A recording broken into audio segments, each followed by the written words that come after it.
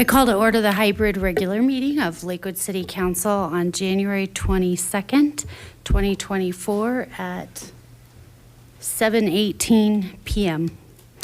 For those attending online that would like to call in tonight for this evening's public comment, you can join the meeting at phone number 720-707-2699 and enter webinar ID 870-1796-0123, followed by the pound sign. Can we get a roll call, please? Strom. Here. Oliver. Maya Guerrero. Here. Stewart. Here. Ryan. Yes. Sharzai. Here. LeBure. Here. Lowe. Here. Cruz. Here. Sinks. Here. Mayor Strom, you have a quorum. Thank you. And I'm very excited to welcome, we have some special guests with us this evening to lead us in the Pledge of Allegiance. Will Troop 448 join us here up front?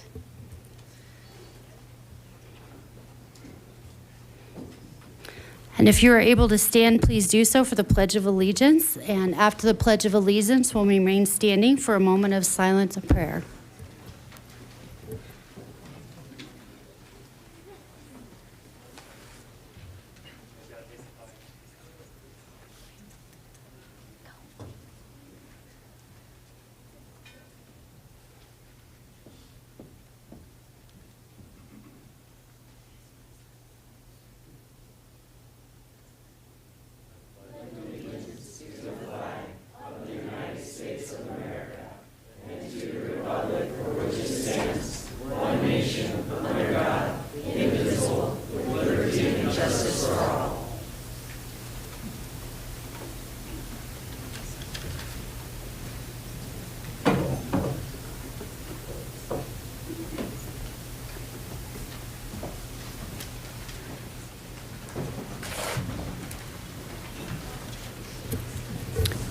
Thank you for visiting Troop 448.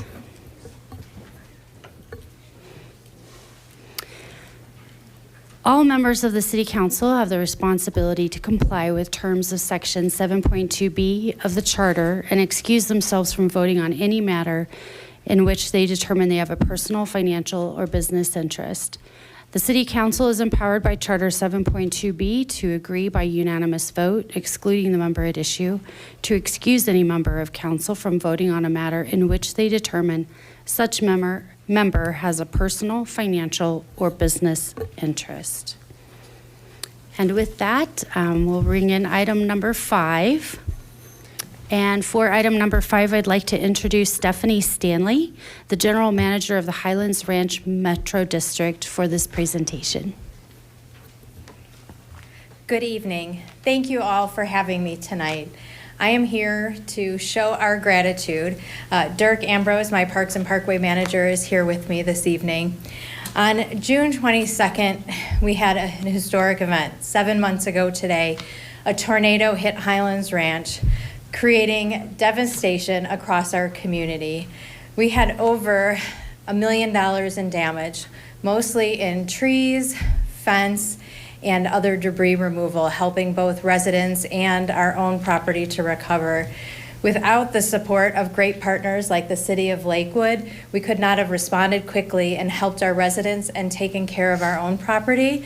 I would like to give a special thanks to Luke and his team for coming out. They did incredible work. I can't thank them enough. It's just made my heart so happy to see partners like that come in and help us in our time of need, and the support from Kit and from Jim as well to allow their staff to come and take away from their normal duties and help us out is just incredible. And so here tonight to say thank you and truly appreciate all that they have done for us. Thank you. Thank you. Thank you very much. All right, item number 6. And for item number 6, I will introduce to you one of our own staff members, Brent Berninger, of the Community Resource Recreation and Golf, or he is the Community Resource Recreation and Golf Manager. Thank you, Mayor Strom and members of the City Council. It's my honor tonight to be here to introduce to you a program called Camp Paha that our city staff run, and then also Friends of Paha. So to introduce that, I'm going to show a quick video, and then I will bring up the Friends of Paha board.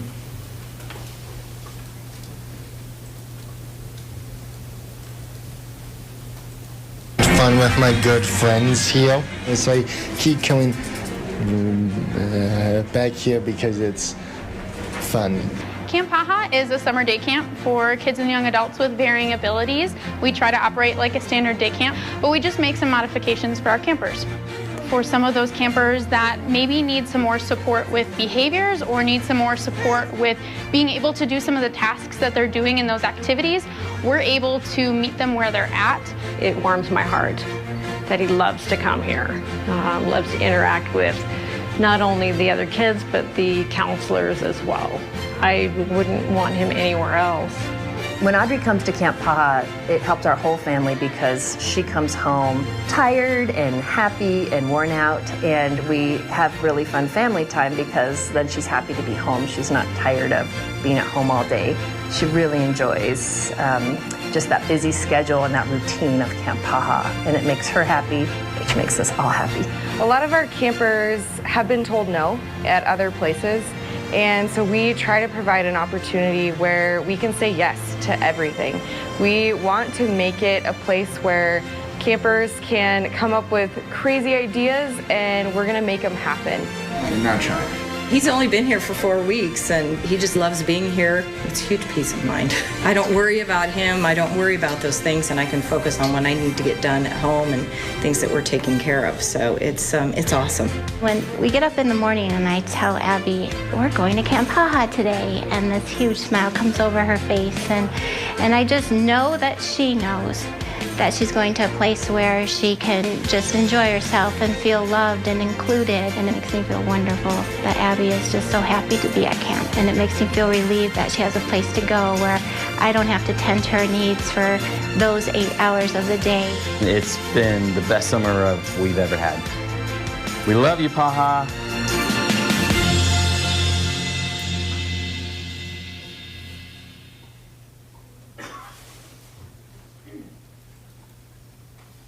Starting tomorrow, this odd... That was not part of the video. But I'm here to introduce Tim Litherland. Tim is a member of the Friends of Paha board, and they help raise funds to support our families that otherwise couldn't afford to go to camp. And so I will turn it over to Tim. Mayor Strom, members of the City Council, thank you for this time. I'm Tim Litherland. I'm a volunteer board member of Friends of Paha. You saw the video about Camp Paha, which is an incredible program.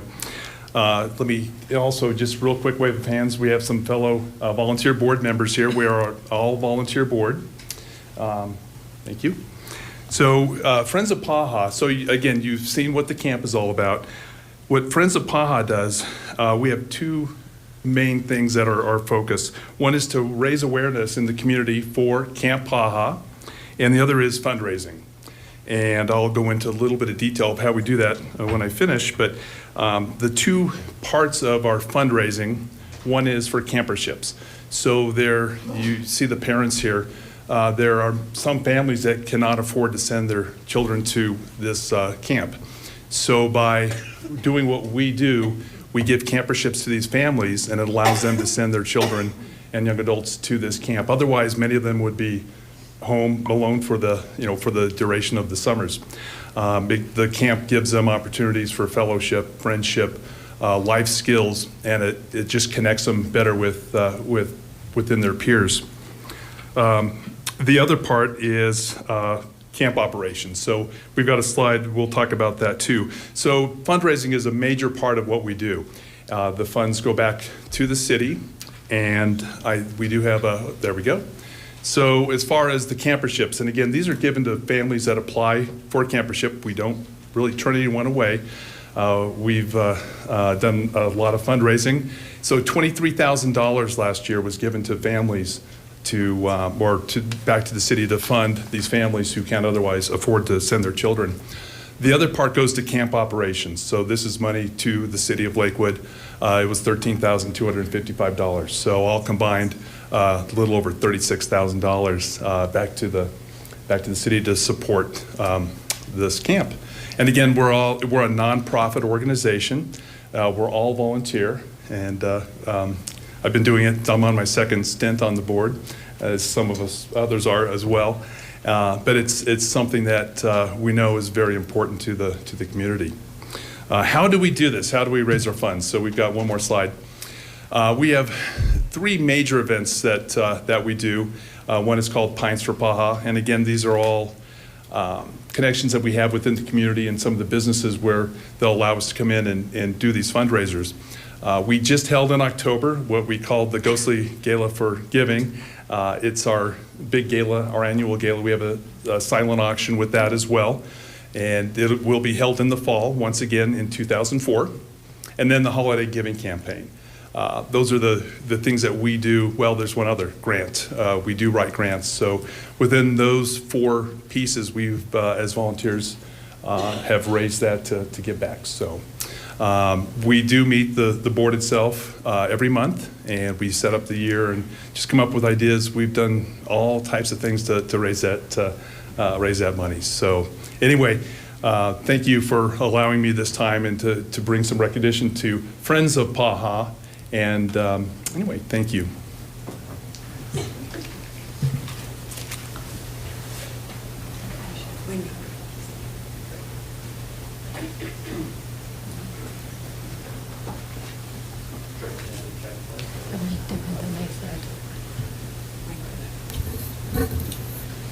Just need to stretch my legs.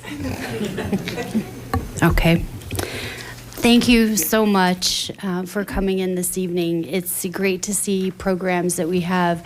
It's great to see partnerships that we've got across the metro area and also supporting residents. I really appreciate your presence, your gratitude, and more information about Camp Paha. All right, and with that, we will turn over to the consent agenda for the evening. I will open the floor at this time. If anyone has any agenda items that they'd like to request be removed from the consent agenda, please speak now. Mayor Strom, I would like to request that items 7 and 8 be removed from the consent agenda.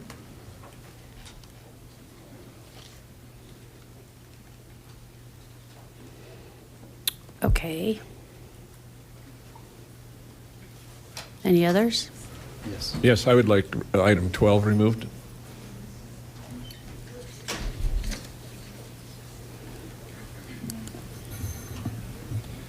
And Mayor, I'd like to remove items 9 and 10. Okay.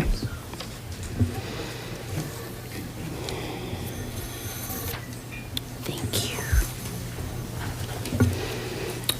All right, so that removes all of the resolutions on tonight's consent agenda, which are the items that would be accompanied with public comment.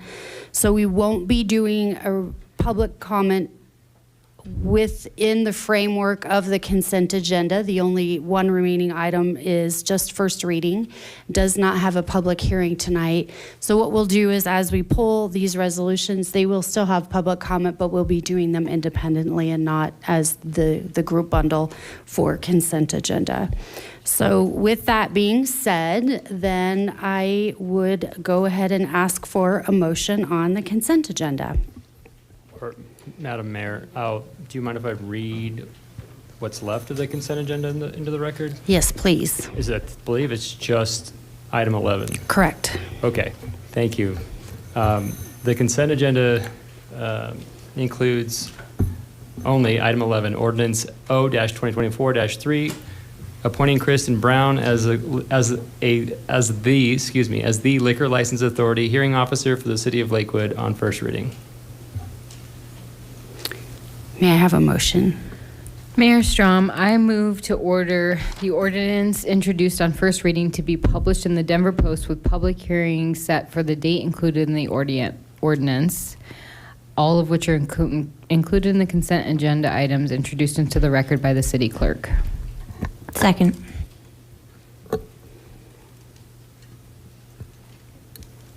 Okay. We have no public hearing on the one this evening. Do we have any counselor comments before we vote? Nope. All right, we'll go ahead and we'll cast our votes.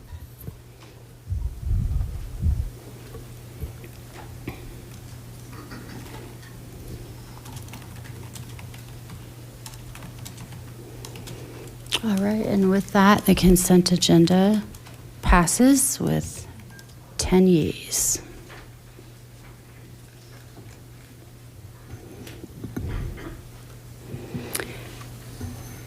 Will the clerk please read item number 7 into the record? Item 7, Resolution 2024-4, establishing certain water fees for customers of the City of Lakewood Water Utility. Thank you. And do we have a motion on this item? Mayor Strom, I move for the adoption of Resolution 2024-4. Second. Is there anyone who wishes to speak on this item? Yes, Mayor, I would like to speak. Okay, Thank you. Knowing that it's never easy to see fees increased, I would just like to ask Director Kirschbaum if he could answer some questions for us. Should I?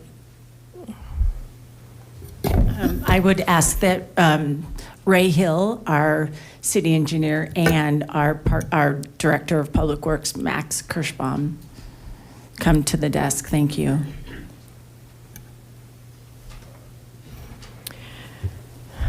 Thank you, and thank you for the staff memo that you gave to us for all of us to read. However, knowing that some people don't read, and again, in this day and age with prices higher, I just wanted to get some clarification.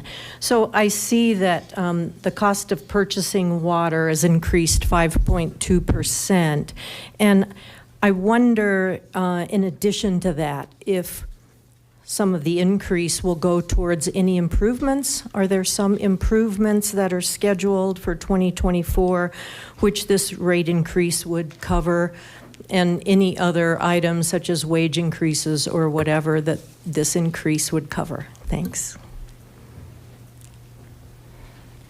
Good evening, Mayor and City Council. I am Ray Hill, City Engineer of Capital Projects and Utilities in the Public Works Department. So the revenues for the water utility do cover all of those items, capital improvements, staff, payroll, as well as costs incurred across the board, including Denver Water for purchasing water, which is our highest cost within that utility. The increase that was given to us by Denver Water, as you said, Councilor Sinks, is 5.2%. Our increase is in line with that same percentage. The percentage overall follows a rate study that was provided in 2021 by one of our consultants. Then they looked at our utility comprehensively and recommended that the increase be at that level for 2024. Great. Thank you. Oh, would you like to hear specific projects that are planned? Yes, that would be great. Sure. For 2024, we have several projects that are planned for the water utility that are included in the capital improvement and preservation plan that's available publicly on the city website. The first is a system-wide meter replacement project. And then the second is a water system improvement that's focused in the Colfax corridor from Pierce to Sheridan. Great, thank you. Any other council questions? Okay, so I know when public comment, when you all came in the door this evening, this was the consent agenda item. I do not have anyone that signed up to speak on the consent agenda. Is there anyone that would like to add public comment on this particular item regarding the certain water fees for customers of the City of Lakewood Water Utility? Okay, with that, we'll go ahead and close public comment. And we have a motion on the floor. We'll go ahead and vote. So a yes vote would be authorizing the fee increase. I'll note that there were no public comments on Lakewood Speaks on this item. Oh.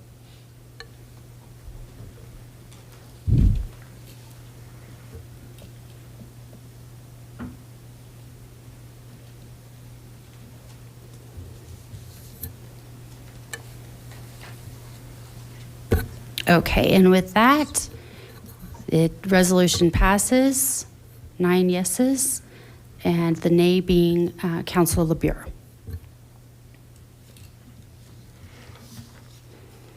Moving on to item number 8, will the clerk please read item number 8 into the record? Item 8, Resolution 2024-5, establishing certain sewer fees for customers of the City of Lakewood Sewer Utility. And may I have a motion, please? Mayor Strom, I move for the adoption of Resolution 2024-5. Second. Any council comments? Mayor, I have a few questions. Thank you. Kind of along the same line, if you could speak then to the sewer, what improvements do you foresee making there to cover the cost of the increase? And I'll stop there, and I have a follow-up question after that. The increase is primarily for operational costs incurred by the Metro Water Recovery District for the costs of treating wastewater.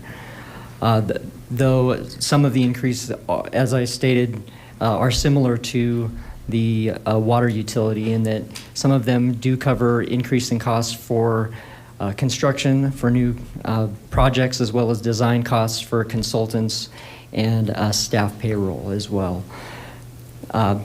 Projects that are anticipated within 2024 for the sewer utility include sewer mainline rehabilitation, a sanitary sewer master plan update, and then anticipated design of improvements that are coming up in 2024. Okay, thank you. And then how about next year? Should we expect to have an increase every year because of rising costs or capital improvements, things fall apart? What should customers expect? Year over year, as costs increase or if costs increase, it is anticipated that that a rate increase would be needed in order to cover the cost that it takes to provide service to our customers. Great, thank you. That's all of my questions. I see no other hands up to speak, so we'll go ahead and open up public comment, this time specifically on item number 8, establishing certain sewer fees for customers of the City of Lakewood Sewer Utility. Do we have anyone that wishes to speak for public comment on that topic? All right, with that being said, we'll go ahead and close public comment on that item. And we have a motion on the floor, so a yes vote would be establishing those fees. Oh, I should point out, we've got a lot of new faces in the room. With each of these items on the agenda, there is a lot of information that's actually available on a website we call lakewoodspeeds.org that you can go in and learn more information about. We've got memos, we've got copies of the ordinances, and lots of more support information. We had no comments on Lakewood Speaks for this particular item, and I'll go ahead and pass on to councilors to go ahead and cast your vote on item number 8.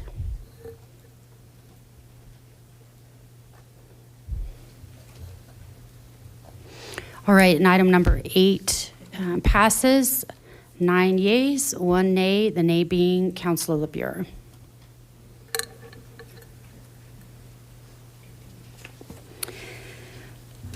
Will the clerk please read item number 9 into the record? Item 9, Resolution 2024-6, establishing residential dwelling unit allocations for 2024 and assigning allocations to pools pursuant to Chapter 14.27 of the Lakewood Municipal Code. May I have a motion, please? Mayor Strom, I move for the adoption of Resolution 2024-6. Second.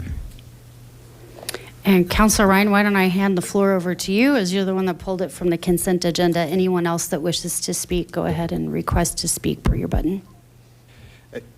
So if I could ask someone from the city to explain, so under SGI, there's 3 different pools. There's the open pool, the affordable pool, and the hardship pool. And I think there's some confusion as to what the hardship pool refers to. So if I could ask someone to address what the hardship pool refers to. Yes, of course. Thank you. We have Travis Parker, Planning Director, to answer your questions. Good evening, Mayor and Council.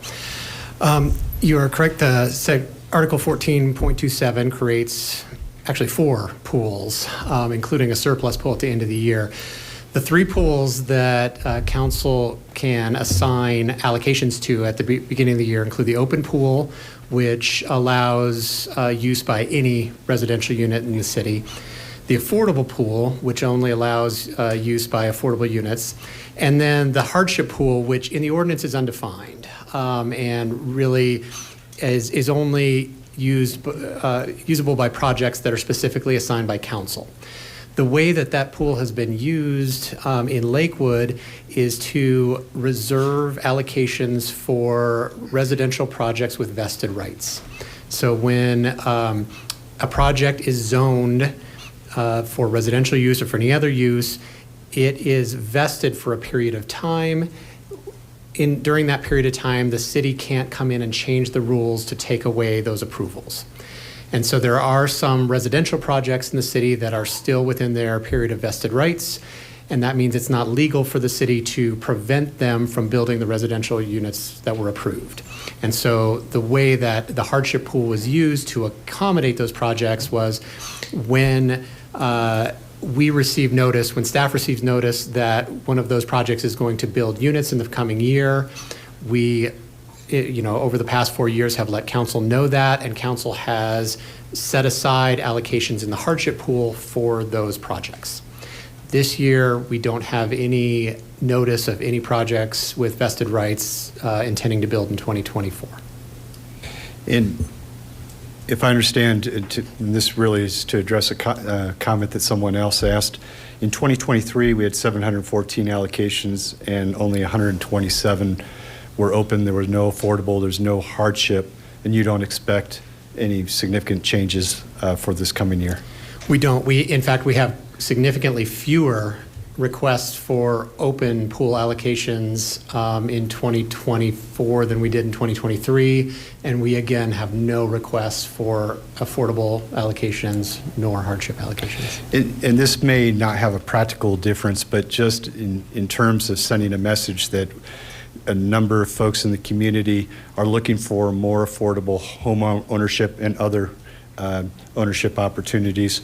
Would you be amenable if we changed the allocation to 400 open and 315 affordable in Section 2 of the proposed ordinance or resolution? I don't see any downside to that. And so with that, I would move to change the allocation in Section 2 of the resolution to 400 open and 315 affordable. Second.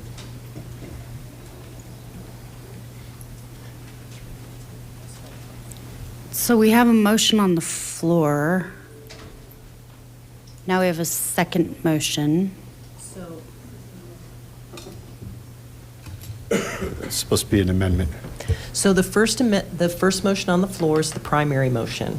The primary motion is subject to amendment, so the second motion is a secondary motion that amends the primary motion. So you'll act on the proposed amendment, and based on the outcome of the amendment, it may or may not impact your primary motion. So then I will go ahead and hand it over to Mayor Pro Tem Sharazai to speak, and then we have Councilor Mayotte Guerrero. Yes, thank you. There was a comment too on Lakewood Speaks asking about this configuration and sort of the value system that council has on prioritizing affordability. And I appreciate my colleague's amendment here, but I do think it's an unnecessary amendment because we did modify SGI last year to exempt affordability, so this feels like an unnecessary redundancy. I'm open to discussing further, but it just doesn't feel like a step that we need to take because we've already made that exemption written into the SGI. Councilor Mayotte-Guerrero. Thank you. I had a very similar comment of I think that this understandably sort of signals not the right set of values, but it is, again, because we worked hard to fix that last year.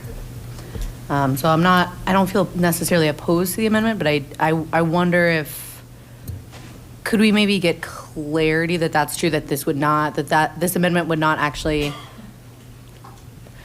let me rephrase, that as this resolution currently stands, we would not artificially limit an affordable unit's ability to be built. You're correct.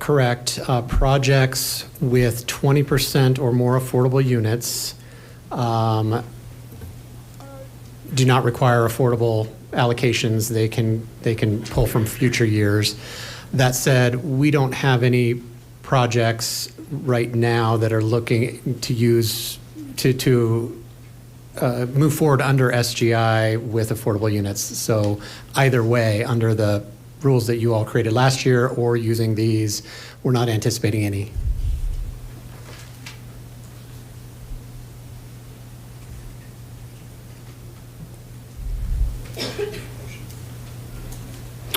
So then the amendment to the motion on the floor is the first thing we vote on. Councilor Ryan, can you say that again for the record?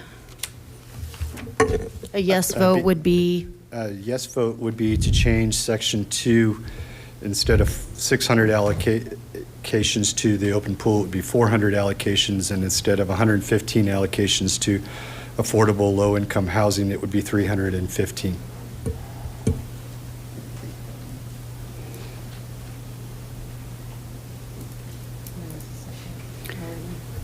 Yeah, I'm sorry, I missed that Councilor Lowe wanted to speak. It does sound like this may be relatively less relevant here, but just before we actually vote on this amendment, I mean, if I remember correctly, I believe the way the affordable pool is defined, it's 120% of AMI or lower.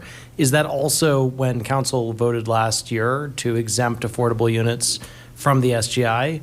Was it also 120% AMI or lower? Because if that's a different threshold, I suppose theoretically that could matter, except for it sounds like it still doesn't.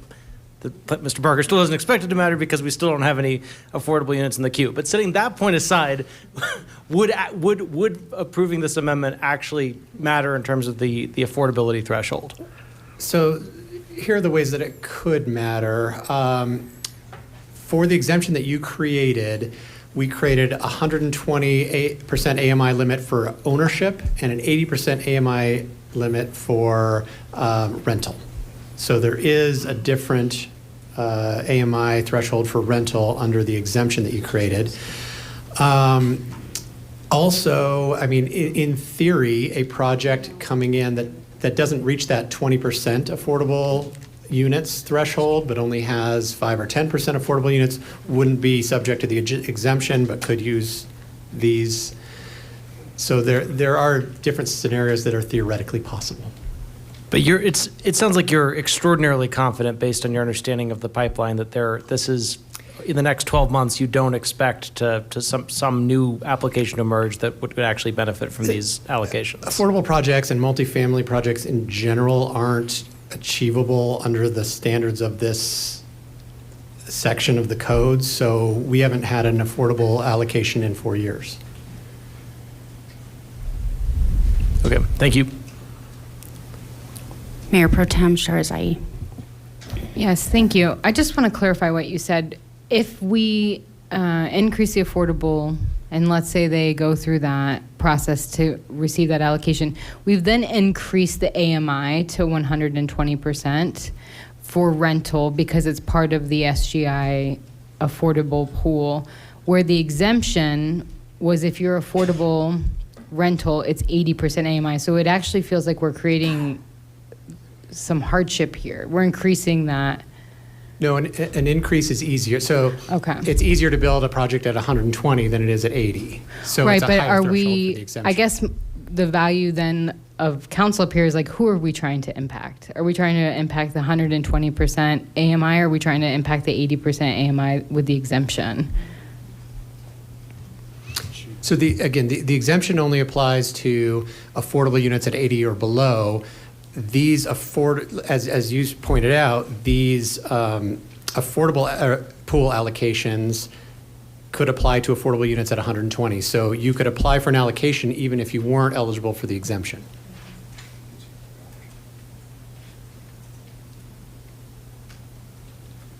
Okay, and while council chews on that idea, we will open up public input on item number 9. Were we on 9? Establishing residential dwelling unit allocations for 2024. Any public comment on item number 9? Seeing none, we'll go ahead.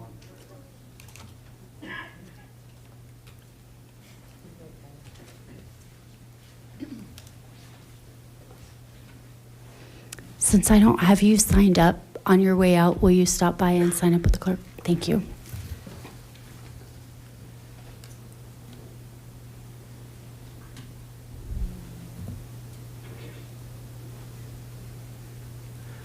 Hello, my name is David Thormansgaard from Ward 3, and I just wanted to say that if there's this exemption for affordable units that people can use, I'm not sure why we would increase the affordable unit allocation and decrease the open unit allocation by 33%, which would like dampen the ability for development to happen even more, especially if theoretically a project that was focused on affordable units could build 20% of that in addition to those.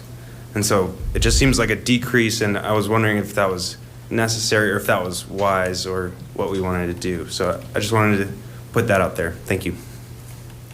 Thank you. Any other public comment before we close public input? All right, and with that, we'll go ahead and close public input. We have one more counselor that would like to speak, and then we are voting. Two, I'm sorry, Cruz and Stewart. Thank you. So just wanted to super clarify so all of us understand what amount of allocations were reached in the open pool last year, or would you expect to be met this year? Last year, 127 allocations were issued out of 714. This year, you will be creating 715. So far, we only have requests for 28 of them. That could go up, but I expect the number will not be high. Most of the projects coming in now are anticipating moving forward in 2025 after the sunset of.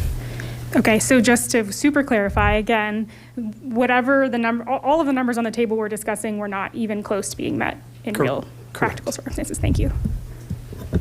Councilor Stewart. Thank you.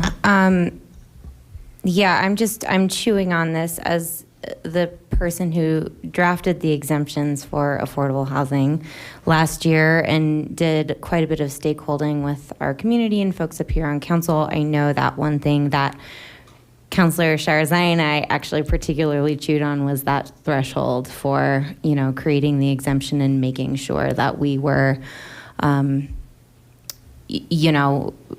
creating exemptions for the type of housing that we really, really want to incentivize here in Lakewood. And I do understand increasing the housing allocations for affordable housing up to 120 AMI, but I will note that I am not confident that we're going to reach the number that is already here on the allocations this year. It sounds like we most likely will not. While I have spoken with folks who struggle to have their projects pencil with an 80% AMI threshold, we do still have opportunity for affordable allocations that are pretty significant percentage-wise with our market rate allocations. So I'm struggling with the redundancy of this, and I just want to make sure that the community knows that we have 100% exemption for projects that are affordable at 100% of if 100% of the units are affordable, they do not need to apply for allocations. And so that is a value that I think we very clearly and resoundingly, with a very significant majority last year, passed. And given the sunset next year, I just am not confident that this is actually going to accomplish what we want it to. All right, and with that, we will go ahead and move on to the vote, which again, a yes vote is we are going with Councilor Ryan's amendment. Are we not doing two votes? Are we doing two votes? Okay, so the yes vote is just the amendment right now, or no vote.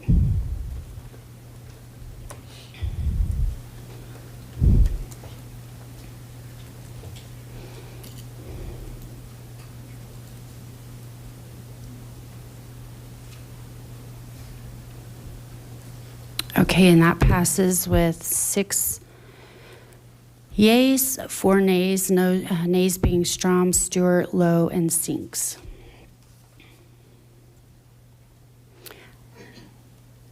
Now we will move back to the original motion, however, noting that we have changed the numbers within the original motion.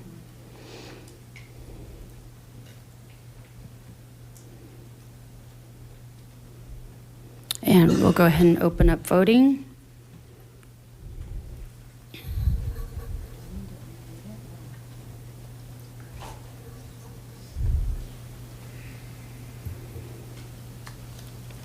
Okay, the amended item number 9 passes with 10 yeas, 0 nays.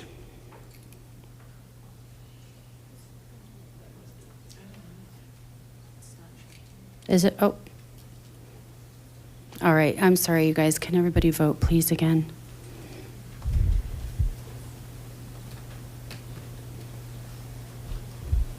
There we go. Thank you.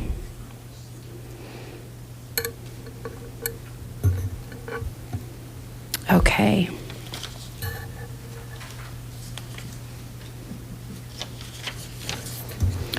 Moving on, item number 10. Will the clerk please read item number 10 into the record? Item 10, Resolution 2024-7, establishing certain fees in connection with the establishment of Chapter 15.03 of the Lakewood Municipal Code regarding the registration of vacant properties in the city of Lakewood. All right, and I will note that there were 5 public comments on Lakewood Speaks for this particular topic. Councilor Ryan, I will let you have the floor first. Any other councilors wishing to speak, go ahead and push the button.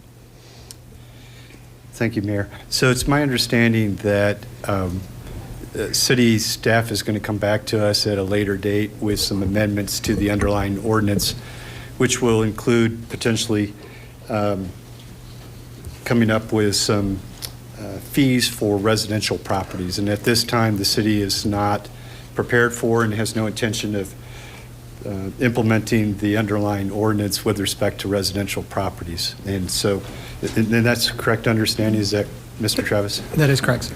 Thank you. And so with that, I move to amend Section 1, after the word shall in the first sentence, to add non-residential property so that we make it clear that the fees that we're talking about at this time are for non-residential properties, and that we'll address residential and a number of other things at a later date. And do we have a second? Second. All right, and Councilor LeBure.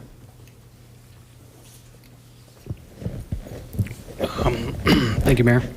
First, I just say, I'm very supportive of the idea of this. I was pushing for this years ago when I was on council before to do some sort of fee-related, issue with vacant properties. But I'm still trying to figure out what obviously the right mix is in terms of fees and all of that. One question I did have though was related to this service response.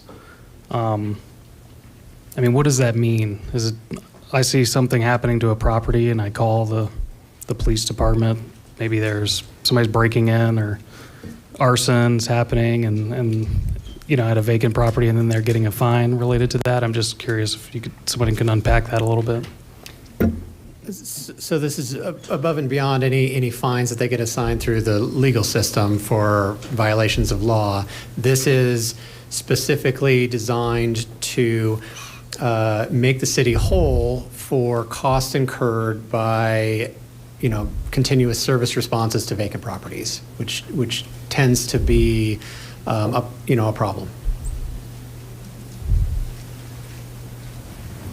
Okay, great. Thanks. Any other councilors wishing to speak? Councilor Mayotte-Guerrero. I'm definitely in favor of the amendment. I think that was always a concern, not just expressed by me, but by many on the bench when this program was originally being designed. I do,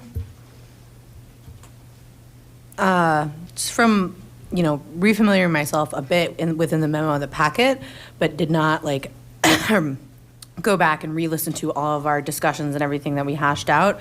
Was there any type of limitation to the size or the type of owner or the type of property besides that will take out residential now? No, there are a number of exemptions contemplated and being discussed in the administrative regs. We talked about things like snowbirds, right? Or like health exemptions when people are in the hospital or in long-term hospice care for long-term periods. So there's a number of exceptions that are being worked into the administrative regs. And what is sort of the timeline on us getting to see all of those regulations once they're? Well, we're actually planning to come forward in the next few months with a couple of these changes that Councilmember Ryan indicated regarding fee setting and some issues associated with that. I think by that time we could also, present our administrative regs to you as well. That's great. So I guess why set the fees now while we're still kind of working out the programmatic side? Well, we are ready. We already have a number of properties that have been indicated for enforcement. We are ready to start enforcing this on a number of commercial properties and can do that now once this fee's set. I think the other things that we have are more procedural. We're going to bring you changes on maybe the timing of when the fees are assigned, the ability to create different fees for different types of projects like residential versus non-residential, things like that. But nothing that prevents us from implementing the ordinance that's in effect today on some of those properties that have already been indicated. Great, thank you. Any other councilors wishing to speak? Councilor Stinks. Yeah, I was just wondering, will there be a notice coming out first, like something on their door that says this is now in effect, and what's the process there? There'll be a letter sent to the property owners. All right, and with seeing no more councilors requesting to speak, we'll go ahead and open up public input. Again, this is item number 10, establishing certain fees in connection with vacant properties. Anyone wishing to speak on this topic? Okay.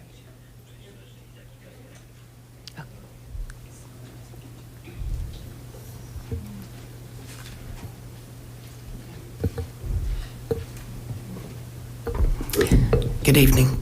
Natalie Menton, Ward 5. So the question I've got based upon what Councilor Sinks just asked, not sure if the answer actually that was provided actually related to what was exactly asked that I heard, is I think Councilor Sinks, you were asking whether a letter of notice had gone out to property owners that this new fee basis system was going to go into effect, or was that singularly pointed at the half dozen or so that were mentioned that would be on the radar immediately? So the question is, have property owners within Lakewood, which that list should be easily accessible through the assessor's office, have they been sent notice of this new fee, which would be broadly based upon everyone, so it could actually be viewed like as a tax, because it doesn't necessarily mean that somebody is requiring the service or the attendance of the city and justifying a broad-based, what's called fee, but that's really upon a user.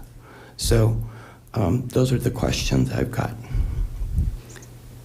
Thank you. Oh, and Ms. Minton, if you could also sign out on your way out, and we will follow up with you on that answer. Okay, so we need a motion on item number 10, please. However, wait, no, we have an amendment. Yeah, so we had an amendment to the existing resolution where we would add after the word shall in section 1, the words for non-residential property. That was. Oh, I'm so sorry. Mayor, to clarify, we need to start over. We need a primary motion from the Mayor Pro Tem, and once we have a primary motion, then the supplementary motion amendment can be read into the motion, into the record. May I have a motion, please? Mayor Strom, I move for the adoption of Resolution 2024-7. Second. Mayor, first, my apologies. Second, I move to amend the resolution in section 1, adding the words after the word shall, the following, for non-residential property. Do we have a second? Do we have a second for the original motion? Okay, I'll second the amendment then. Okay, so our first vote would be to add non-residential. And go ahead and cast your votes.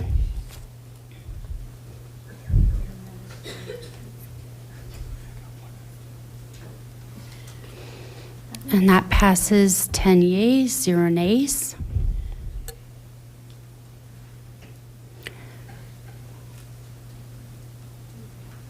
Second vote will be passing resolution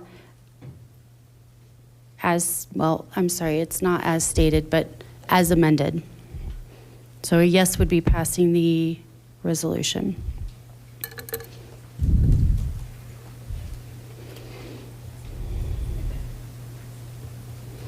And that passes 9 yeas, 0 nays.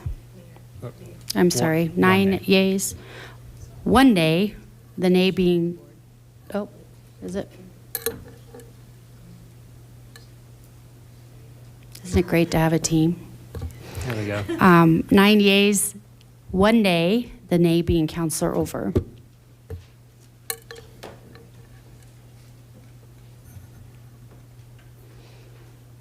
All right. Well, I want to thank everybody for your patience as we navigate an agenda that shifted quite significantly on us this evening. We now have our final item that was pulled from the consent agenda that we shall discuss and vote. That is our item number 12. And clerk, would you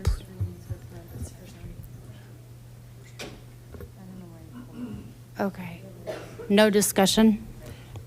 Mayor, Okay, this so is an we're ordinance just on first voting on the one item, no discussion this evening of council and/or of public input.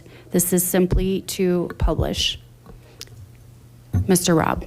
Item 12, ordinance O-2024-4, authorizing a supplemental appropriation to the 2024 annual budget in the amount of $9,329,623 and $144,000 from the Colorado Department of Local Affairs, and authorizing the expenditure of these funds to purchase, renovate, and operate a navigation center to serve the unhoused.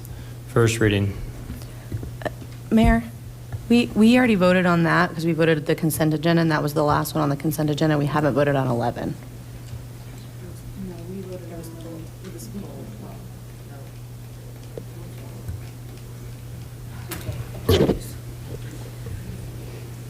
All right, so may I have a motion, please?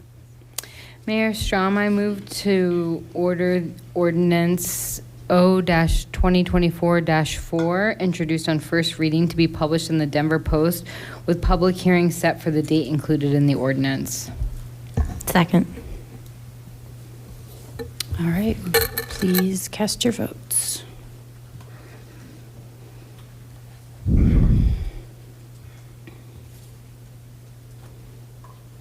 All right, and that passes 9 yeas, 1 nay.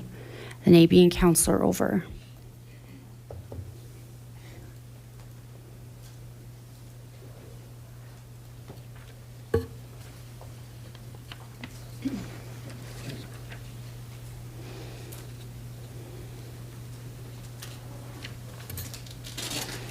All right, and that brings us to the point in the evening where we open up public comment on items not related to the agenda.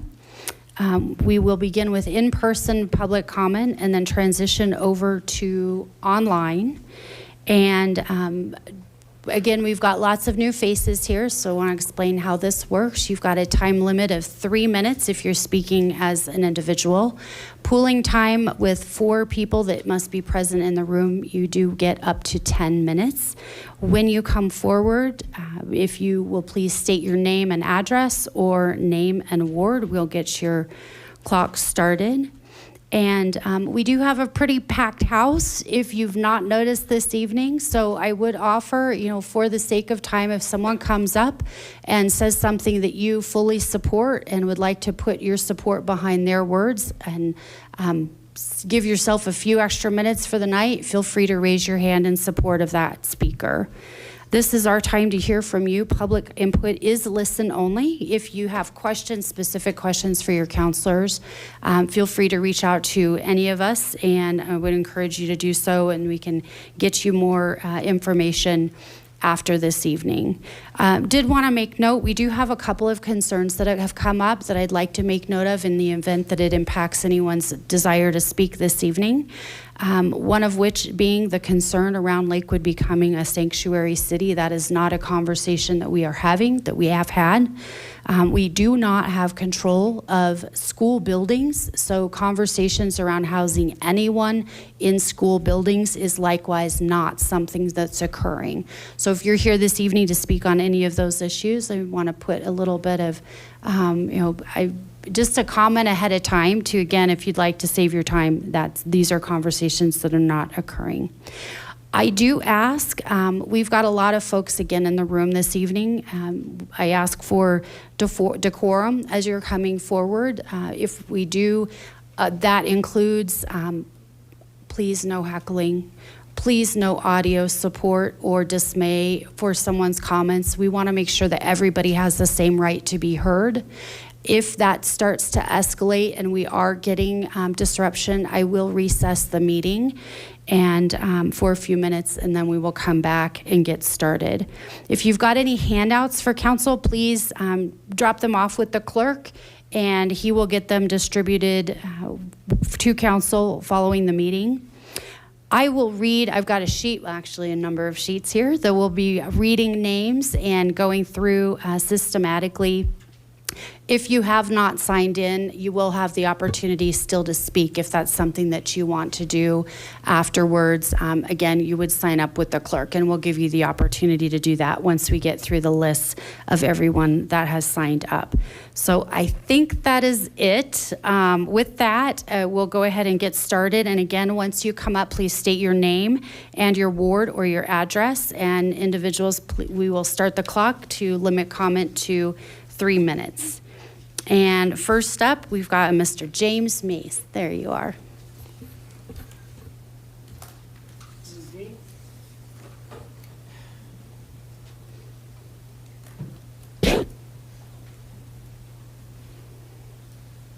Mayor, give me about 3 seconds, please.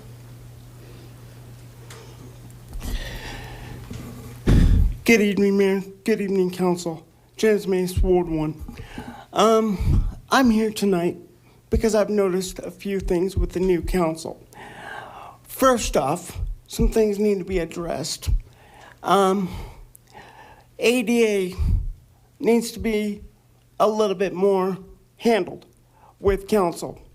Okay, we as ADA members don't get the respect from this council that we should. Some of, especially my council members, have flat out disrespected me, and I am not happy about it. Our Mayor Pro Tem has flat disrespected me, and I am completely it's not ethically fair. I am very upset with this council. Some of you, Mayor, you've done this a couple times and I've had to call in. When I'm in chambers, please address me Mr. Mace. Do not address me James. So at this time, our ADA buttons for the bathrooms need to be addressed even more because our time limits for the restrooms are less than 30 seconds. And I'm highly explaining to council that this needs to change. We at least need a couple minutes between doors, and you guys are not following the laws of ADA. Sidewalks are falling apart. This needs to change, and I'm really upset with all of you because of the simple fact you don't care. You don't care about ADA. So thank you very much. Thank you, Mr. Mace. We have next Kaya Olson. After Kaya, we've got Malak Madhan and then Julia Sweezy. So Miss Olson.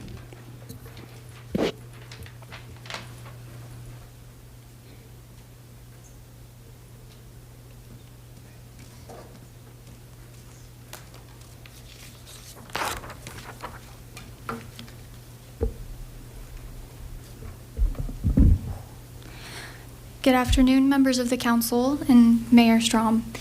And thank you to everyone who has come to discuss an extremely crucial goal we would all like to accomplish. My name is Kaya Olson.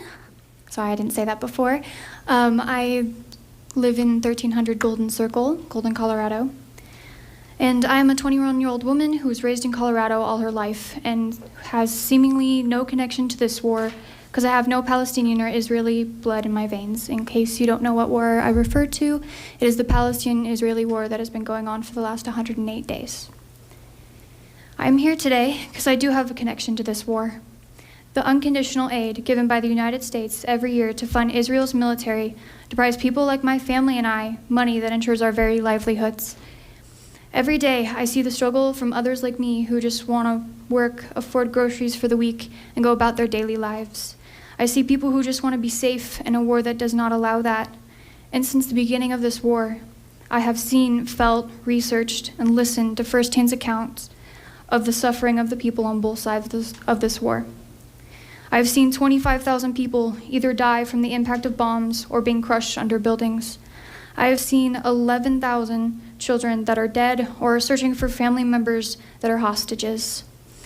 I have seen 70% of all housing, grocery stores, schools, and hospitals in Gaza leveled to the ground. I have seen widespread fear due to lack of food security, lack of a safe place to sleep, and a lack of clean water.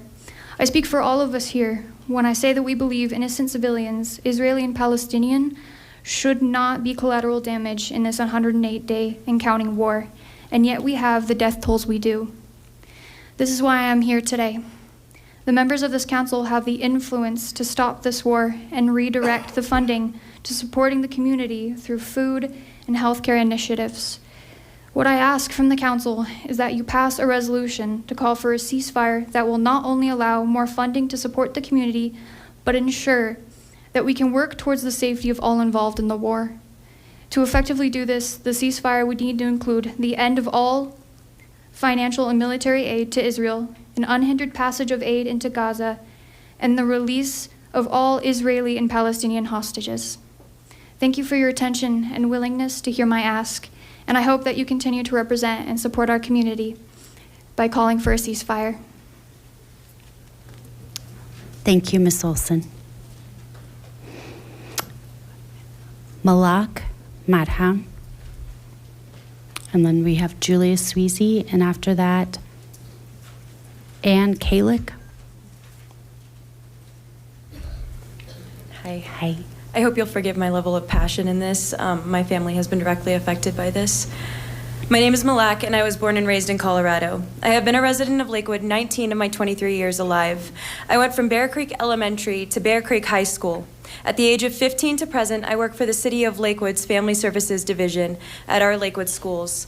I am a graduate from the University of Colorado, Denver, and I am a Palestinian who has lost 14 family members in Gaza. I stand before you today to tell you this because Palestinians serve this community, and we see the action and inaction of our federal government. I watch as I lose members of my own family, 10 being children, and my government chooses to brush off this genocide. I watch as members in my own Lakewood community incite hate on my family and I while we mourn the loss of our family in Gaza. As of this morning, there are 25,000 confirmed deaths in Gaza, 11,000 of those deaths being children. And those are only the confirmed kills. There are over 6,000 bodies trapped under the rubble. Let me say that again. There are over 30,000 dead or missing total. Over 30,000 bodies, 30,000 souls, nearly half being children alone that will never see the sun or breathe the air as we do now. Do not desensitize yourself to those numbers, my community members. That is the equivalent of almost a fourth of Lakewood's population being wiped off the map in 3 months. That is the equivalent of every home in Lakewood, including your own, demolished in clouds of dust and ash. Over 2 million Gazans have access to six ambulances to carry those dead and injured, blown to smithereens by the bombs and missiles our country funds, our Lakewood tax dollars fund. I ask why. Why is our federal money being used to fund a genocide? Because there is no doubt that civilians are being massacred in excruciating and unfathomable ways when our tax money should go to our community schools. In the past, we have had teachers bring kids snacks from their own pocket money so our children would have food during our program. I would rather our 2.5 million Lakewood resident federal tax dollars go to help our unhoused population in an integration program rather than watching them freeze during our harsh Colorado winters. Fight with us, supply for us, care for us, your community, your children, your Lakewood families. We call on you to pass a resolution for a ceasefire, which includes the immediate passage of humanitarian aid into Gaza, the release of all Israeli hostages and detained Palestinian political prisoners, and the end of U.S. military funding for Israel that has killed tens of thousands of Palestinian civilians. In Tel Aviv, there is a banner that reads, "Victory looks like 0 people in Gaza," over this largest street.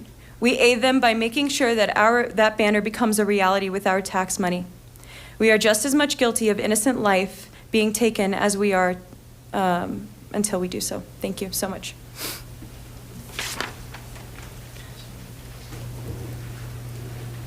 Ms. Sweezy.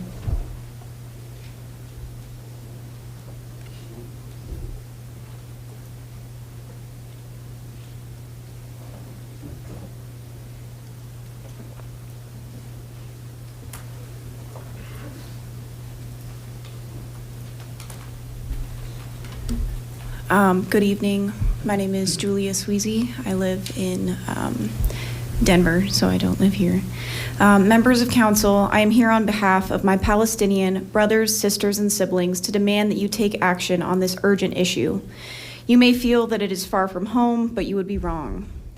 You have Palestinian constituents, and you serve a population that by and large opposes this genocide. The eyes of the people are on you.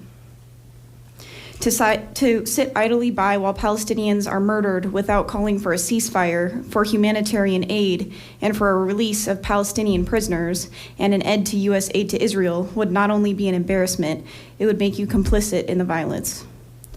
You have the power to push for these things. You have the power to advocate for innocent lives that are being tortured and killed. You can change the lives of Palestinian people. Since October, almost 25,000 Palestinians have been killed. Countless others have been injured and unable to seek medical care since many hospitals have been flattened. People have died in their mosques praying, in the intensive care units of hospitals, in their schools and homes, in the streets. Ambulances have been destroyed, people crushed by rubble, struggling to find water and food, and having to wonder how many family members and friends they will never see again. We demand that if you adhere to any semblance of democracy, you pass a resolution supporting a ceasefire, including passage of humanitarian aid into Gaza, demanding the release of Palestinian hostages and prisoners, and insisting on an end to the U.S. military funding that props up this genocide. Thank you. Thank you.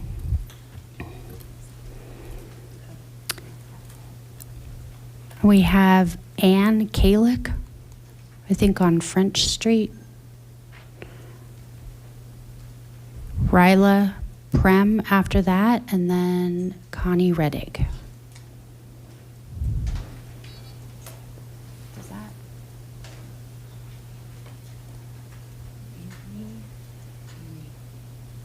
Maybe Annie?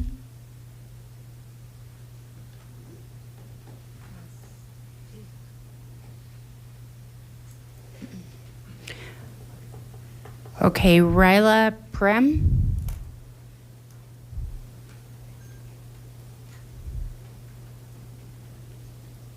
All right, Ms. Reddick, you are up. I'm not sure, might it be my bad handwriting, Rob Prince? Could be. I have phone number ending in 215. Okay.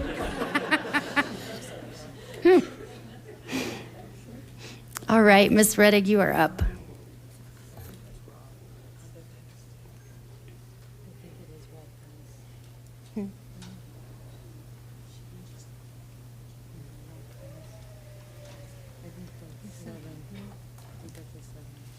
I am Connie Reddick from Ward 3, and I have come into this city council telling you that you have not given me my First Amendment rights. You have discriminated against me, but tonight I felt like you all get up and pray and say, let's say the allegiance, but what do? Let's see, it's about called One Nation Under God. And what you have done to me, for every tear that you have made me cry, for all that you have done to take my civil rights, my constitutional rights away from me, will come back on you. But what you give is what you get back. So all of your laundry is going to be exposed, because God don't like ugly. And you have all been pretty ugly. And I want everybody in this room to know that you could look on YouTube 3, and since 2018, I have been bringing up the issues of homelessness, about federal and state laws that they're not abiding by, and why is it that the select few get their constitution laws, but I can't, because I'm a woman of color. And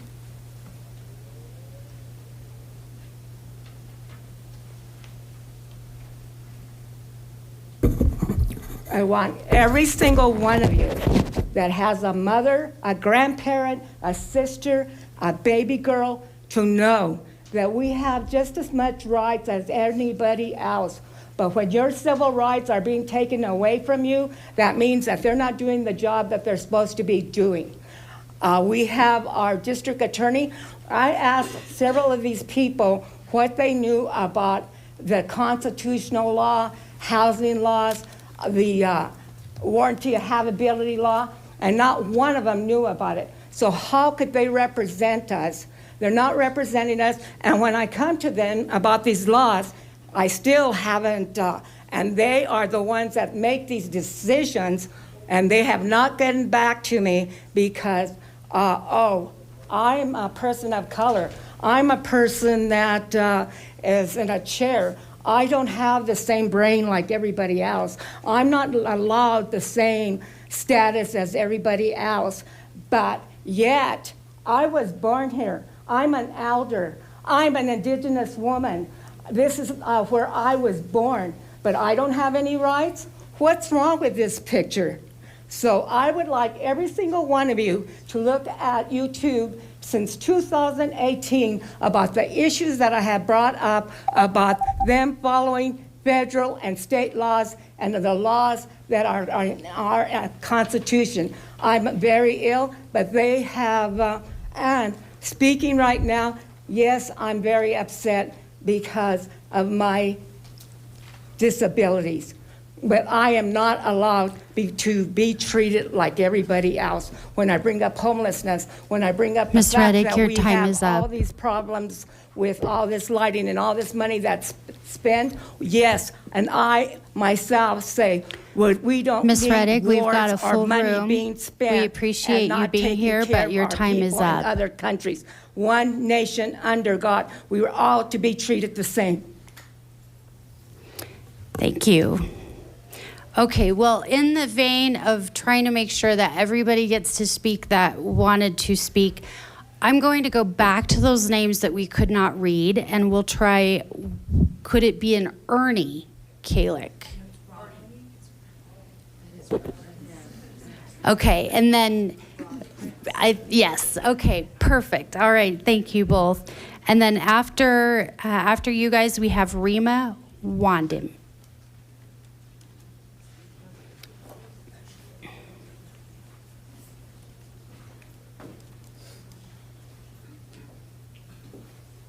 I knew we'd get it eventually.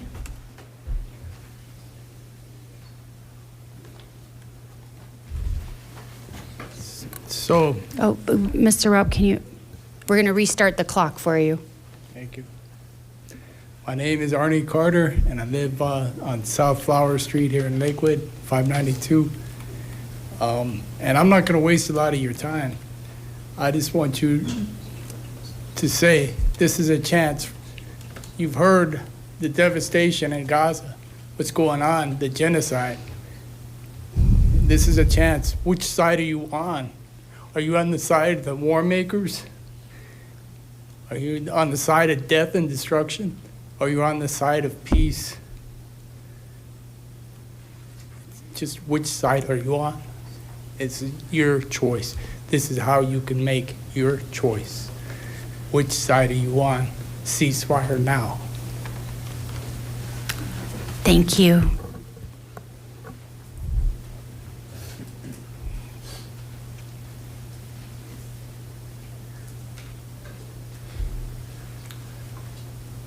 Hello, Mayor, council people. Pleasure to be here. My name is Rob Prince. I live at 3187 West 40th Avenue, Denver, Colorado. And I'm here with many of these fine folk to talk about the situation in the Middle East. But people have already laid out some of the basics and some of the concerns. And what I want to talk about is why your city council should consider a ceasefire resolution, because I think it's really important. And there's really three aspects to this. One is on the national level.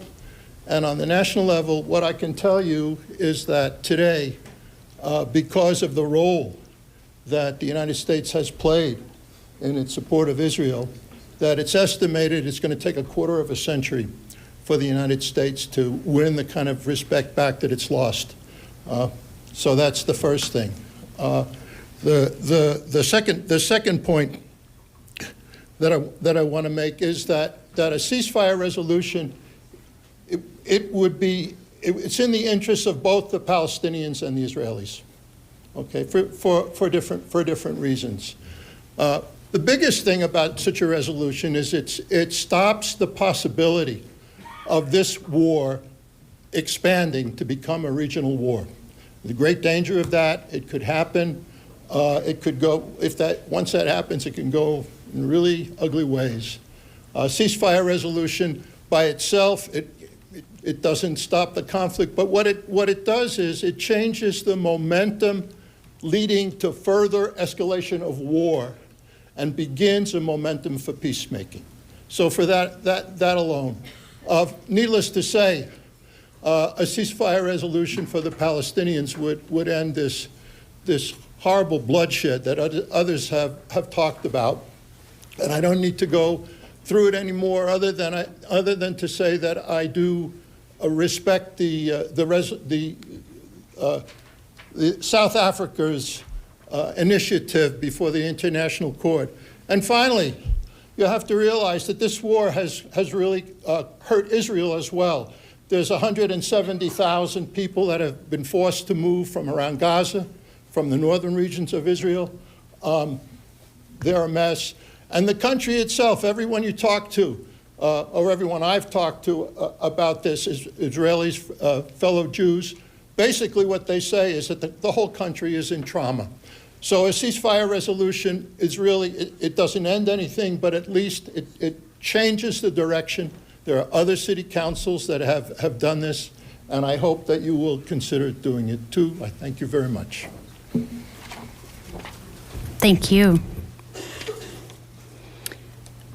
Next up, we have Rima Wandern, and then Giselle Hersfeld, and then Terry Burnsid. Good evening. My name is Rima. I represent the Palestinian community in Colorado. To date, we have over 310 Palestinians, families in Colorado have lost loved ones.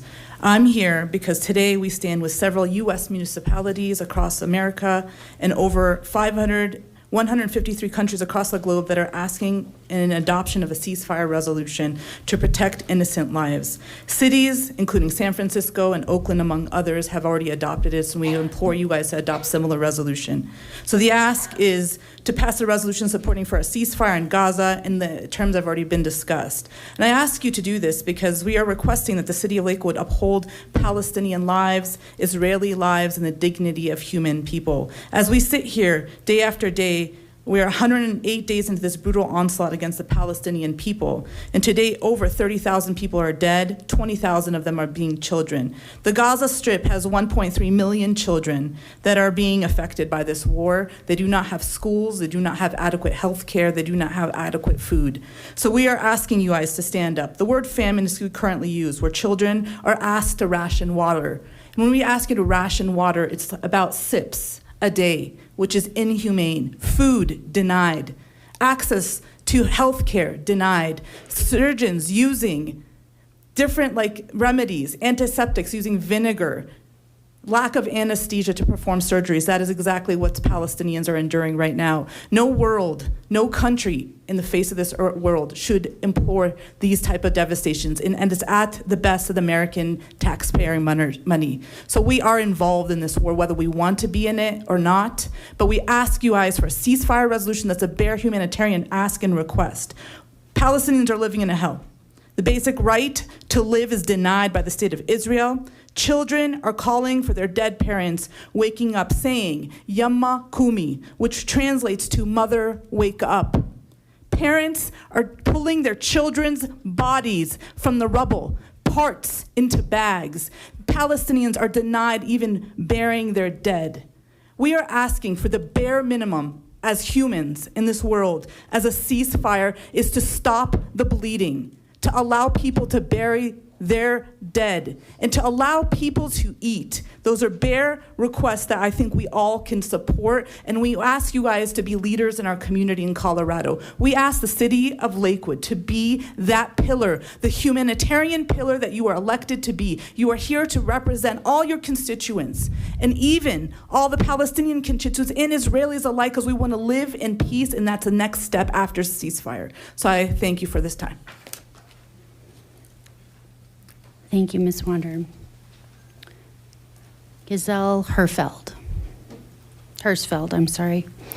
And if you could come up, state your name and your address or your ward.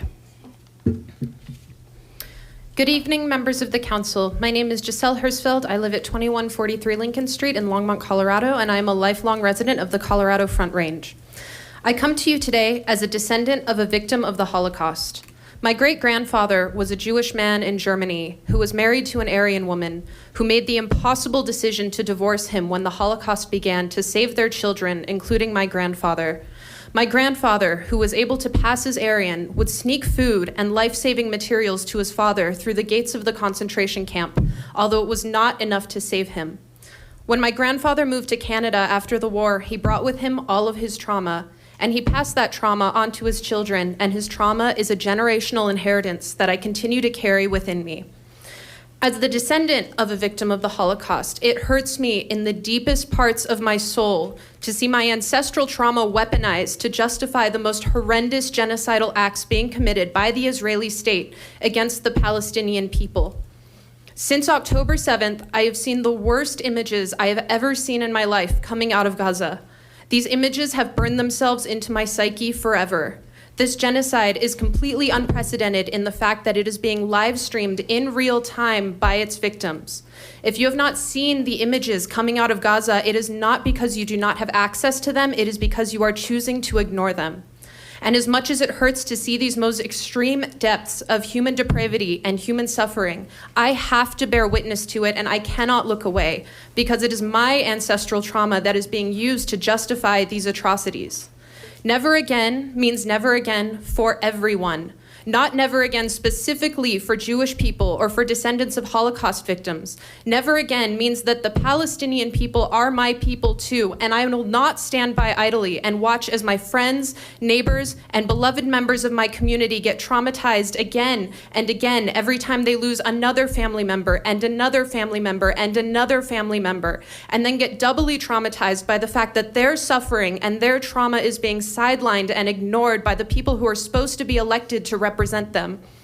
I know your hearts are big enough to make room for the Palestinian and Muslim members of your community too. Their trauma matters. Their families matter. Their lives matter. How are you going to honor their suffering too?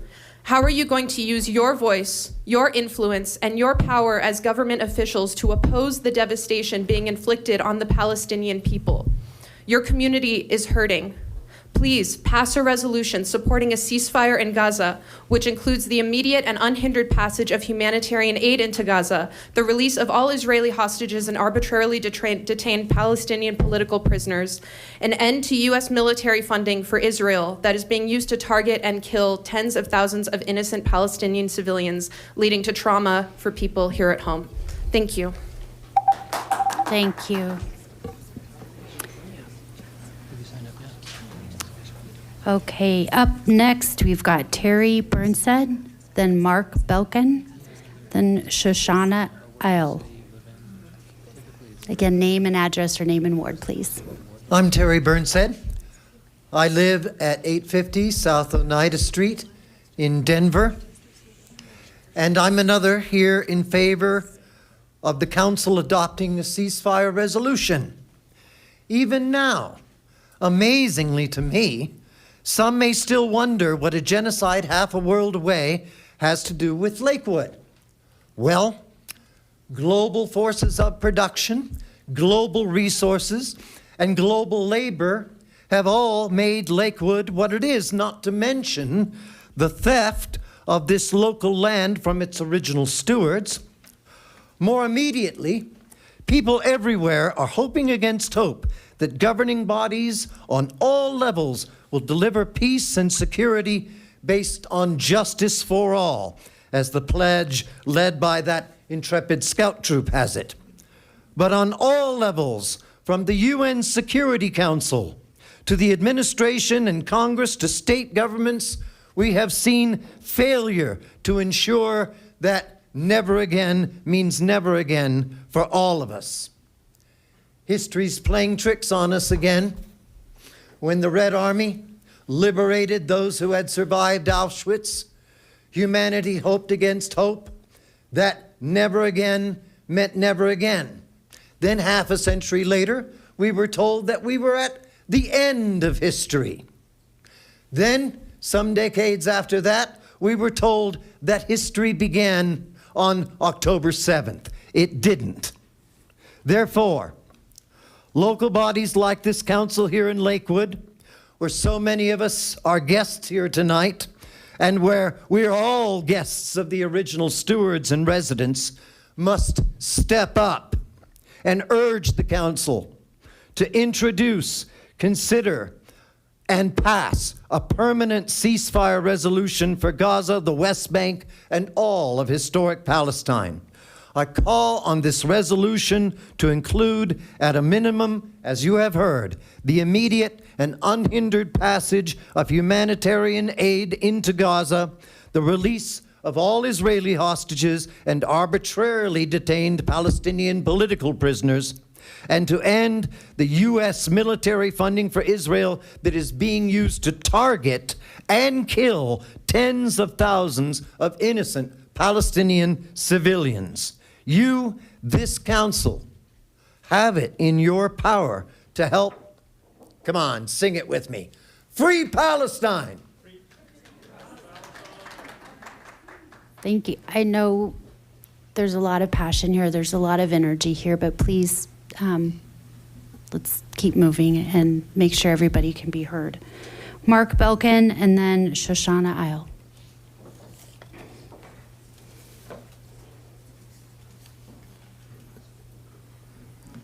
Hi, my name is Mark Belkin. I live at 14204 West Evans Circle, Lakewood, Colorado. I am a constituent of Ward 4. And if you don't think that this is a local issue, look around this room.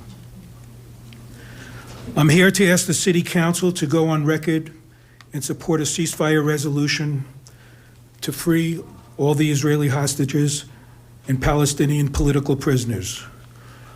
Yes, the war is 1,000 miles away, but it's costing U.S. taxpayers billions of dollars a year, including $2 million to taxpayers in Lakewood. As a longtime union organizer working for some of the largest unions in Colorado and across the country, working families would ask, why is there always money for war, but not for schools, affordable housing, or health care? If October 7th proved anything, there is no military solution to this conflict. Even after 25,000 plus Palestinians have been killed and children and 1,400 Israelis have been also brutally killed. If we learned anything, an oppressed, desperate people will ultimately resist and have the right to resist. It is because of my Jewish heritage and values that I stand with the oppressed and occupied Palestinian people and with the hundreds of thousands and millions of progressive Jews around the world who also support a ceasefire. And let me say, this is a mainstream issue. What are we asking for? It's not taking sides, it's asking for a ceasefire. When has that become so controversial? Even more irresponsible is for the U.S. to provide billions of dollars to supply weapons to the anti-democratic, extreme government, Netanyahu government of Israel, under the premise that thinking that Hamas can be destroyed, which is pure lunacy.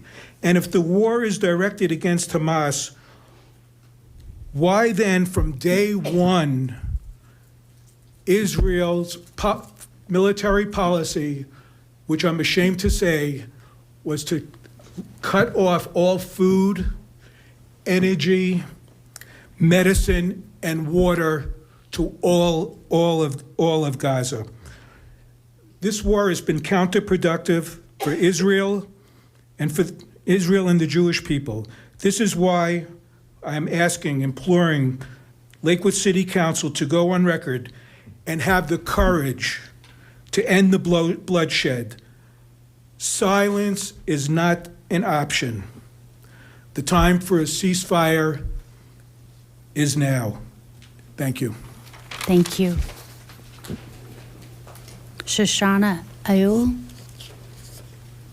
Then we have Zanat Sharif Belkin.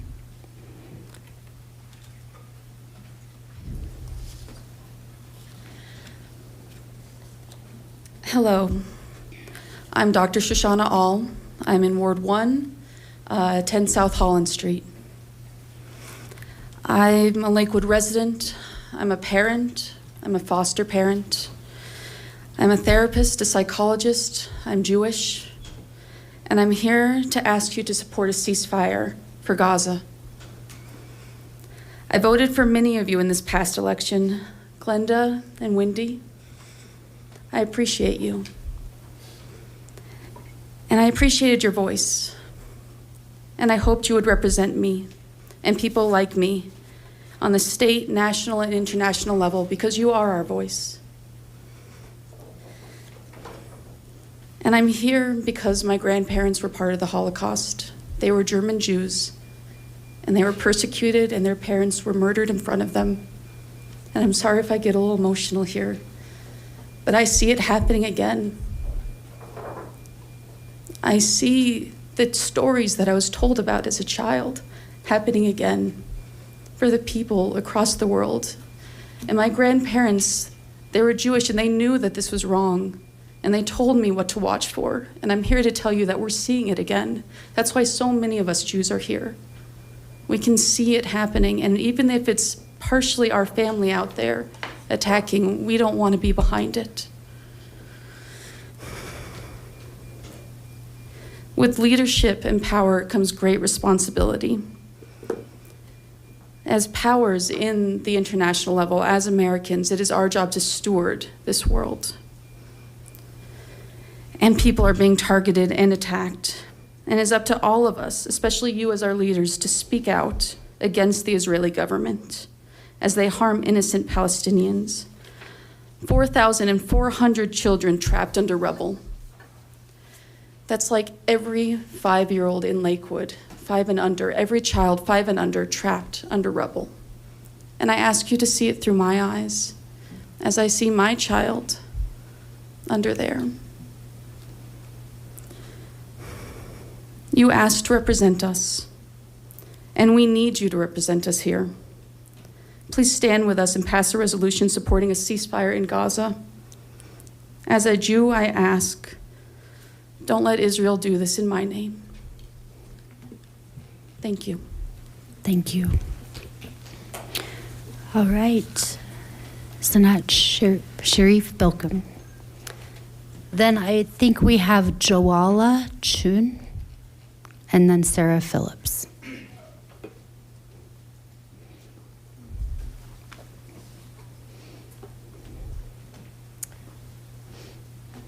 Good evening, Mayor Strom, members of the City Council. Sorry, I too am getting quite emotional.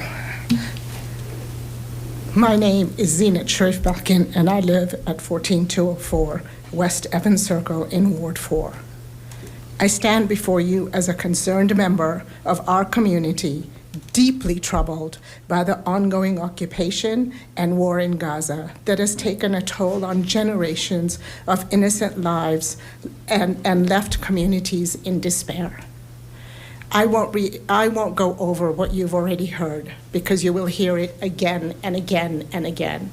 But I will tell you my story because the question is always, what does a war thousands of miles away have to do with us at the City of Lakewood? What can you do as City Council members to affect change and to actually be on the record, right? So I want to share a brief story about myself. Some of you already know it. In 2001, this is what it has to do, what that war from so far away has to do with individual citizens in the City of Lakewood and across the country.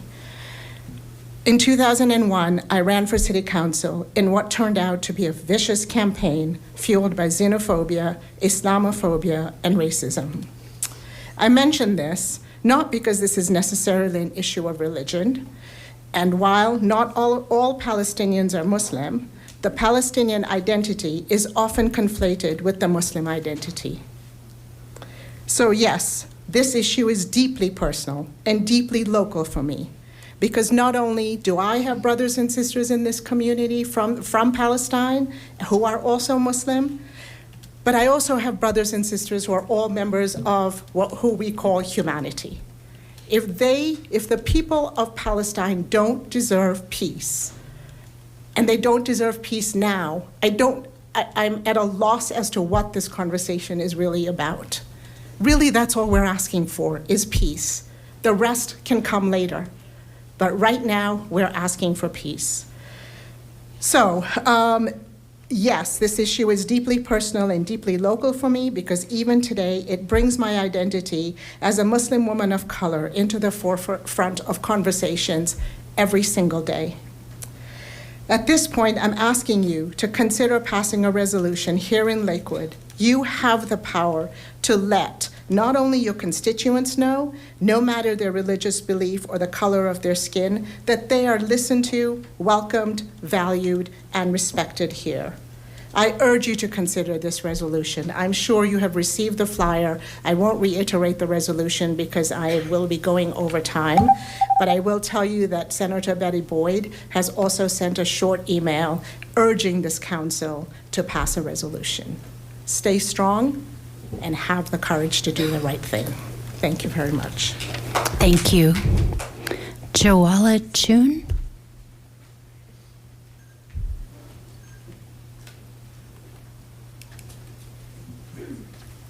Hi, my name is Joa Chan. I'm a constituent actually of Aurora, but I'm here to call Lakewood City Council to support a ceasefire for the war in Gaza. Specifically, as a Korean American, my parents and grandparents have immigrated to the U.S. and have seen the effects of colonization and U.S.-sponsored war. My grandma lived through occupied Korea with little rights, forced to change her name to Japanese, forced to live through starvation. I see intimately what this war is doing to the innocent civilians of Gaza with many parallels, and I must request an immediate ceasefire with your support. Many of my comrades in the Asian American, Native Hawaiian, and Pacific Islander communities have come from historically occupied and fighting in the U.S. military's proxy wars. We know intimately the disaster that comes from the current war in Gaza. The targeting of civilians, the collective punishment, no matter their faith or ethnicity, is a violation of international humanitarian law, and we urge you all to pass a resolution. Many of the money that's sent to Israel, I think someone else said it earlier, about $2.5 million coming from Lakewood, could instead fund, on average, about 300 households with public housing for a year, 900 children receiving free or low-cost health care, and 27 elementary school teachers for a year, or cancel student debt for about 65 students. We urge you to consider how we can use this for the citizens of Lakewood. Local governments, specifically the City Council, play a fundamental role in our democracy to urge for needed legislative and policy changes. So we really appreciate you listening and supporting us. I urge the City Council to pass a resolution supporting a ceasefire, including the immediate and unhindered passage of humanitarian aid and an end to the U.S. military funding for Israel that is used to target and kill innocent Palestinian civilians. Thank you. Thank you. Sarah Phillips, and then Sabrina Meiser, and then Dora Rabique Griffin.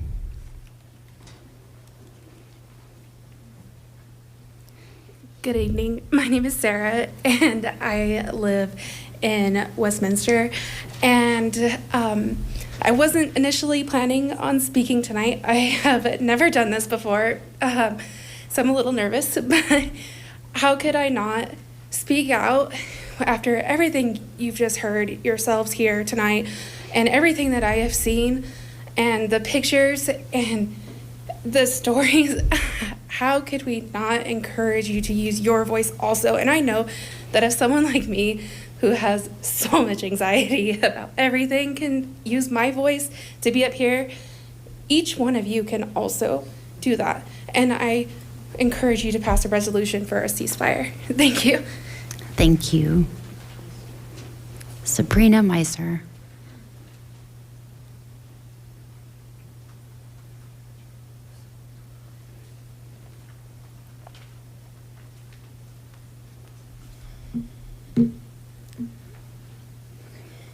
Hello, counselors. My name is Sabrina Mahason. I am a Palestinian American. I stand here today to ask the City Council to pass a resolution in favor of a ceasefire in Gaza. I hope to see this council stand with us when other government officials have turned a blind eye to the ethnic cleansing of Palestinians.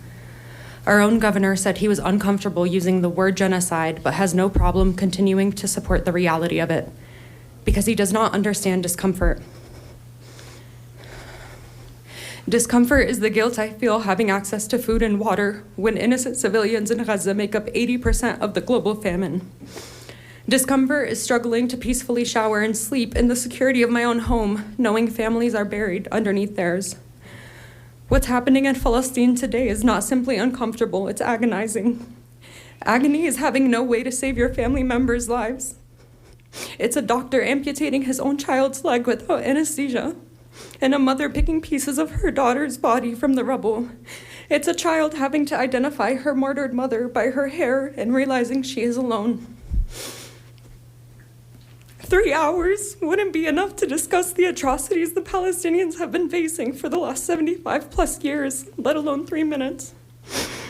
We have a duty to fight against apartheid, against international war crimes, and to stand and speak for those without a voice and for all those who have lost theirs. We ask you to support a ceasefire, including the immediate and unhindered passage of humanitarian aid into Gaza, the release of all Israeli and Palestinian hostages, and an end to the U.S. military funding. I appreciate all of you and hope you can find the courage to stand for those who can't stand for themselves. And I'd like to personally recognize Senator Jeslin, and I can't imagine the feelings this may bring for you.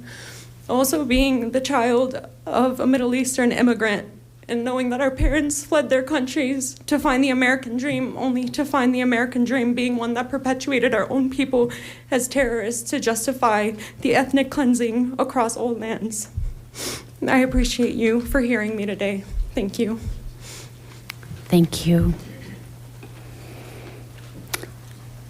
Next, Dora Ribic Griffin, and then Linda Geese, and then Kiana Lund.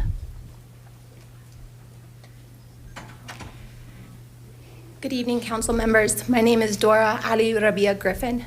I reside in Denver, Colorado, and I am a second-generation Palestinian American. I am here today because for 108 days now, I have regrettably watched the genocide of my own people. I have watched it take place live in 4K through my cell phone. And myself and many others in attendance here today have witnessed some of the most horrifying images and videos from the ground in Gaza. Those images and sounds will forever be embedded in our hearts and minds, and as we try to go about our daily lives as business owners, employees, students, and as parents, we are debilitated by the trauma we have bared witness to, and we ourselves are experiencing secondhand as a result of witnessing genocide. I chose to speak today because nothing is more important to me than humanity, and just like the Pledge of Allegiance that we recited at the beginning of this meeting states, liberty and justice for all should mean just that. It should undoubtedly include our Palestinian brothers and sisters. That, and also to give a voice to the many members of my own family who reside both in the West Bank and occupied territories of Palestine, and who live under the brutal occupation of Israel and have been silenced for far too long. Had my own father, a Nakba survivor, not immigrated to this country in the 80s, I myself, my children, which includes my 4-year-old daughter Malia, who stands with me here today, would not be afforded the privilege to speak out openly about the atrocities that directly affect us and our family members. I urge all of you to stand on the right side of history and ask that you please pass a resolution that supports an immediate ceasefire and allows the desperate need of humanitarian aid into Gaza. Thank you. And my daughter Malia asked if she could say a few words as well. Please. Do you want to say something? And you could talk about anything. I have 1 minute left about Gaza or Palestine. You changed your mind? Free Palestine. Thank you. Linda Geese.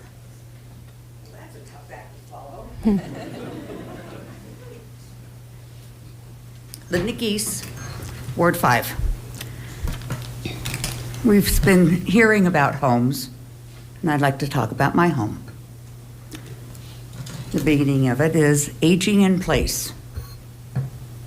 It's just kind of come up the last couple of weeks, and seems to be saying that we old people are part of the problem of the affordable housing or unaffordable housing. And I think that I take a big resentment of that, because here I have been a Colorado native. I've got 5 generations now with my own grandchildren and my great-grandchildren, 7 generations of Colorado. And when I was a kid, I didn't have a home. We never owned anything. I went to 12 different schools because we always got evicted from where we lived.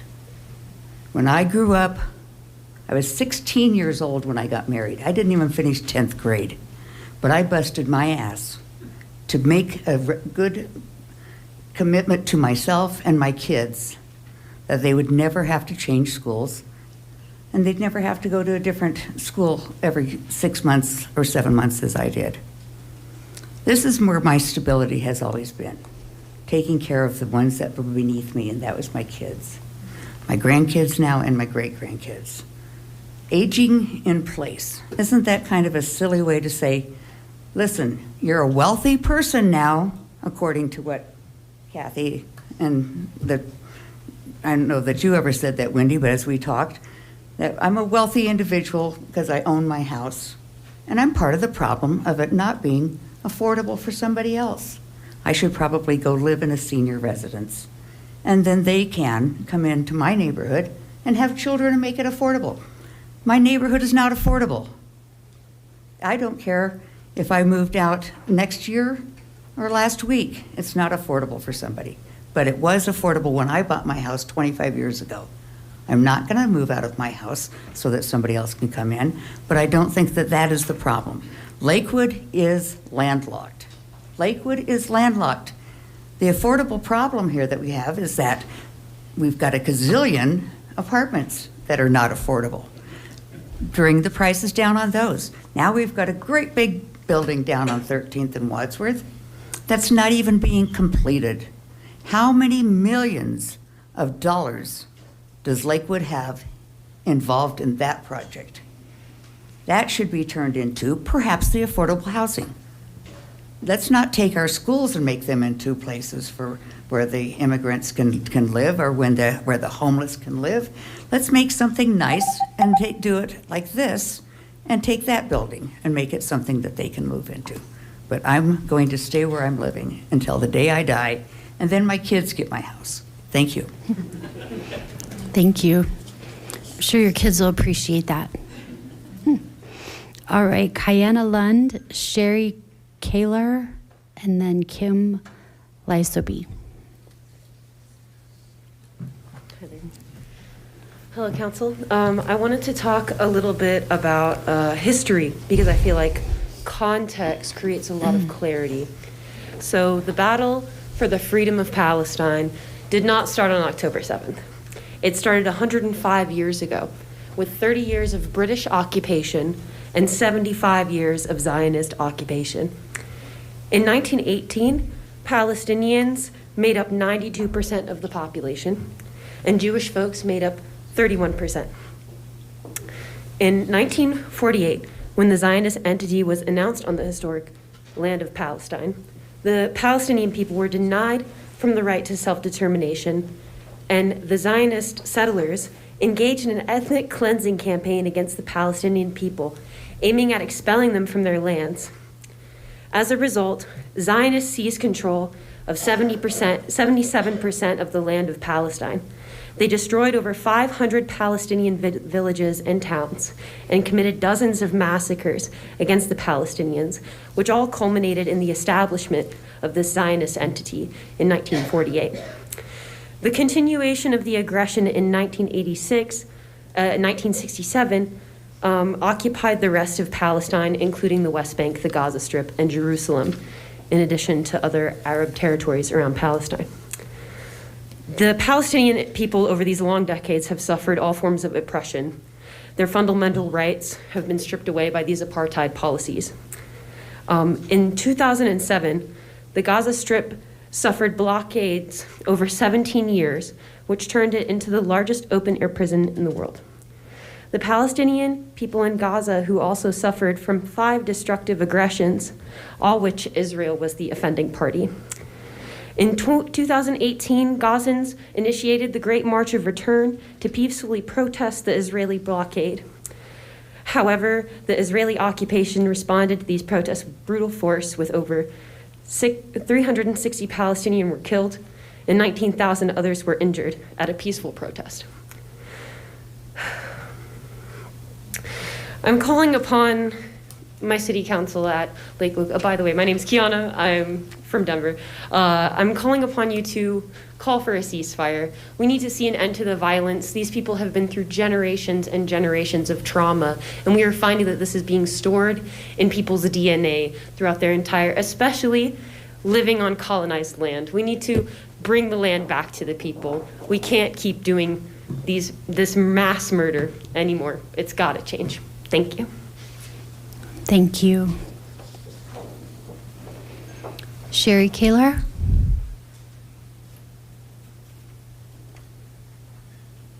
Do you want to check me?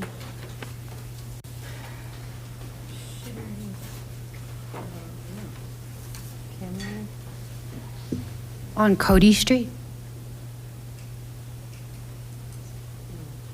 Oh, okay. Kim Laceby.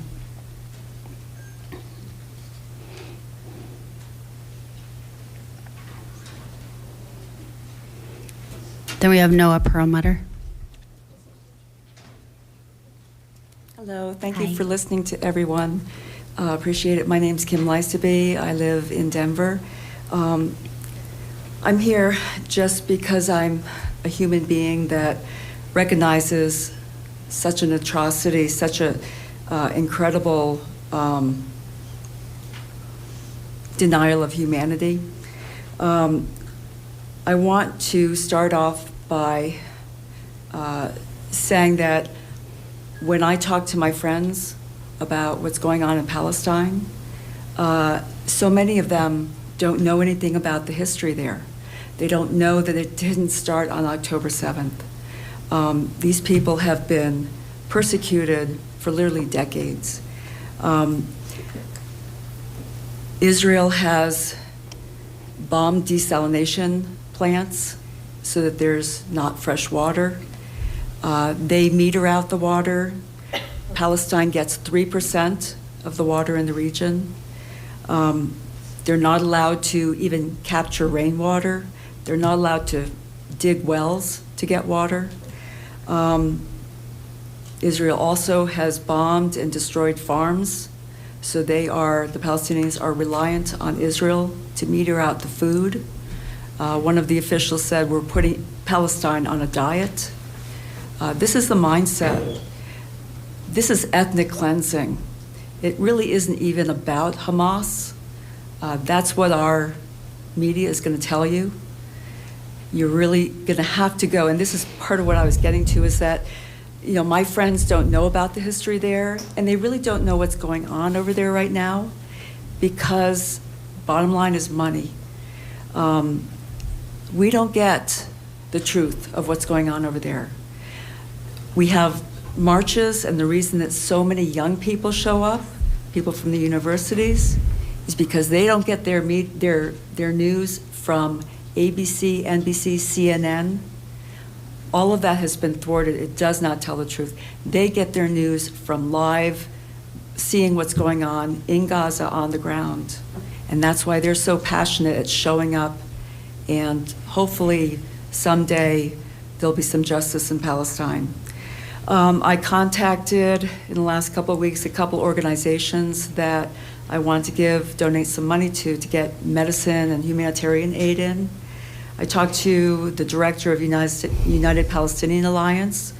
They have literally millions of dollars worth of medicine trying to get in through Jordan, and then another shipment in the water. They cannot get in. they are at risk of being bombed. This is what's happening. The humanitarian aid is not getting in. I'm here to ask you all to support a resolution to get the humanitarian aid, ceasefire, and then later on give Palestinian people the rights to live. So, Thank you. thank you. Noah Perlmutter. Mayor Strom, I'll just take this opportunity to remind anyone who's not comfortable stating their address into the record. We're fine just knowing your Lakewood ward or what city you reside in. Thank you. Good evening, distinguished members of the council. My name is Noah Perlmutter. I've lived in Colorado for my entire life. I currently live in Ward 5. I have known countless Jews and Palestinians within my community, so this is very much a local issue. My aim is to discuss the so-called notion of Israeli defense. I speak as a Jew, but most of all, a person of conscience. Back in 2006, through the Colorado Jewish Alliance, I attended the Israel Study Tour, a 5-week trip to Israel-Palestine. At the time, we were given the opportunity to observe Palestinians living in the West Bank. What was meant to be a trip to the Holy Land became a unique experience in abject poverty and oppression. Children ran around partially dressed. Sewage ran in parts of the streets. The people living there were entirely ignored. Even as a teenager, I could tell immediately something was wrong. I'd never seen such conditions, and after viewing the world-renowned architecture of Tel Aviv and its opulent cup culture, the biggest in the world at the time, only a week before, it was clear that Palestinians were being treated as second-class citizens. But more so, were made to live in dehumanizing conditions by the Israeli government, who clearly had the power and ability to change that, and yet things have only gotten worse. The notion that this is a two-sided conflict is a false one.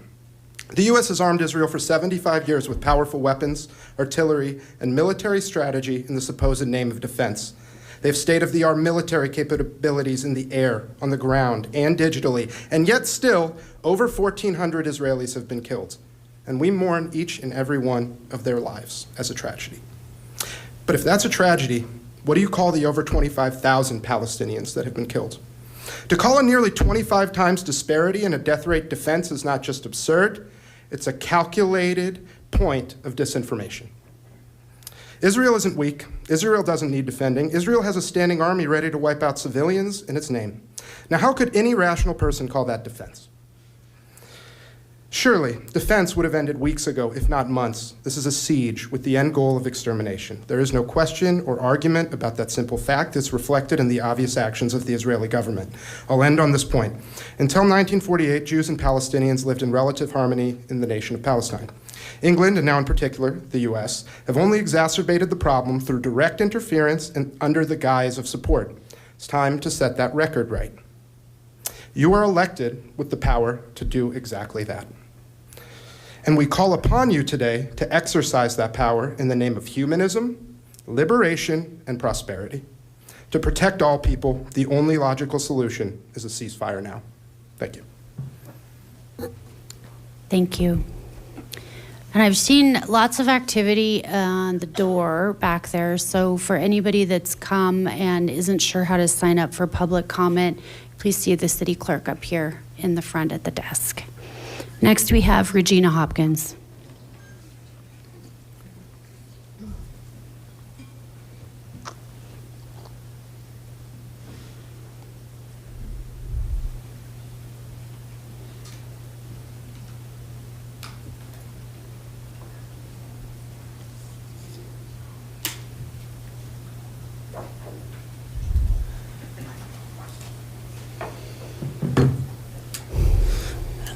Good evening, Mayor and Council members. Regina Hopkins, Ward 5. I am speaking today from the perspective we have not yet heard regarding the Belmar Park issue, from the trees themselves at 777 South Yarrow Street. I call this plea from a tree. I cannot speak your language, but if I could, this is what I would say. I have a history. I am alive today because decades in the past, a human took great care to provide a nurturing home for me to take root and grow and mature. I was wanted here. I cannot move or run or hide in order to have my life spared. I have no weapons with which to defend my life. I am one of the survivors, the strongest of the strong, having withstood extreme heat and below freezing temperatures without any protection myself. Instead, I have been the one to give protection and safeguarding to others from those same punishing elements. I have many more years of life left and service to give. I am not ready to die. I am a living thing just like you are. I offer you shade from the intense sun on hot days. I help conserve our planet's water sources. I absorb the carbon and clean air of the pollutants to provide oxygen for you to breathe. I keep soil from eroding and offer food and shelter for other living animals. I gracefully or sometimes awkwardly extend my limbs for you to use or gaze upon with fondness and comfort, providing a place of peace for you to rest your tired eyes and rejuvenate your weary minds. I am not ready to die. I must now beg for another human's mercy to help me extend my life. I am not ready to leave this land. I do not want to face the cold, hard, sharp edges of your motorized iron and steel tools that will cut into me and tear me down to nothing and end my life on earth. Do you think that because I do not have human language that I will not feel the pain? I assure you that I will. I have committed no crimes. I have not hurt you. I am an asset to you and to our planet. I have a purpose. I am not ready to die. For all persons present in support of what I have said, I ask you to stand for a moment of support for the silent guardians of our community and planet, the trees.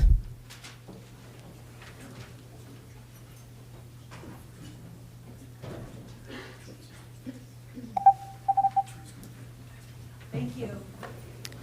Thank you. Shaden Salem. Then we have pool time for Patrina Mellon.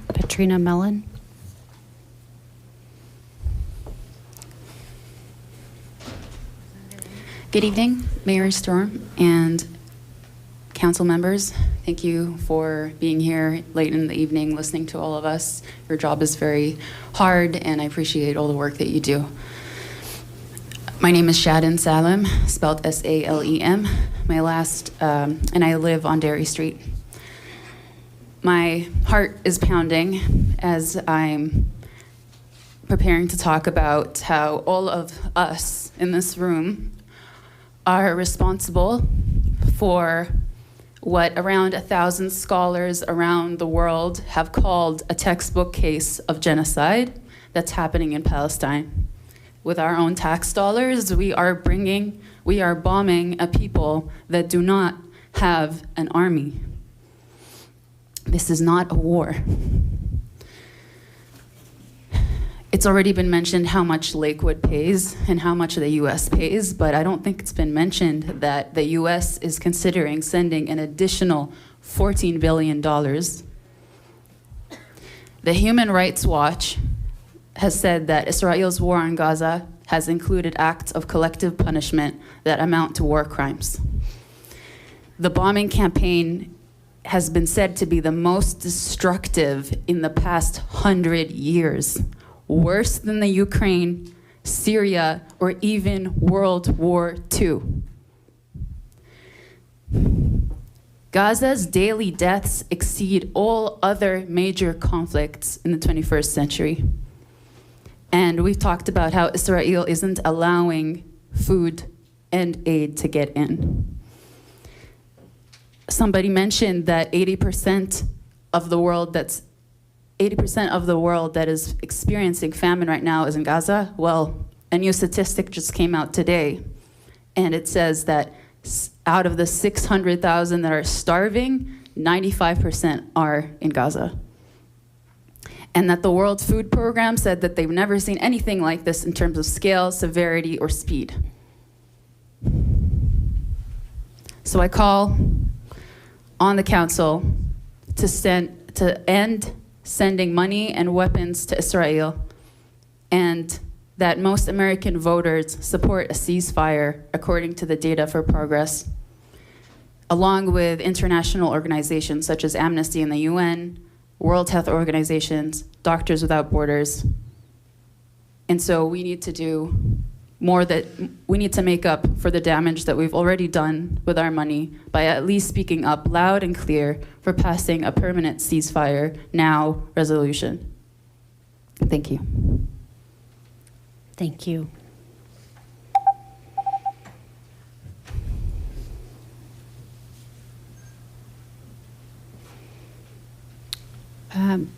Patrina Mellon? Patricia?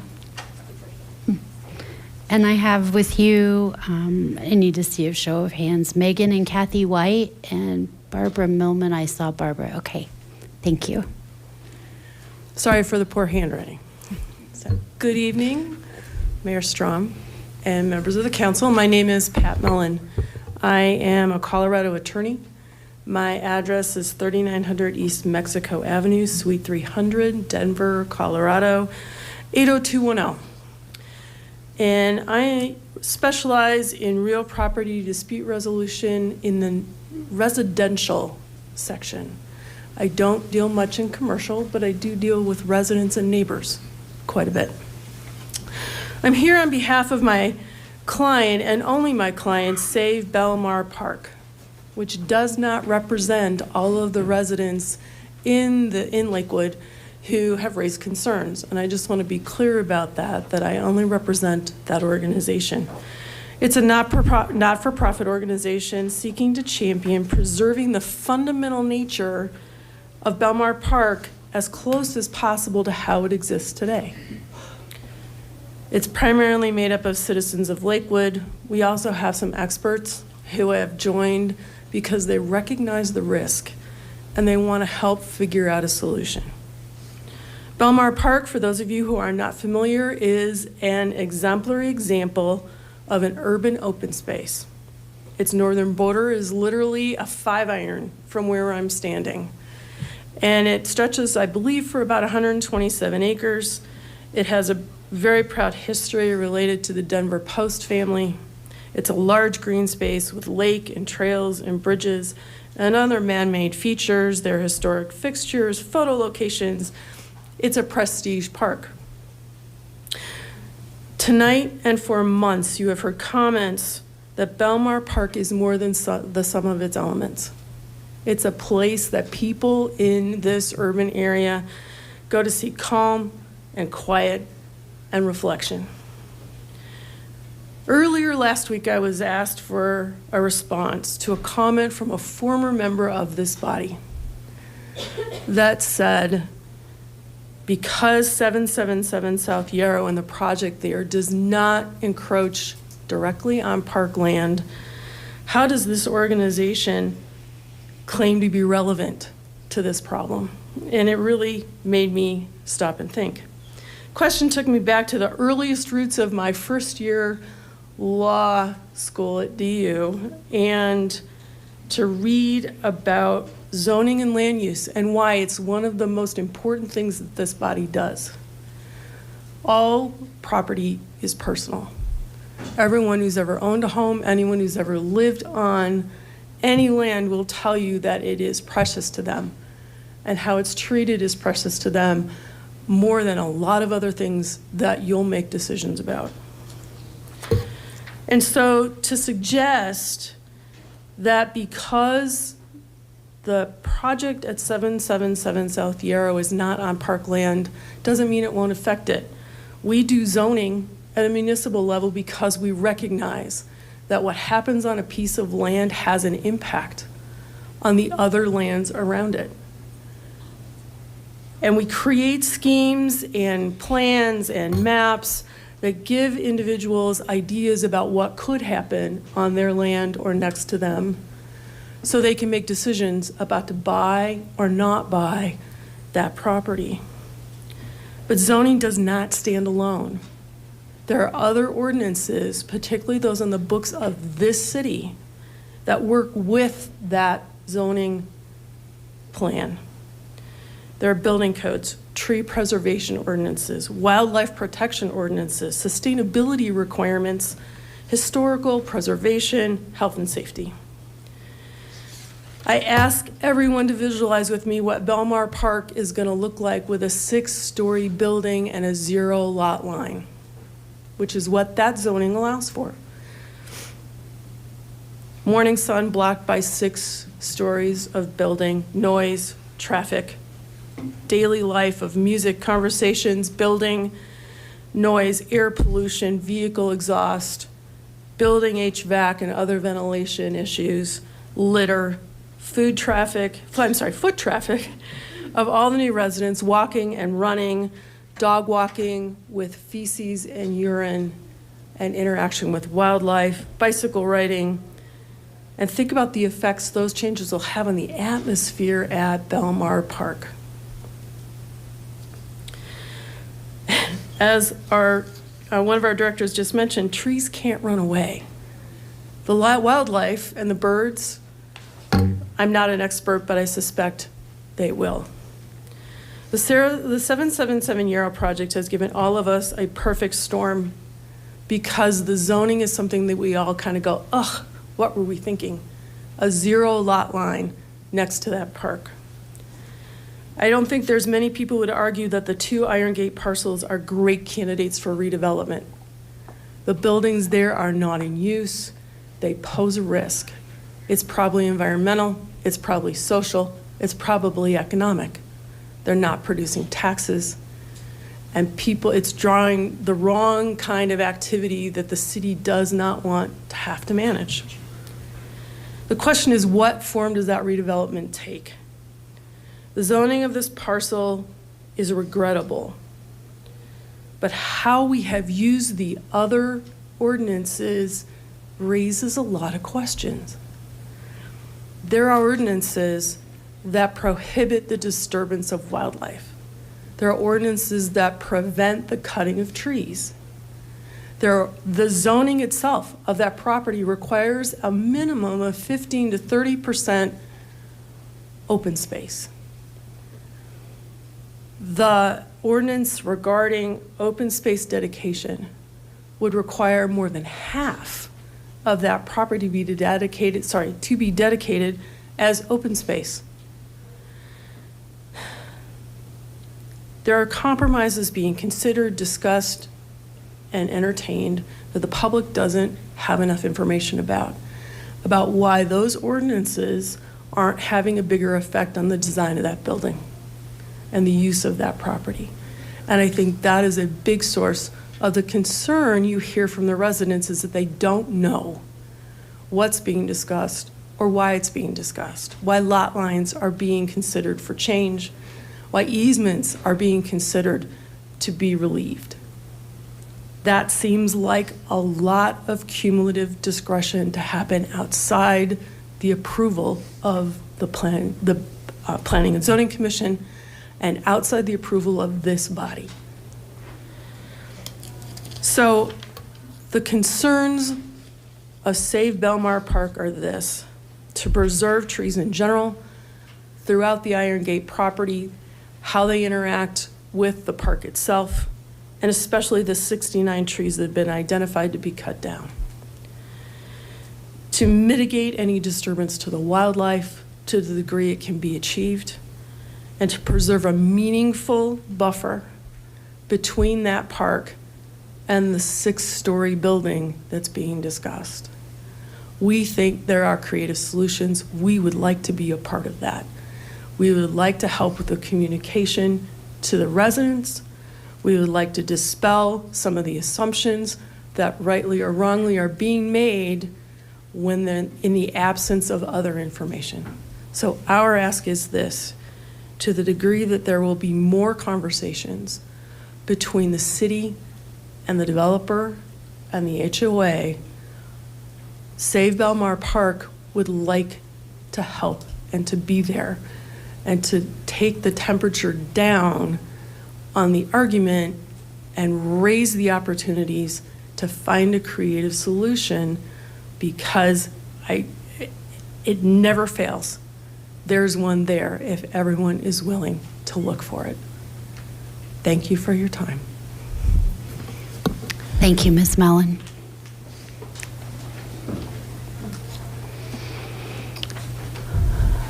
All right, next up we have Fareed Amin and then Aisha Amin.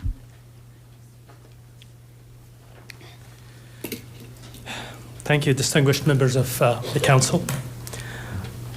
I'm a resident of Lakewood, and I am here for Palestine, for Free Palestine. Today is the 115th day into the genocide, not a war, which should have been avoided at all costs. Had the American officials listened to President Kennedy, President Nixon, President Carter, and Secretary of State John Kerry, this genocide would not have occurred. As humans, we all have responsibilities towards other humans, and we must have humanity. Those who support this genocide and has not called for a ceasefire yet, keep drawing attention to the 7th of October. But when you look at the Holocaust survivors and 300 Holocaust scientists and scholars, they have not even pointed a finger on Hamas. Not that anybody condones that, right? But on the contrary, they have condemned the actions of the Israeli government. The genocide, unfortunately, is based on vivid and clear lies of the Israeli officials, and which are putting out nothing but propaganda in order to fortify the ongoing occupation and apartheid. As some analysts put it, the Israeli hostility towards the Palestinians is motivated by settler colonialism, by the people who come and take their land and destroy their livelihood, saying we are the only people entitled to that land. That statement, that only the Jewish people are entitled to self-determination as part of the Israeli constitution as a result of a law that was passed in 2018 as part of a program of the current Israeli regime as part of the Likud party in 1977, that there are only a Jewish sovereignty between the sea and the Jordan River. That is the platform of the Likud party, which has dominated Israeli politics since 1977. In the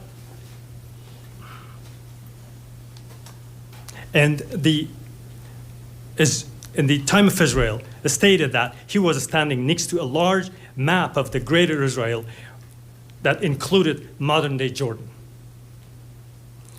Our friends on the other side of the aisle say that they are entitled to come and enter and live in Palestine. Oh my God. Can you give me a little more time? I'm sorry. Thank you. Thank you so much. I'd just like to earnestly request for an immediate ceasefire. Thank you very much.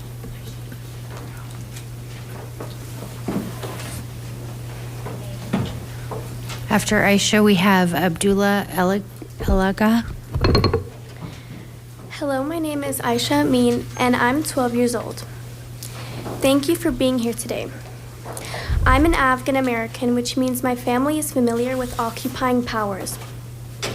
And I'm here to call on the City Council to call for a permanent ceasefire in Gaza, to end the occupation and end the genocide happening in Palestine. Since 1948, the Palestinians have been fighting for their land and freedom, including those located in the occupied West Bank, and since October 7th, over 24,000 Palestinians in Gaza including over 10,000 children and 7,250 women have been killed, and over 52,000 Palestinians have been injured, with at least 4,400 children trapped under the rubble. This is not a war. This is genocide. We need an end to the occupation. How much longer do we need to wait until the Palestinians will receive justice? Enough is enough. Israel has committed genocide for the past 75 years, and the world has been blind to see it. Hospitals, schools, churches, and mosques have been bombed, which breaks the international law. Doctors are performing amputations on children and adults without anesthesia because of the lack of supply, and Israel won't allow aid to enter Gaza. Please call for a ceasefire. Palestinians are humans, just like you and I, and they deserve their humanity recognized. Thank you. Thank you. Abdullah Alaga, Carissa Garcia after, and then Maggie Gutberlet. Thank you, Lakewood City Council. My name is Abdullah Al-Agha. I live in Denver, Colorado. People have been throwing around a lot of numbers, a lot of dates, a lot of statistics. Thank you to everyone who did that so that I don't have to. I'm going to throw out one number, and then I'm going to tell you some stories. The first number, the number that I'm going to throw out is 117. That is the number of my relatives who have been killed in Gaza in the past 3 months. 117. Of my own flesh and blood that I've witnessed be systemically murdered by the state of Israel. And I want to tell you some of their stories. First, I want to tell you the story of Yahya Al-Agha. Yahya died on October 11th in a hospital in Gaza. He died of his wounds after he survived an airstrike that killed his entire family, including his grandmother and his 2 baby sisters, 2-year-old Talin and 1-year-old Tulin. Yahya died alone in the hospital, knowing that he was the last surviving member of his family. What was his crime? I also want to tell you the story of Dr. Maysara Al-Rayis. His house was also hit by an Israeli airstrike. His brothers lived just down the street, and when they heard the airstrike, they looked outside their window and they saw that their brother's home had been demolished, so they ran outside and they started to dig through the rubble. And they realized that Dr. Maysara was actually still alive. So was his wife, and so were his 2 daughters. They could hear them screaming from underneath the rubble. So his brothers started to dig and dig and dig, and they dug for hours, but they never got to his brother because another Israeli airstrike killed them and finished off Dr. Maysara Al-Rayis and his wife and his children. What were their crime? I also want to tell you the story of Mariha Al-Agha. She was 81 years old, 6 years older than the state of Israel. She survived the Nakba, the Naqsa, countless aggressions on Gaza, but she did not survive this second Nakba. She was killed in her home with her children and her grandchildren. What were their crimes? I hope you guys see how important this is to so many different people in the community, people of so many different backgrounds, people of so many different religious, cultural, and gender identities. This is just as much a local issue as anything else, and I urge you to sign on to a ceasefire resolution. Thank you. Thank you.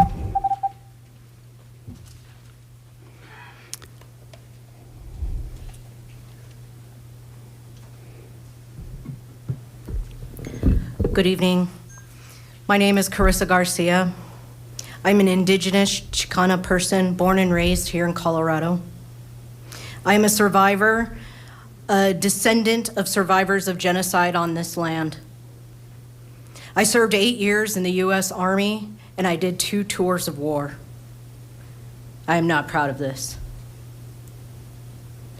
In 2004, I landed in Iraq. I entered the belly of the beast of US imperialism. And 20 years later, I still can't sleep. 20 years later, the government has still not paid for my education. I saw how lust for oil and power turns men into monsters. I've seen the United States' blatant disregard for all life on this planet, especially Black and brown life.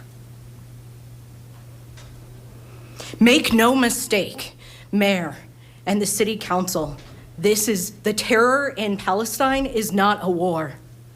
This is genocide. As an indigenous, occupied daughter of this land and a disabled veteran of these United States, I will not stand idly by while we murder children and genocide a people. And neither shall you. We must use our resources, not for the destruction of life, but to provide critical aid to the Palestinian people, to heal our veterans, and to feed and house our siblings who are struggling right outside these doors. I'm calling on you, the leaders of this city, to pass a resolution in supporting a ceasefire, including the immediate and unhindered passage of humanitarian aid into Gaza, the release of all Israeli hostages and arbitrarily detained Palestinian political prisoners, an end to the US military funding for Israel that is being used to target and kill tens of thousands of innocent Palestinian civilians, most of whom are children.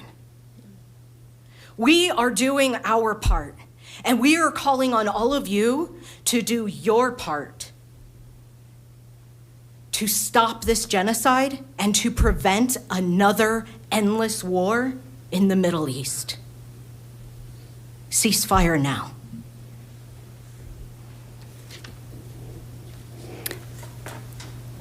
Thank you. Maggie Gutberlet.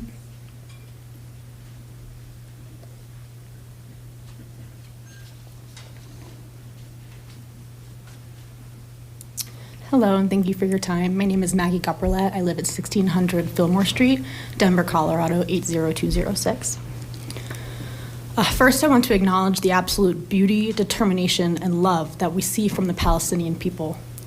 They are a people who continue to hold each other up, to tell each other stories, and to stand when Israel and the Western world has decided to do everything to make them fall.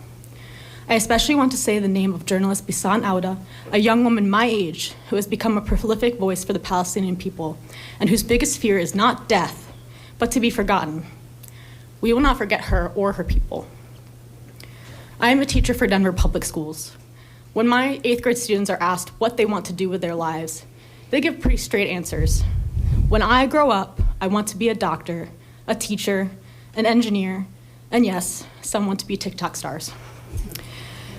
But when Palestinian children are asked what they will be when they grow up, you will hear them say, if I should grow up.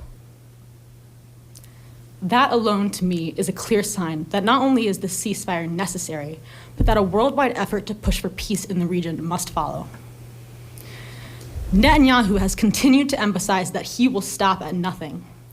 Just 4 days ago, he himself stated that the end goal is Israel's expansion from the river to the sea, making him not only a genocidal monster, but a hypocrite as well. He is ignoring the calls of the families of Israeli hostages, the calls of the international community, and the calls of the thousands of brave Israelis who are protesting the war as we speak here today.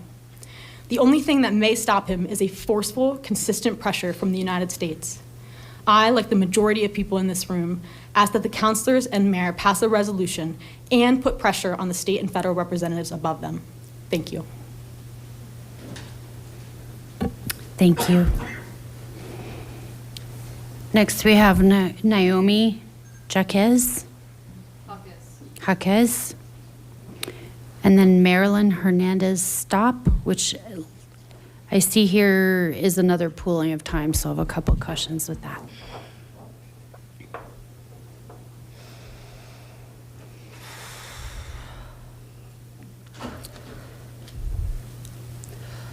Sophia, Dave, Roger, and Glenda, in my culture, it is a sign of respect to watch and look into the eyes of the people that you are having a conversation with.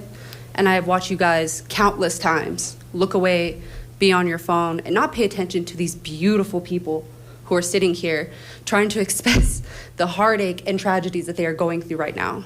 Jocelyn, I know this is very hard for you, and I can appreciate, and Wendy and Jacob, that you guys have countlessly kept your eyes on us and paid very close attention to us this entire time, and I greatly appreciate that. Now, my name is Naomi Hawkes. I'm a recent graduate at MSU Denver. I have a bachelor's degree in biology with a certificate in geographic information systems. And although I am a scientist, I am using that to provide my capabilities in getting land back for my people, my indigenous people. I am a Mexican indigenous queer woman who is educated, and I have interviewed and put pressure on many political figures, including Senate candidates, Joe O'Dea, Michael Bennett, Mike Johnston, Denver mayor now, and you are no different than them in your lack of education of indigenous sovereignty and indigenous sovereignty, and I am here to question that and to educate you on that, or at least make you aware of it. And although Palestinians are not my bloodline, they are indigenous, and I will speak at the injustices when given the opportunity, because all indigenous deserve to be seen and heard as we have done for the land, and it has done for us. Yet our oppressors have never done for us or the land with that. With that being said, I find it quite hypocritical and funny how we have had people coming here to talk about getting help from you for natural disasters, grants, programs, yet we can't provide any support to Palestinians who are experiencing an attempted genocide by simply passing a resolution stating we want a ceasefire, asking to request water, food, medicine, and shelter that are human rights, might I add, not a privilege. I say attempted, and I say it because to say that it is a genocide is to say that they are gone, is to say that we have erased them, and they are not erased. They are here. They have been here this entire time. That's why they are indigenous. They were the first peoples of the land. No matter how you try to look at history, they were there first, just like indigenous peoples here. Once again, America is dipping its hand excitingly into another attempted genocide. With liberty and justice for all? Who? The privilege for the financially elite? The U.S. has had the audacity to call non-born Americans immigrants, but yet are on stolen land, and this entire country was built off immigrants and the genocide of indigenous on Turtle Island, and refuse to acknowledge or provide reparations for that, and continue to help steal and colonize indigenous lands from other indigenous peoples. For what? Out of greed and political status? How many more dead babies, children, mothers, fathers, and families do you need to see before your brain neurons kick on the ability to feel compassion and understand that what is happening is wrong? You're tired of hearing this? We're tired of watching our fellow indigenous relatives die mercilessly and be stripped of their human rights, this generation after generation. It's time for Europeans and Israeli descendants to understand and accept that the land doesn't belong to anyone, and indigenous peoples worldwide will always be the original stewards of the land and always know how to make sure it thrives. In return, humanity will thrive. Thank you. Marilyn Hernandez, stop.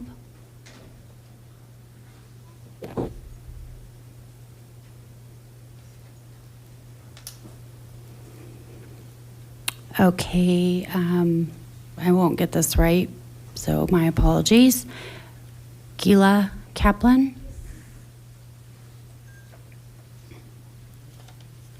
Mr. Rob, that's the last one I have up here.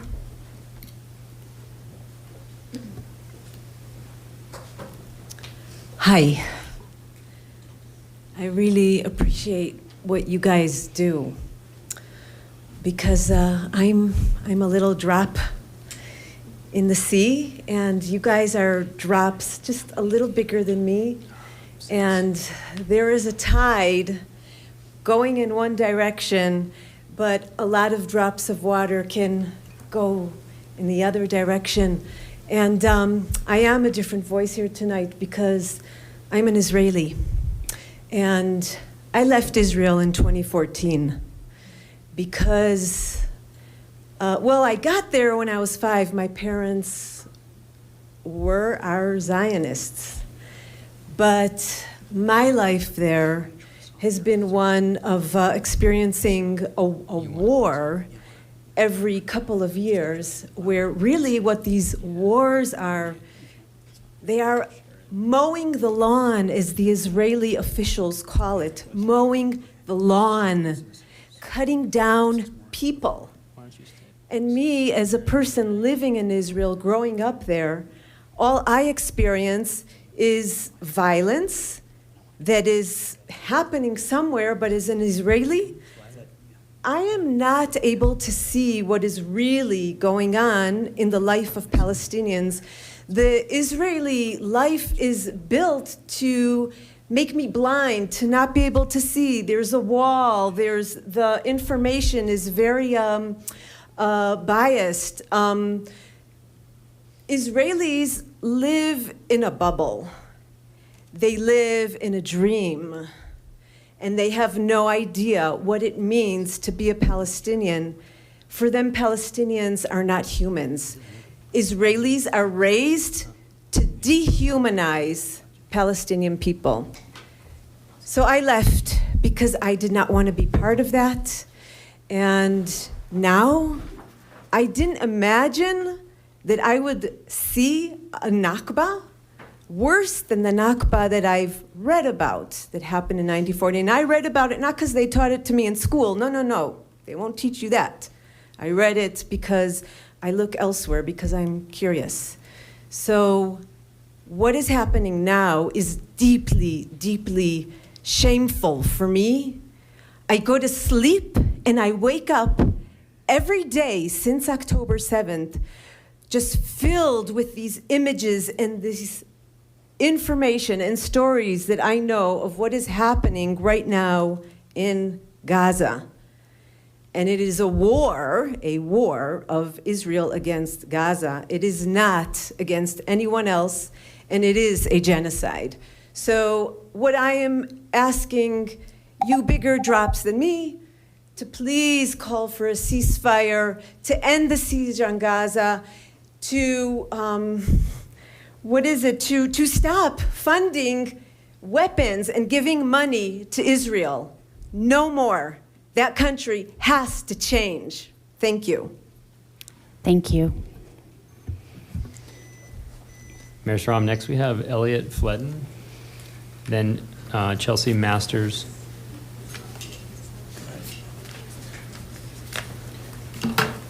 Elliot Flayden from Superior, Colorado. We've heard a lot here tonight about genocide. Let's get something straight. If you're using the same standard for genocide for Israel that you use for everyone else, genocide is a specific intent offense. That means that it's not enough that civilians die. It's not enough that a lot of civilians die. It's not enough that civilians die in large numbers, if that's even happening. They have to be killed for a specific purpose for it to be genocide.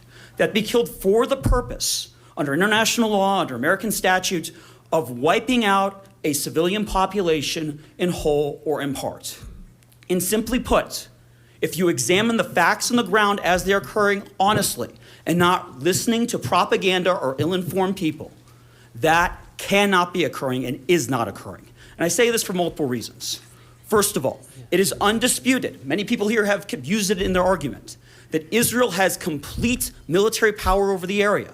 That's why they say it's not a war. Israel has complete air superiority, missile superiority, and even though they won't admit it, nuclear weapons. If Israel wanted to eliminate the population of Gaza for the purpose of eliminating it, they could do it in a heartbeat. Yet, the population of Gaza endures. This in of itself is inconsistent with the specific intent required for there to be a genocide. But you go even further, and it gets worse for the position that you've heard here tonight. The civilian to combatant ratio in this war, and it is a war that Hamas started without provocation on October 7th, is 2 civilians for every 1 combatant. Now that may sound bad, but our civilian to combatant ratio when we were in Iraq was larger than that. 77% of the people killed in Iraq were civilians. If you look at the drone strikes in Pakistan that we do, it's a 10-to-1 ratio. Israel has this ratio, despite fighting in one of the most dense areas of the world, Gaza. And they have this ratio, not by coincidence, But as documented by the BBC and many other news publications that are hardly pro-Israel, take many steps to call in their strikes in advance. You saw this in the international press where they announced in advance that they were first going to go into North Gaza and then South Gaza. You've seen stories that they call in their bombing campaigns before they do it. This is inconsistent with the specific intent required for genocide. You don't hinder your military operations and tell civilians to evacuate if you want to wipe out civilians. So they have the capability to genocide, but they don't do it. The ratio is not consistent with it, and this ratio is consistent with the actions they're taking. And that's because this group is using one standard for Jews and a different standard for everyone else. And that, I charge you with, is anti-Semitism. You are anti-Semitic. Thank you. Okay, everybody, please. Next, we have Chelsea Masters, then Alistair Mason. Alistair Mason Warren. My name is Chelsea, and I'm from Denver. I live in Denver. So over the last, 100 days or so, people keep repeating this idea that this started on October 7th. I think we just heard something similar. And so I wanted to just read a excerpt from the application that South Africa submitted to the ICJ. So between 29th of September 2000 and the 7th of October 2023, approximately 7,569 Palestinians, including 1,699 children, were killed, including in those 4 highly asymmetrical wars, as well as other smaller military assaults, with tens of thousands of others injured. A further 214 Palestinians, including 46 children, were killed during the Great March of Return, a large-scale peaceful protest along the separation fence between Gaza and Israel, in which thousands of Palestinians participated every Friday for over 18 months, demanding that the blockade imposed on Gaza be lifted and the return of Palestinian refugees to their homes and villages in Israel. On one particularly lethal day alone, Israel killed 60 Palestinian protesters, as determined by the Independent Commission of Inquiry on the Protests in the Occupied Palestinian Territory. They said, during those weekly demonstrations, the Israeli security forces killed and gravely injured civilians who were neither participating directly in hostilities nor posing an imminent threat to life. Among those shot were children, paramedics, journalists, and persons with disabilities. Those killed by Israeli soldiers firing from behind the separation fence included 3 medics and 2 journalists. A total of over 36,000 Palestinians, including nearly 8,800 children, were injured by Israel, including 4,900 people who were shot in the lower limbs, many while standing hundreds of meters away from the snipers unarmed. 156 of them had to have at least 1 limb amputated, and over 1,200 required specialized limb reconstruction treatment. The commission found that the maiming was not accidental, that the rules of engagement adopted by Israel permitted snipers to shoot at legs of the major inciters. One Israeli soldier admitted that he shot 42 knees in one day. So I will just end it there, but I would like to say I strongly urge this council to call for a ceasefire. It's the absolute bare minimum that we can do, and it is everybody's responsibility to speak up and speak loudly about this, and we should consider it an honor to fight with and for the Palestinians for their liberation. Thank you. Mr. Rob, we're heading on to up to about 3 hours. I think council might like a quick break, stand-up break, restroom break, whatever we want to call it. How many? 6 left. Power through? Keep going. All right, we'll keep going. Okay, I have Alistair Mason Warren, then Riley Niblo, Neil Merchant, then Hunter Montoya. All right, I apologize this isn't more graceful. I just wrote this really quickly. Hello, City Council members and Mayor. My name is Alistair Mason Warren. I'm 19 years old and I live at 3570 West Custer Place in Denver. I've come to show my solidarity and unwavering support for a permanent ceasefire resolution and a free Palestine from the river to the sea. I recall learning about the so-called Palestinian-Israeli conflict for about 15 minutes in my AP Human Geography course in freshman year of high school. The teacher chalked everything up to being extremely complicated. Admittedly, my privilege of not having any familial connection there allowed me to never think much more about the situation until October 7th, 2023, when it took me just less than 5 minutes of research to conclude that nothing about what is and has been happening for the past 75 years since the Nakba in Palestine is complicated. I've seen endless videos of carnage of dead children who will never again get to play, to eat children, to go to school, and to achieve their dreams. Boys my age and much younger in sandals and t-shirts digging people out from under rubble. Kids with their faces quite literally melted off. I've witnessed on fucking Instagram Live this genocide. Israel committing war crimes, releasing white phosphorus bombs and targeting hospitals, shooting children indiscriminately. All of this funded with our tax dollars.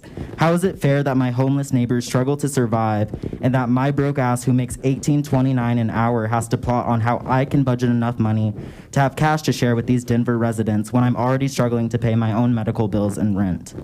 How does the U.S. expect for anyone in my age range and beyond to continue working jobs that extort us as we fight to survive amid rising costs of living, knowing that our tax dollars are going to fund a second Holocaust? I urge all of you to actually listen to your constituents. I don't see this issue as a matter of race, religion, or any other identity, which those in power love to use to keep us divided.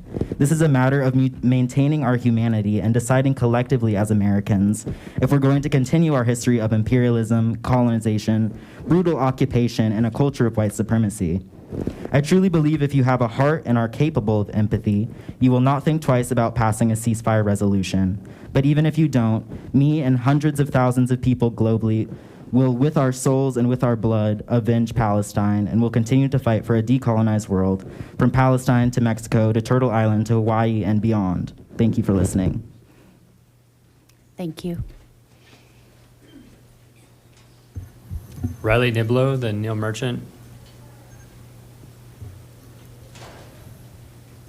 Then Hunter Montoya after Neil. My name is Riley Niblo, and I'm from Denver. I'm a third-generation Filipino-American who has lived in Colorado my whole life. I know the history America has left behind, and I can blatantly see how history is repeating itself as we sit here and talk. I know how many times you have been reminded of the horrors going on in Gaza, and I pray that you won't stop hearing about them until they end. It doesn't feel real how so many of us, not just in this room, but across the globe, can describe the tragedies their own family have gone through, and people will continue to do what they can to alienate or demoralize them, whether it be by standing behind with signs defiling their own people, or by just outright disrespecting the lives that have been lost on both sides. It feels like an absolute slap in the face to have a statue of Abraham Lincoln in the lobby, the president most Americans identify as the man who began the fight for equality, and you all continue to stay silent while we are literally begging for you to speak up and make the change we need. Not only do you stay silent, but some government officials even approve and push this agenda forward. Our world isn't just America, and our fight for equality shouldn't stop with just America either. I was recently reminded of the meaning behind the Statue of Liberty. It was gifted to us because we are the land of the free, and she is quoted with saying, "Give me your tired, your poor, your huddled masses yearning to breathe free. The wretched refuse of your teeming shore." When as the land of the free, our governments stand and have stood with the oppressor of an entire country, it shows how free our land truly is. We have helped fund and protect so many different branches of oppression, and the people have agreed that this genocide needs to stop. And we will continue to fight to be heard until action is taken and a ceasefire has been confirmed. Also, I wanted to add on to what an individual had talked on previously by stating how the rest of the world would interpret a country just genociding an entire race. If this is how the world reacts when it lays witness to the continuous attempts to silence Palestinians and active attacks in defense, imagine how the world would react when the same country decided to blatantly wipe the opposing race out. This defense just doesn't make any sense, and you've heard statistic after statistic after statistic proving what this genocide has done to the people of Gaza. all in all, a ceasefire needs to happen, and that is the bottom line. So thank you very much for your time. Thank you.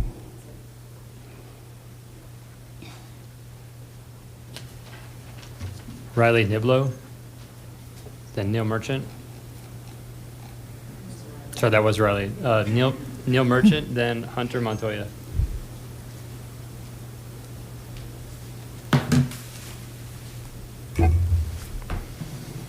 Hello, my name is Neil Merchant. I live in the Ballpark District of Denver, Colorado, and I'm here to urge the passage of a resolution demanding a ceasefire now.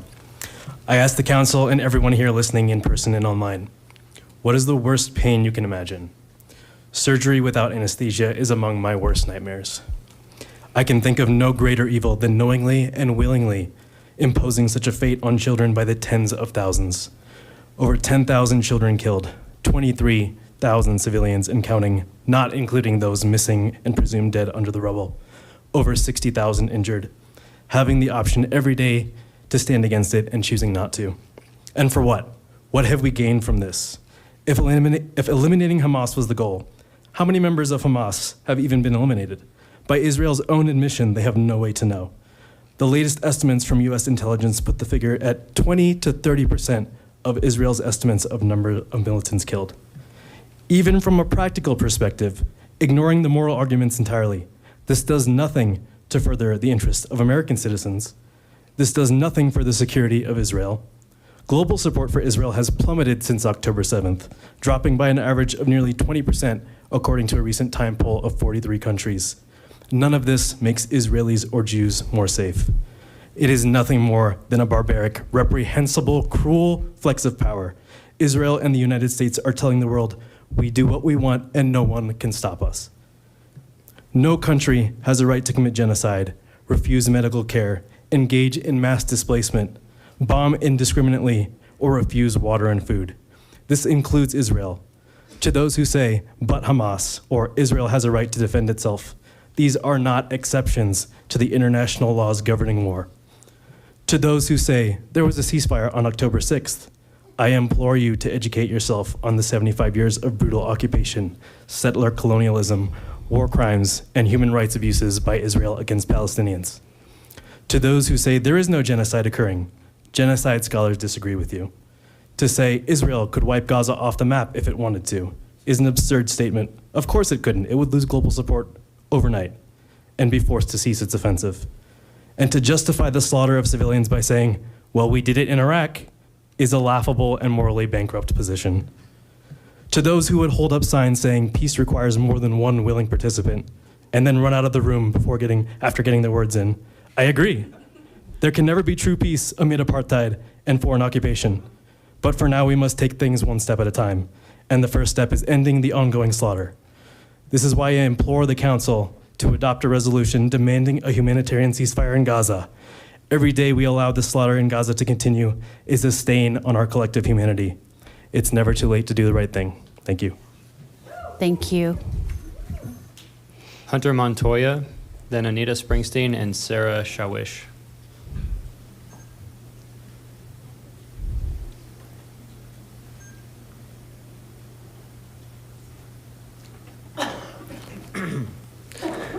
This is working all right. Nice. Yeah, that's a tough one to follow.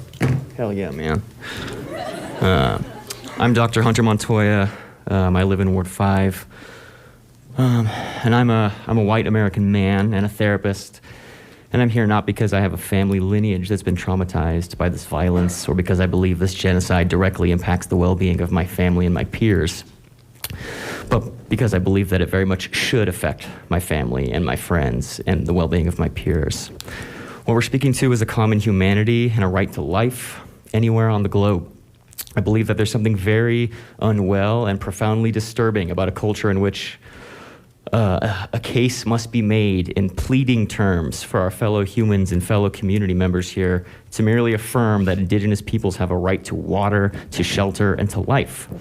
Something is wrong when we have to share experiences of unspeakable violence in unimaginable quantities to convince our fellows to care, to feel, and to be stirred to even the most minor actions.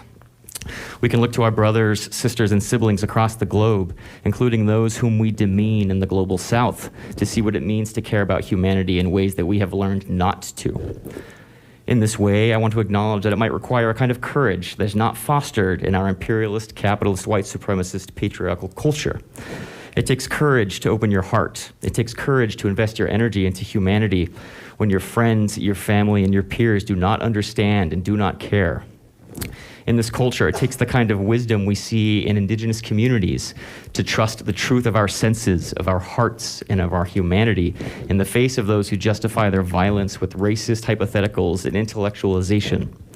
Palestinians and humans across the globe are expressing a plea for life.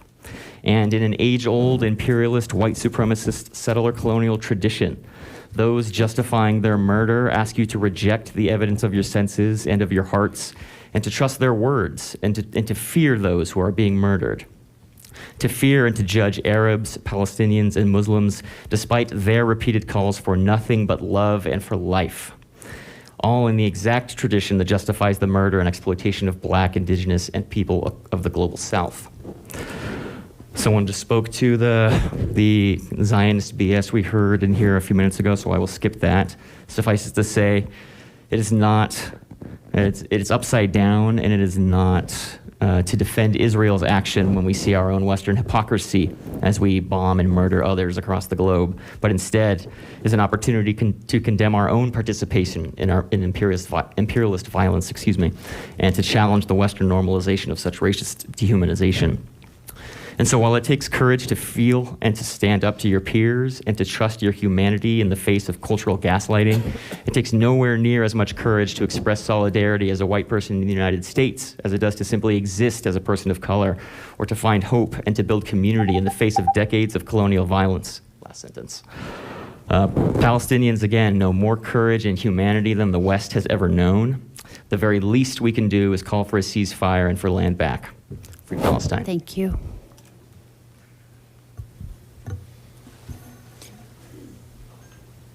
Next, I have Anita Springsteen and then Sarah Shawish, and that's the end of my list, Mayor. Okay.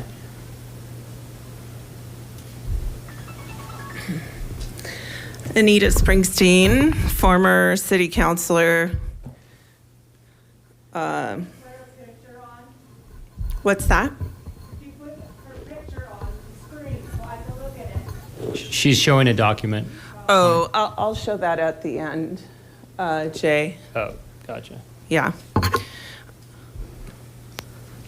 Former city councilor, attorney, legal redress for the Rocky Mountain NAACP, and president of the new Jeffco chapter. So it's suiting that I should come down here to announce that the membership page for the Rocky Mountain NAACP has gone up this week, and that we are expanding the NAACP in Colorado into Jefferson County. We need members, $30 for adults, $20 for kids. If you go to rmnaacp.org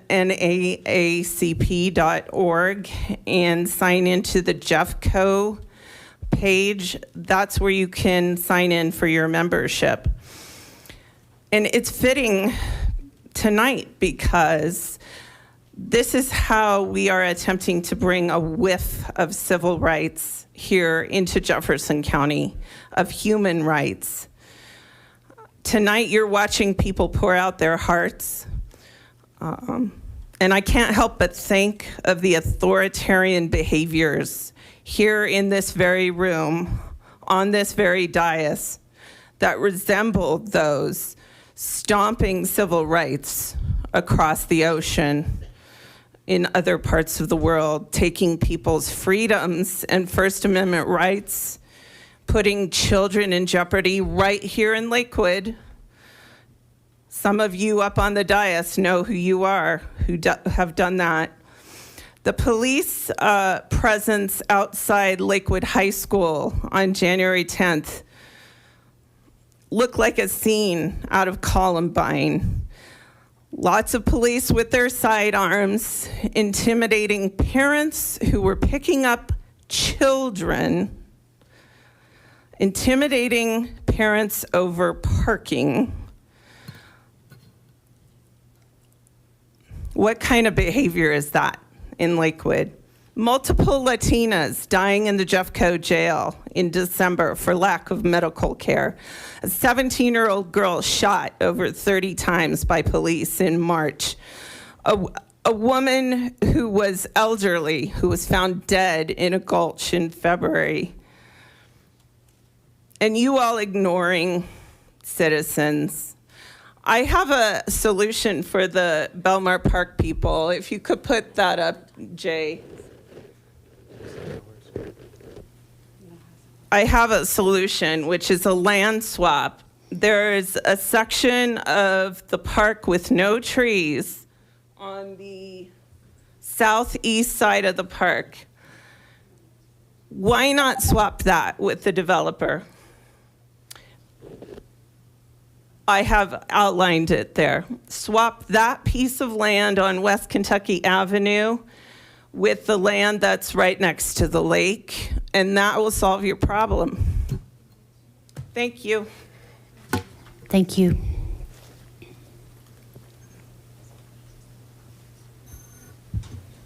Sarah Shawish.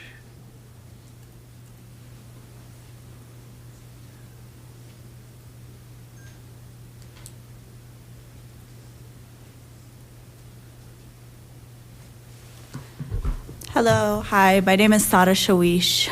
I want to start off with, first and foremost, I am a Palestinian. I've been a Lakewood resident for 25 years. My father was born in Palestine. My mother was a Palestinian born in Kuwait. I was born in Jordan. Just a little of my family history. I have gone to elementary school, middle school, high school, community college, all in Lakewood, Colorado. I still work in Lakewood as well. I am here to speak about a ceasefire resolution in hopes that you guys will all stand on the right side of history. First, I want to start off with the definition of genocide.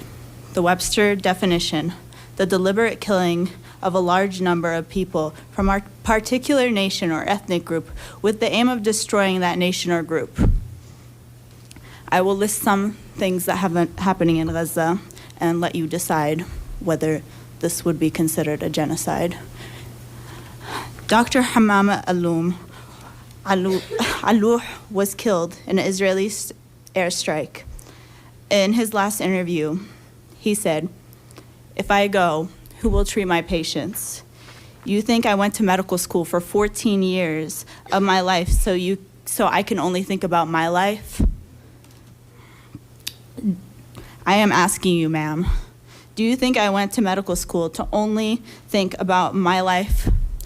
This is not the reason I became a doctor."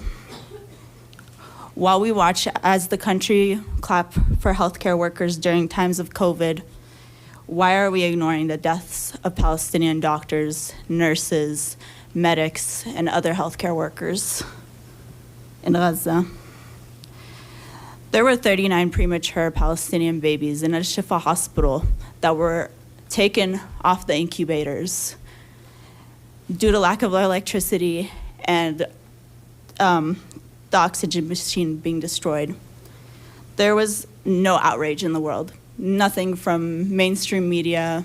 Maybe some of you don't even know that this has happened, of those 39 premature Palestinian babies.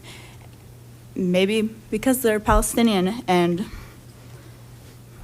no one wants to hear about Palestinian babies being killed. Over 300 healthcare workers have been killed in Gaza. Over 110 journalists have been killed. Over 11,000 children have been killed. Over 20,000 children have been left orphaned. There is no drinkable water in Gaza. Infection is on the rise in Gaza. There is only 15 hospitals left in the Gaza Strip. 1% of Palestinians in Gaza have been killed. Palestinian women and girls do not have sanitary products for their period. They have been through at least 3 menstrual cycles if malnourishment has not affected them. They're now using pieces of tents. We're in 2024, and women are using pieces of tents from the tents they are living from in Gaza after being displaced from their homes. Your time is up. I'm sorry. Thank you for letting me speak. Thank you.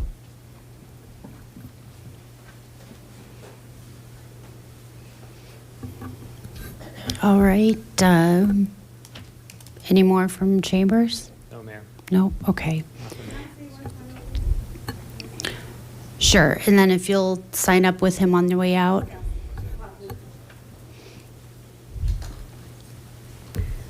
My name is Linda Badwan, and I'm a resident of Lakewood.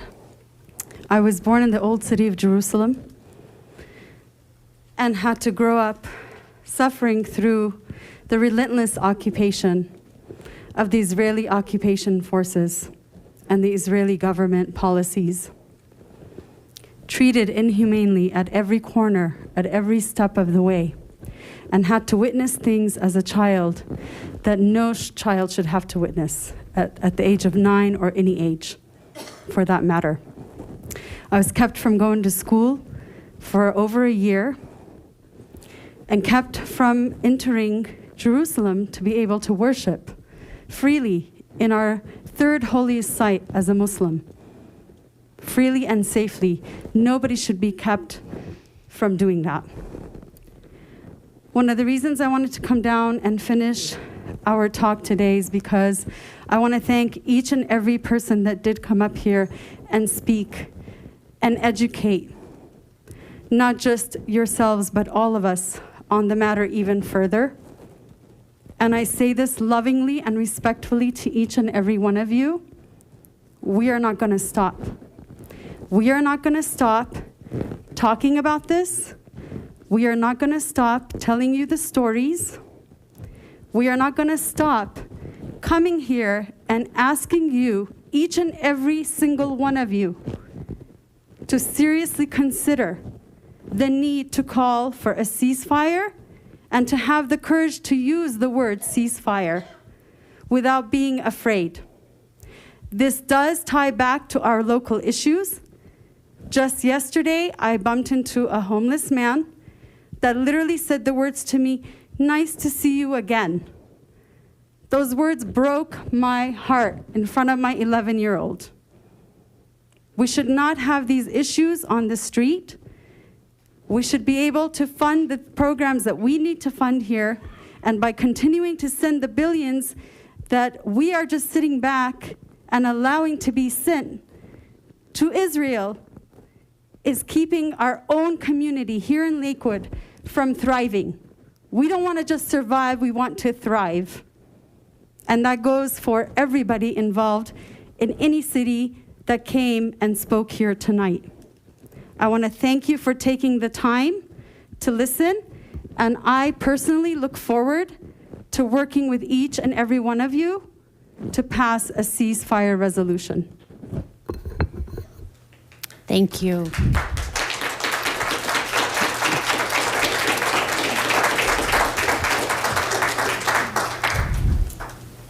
Okay, Mr. Rob, when you're ready, we've got some ordinances to work on now. Do we have any online? Yep, I'm sorry, we do have one online. Online.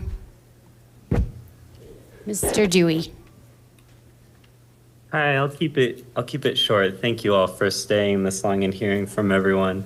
My name is Clayton Dewey. I'm a resident of Ward 1, and I'll keep it brief. So my partner and I got married this summer at a Jewish summer camp.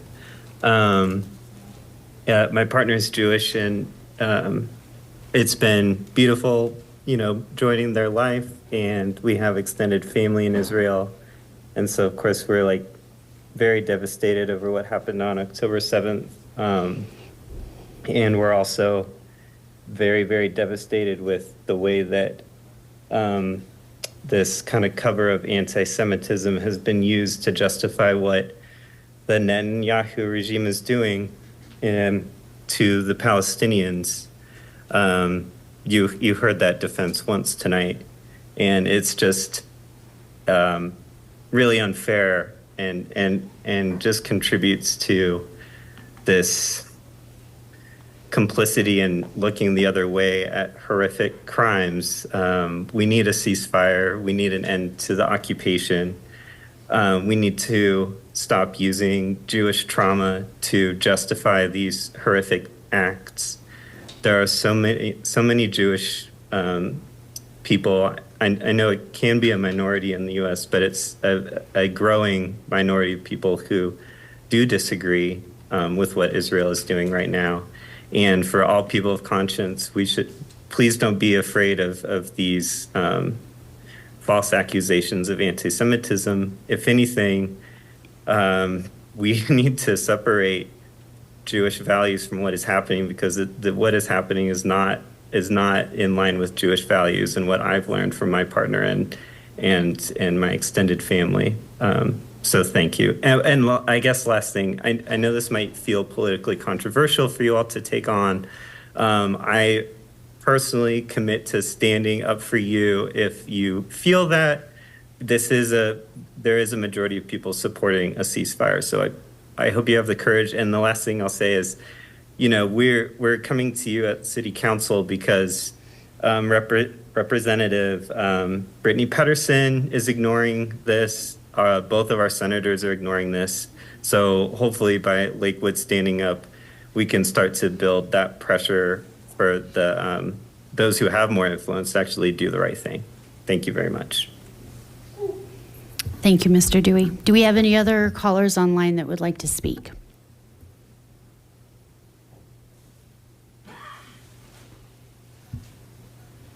Okay.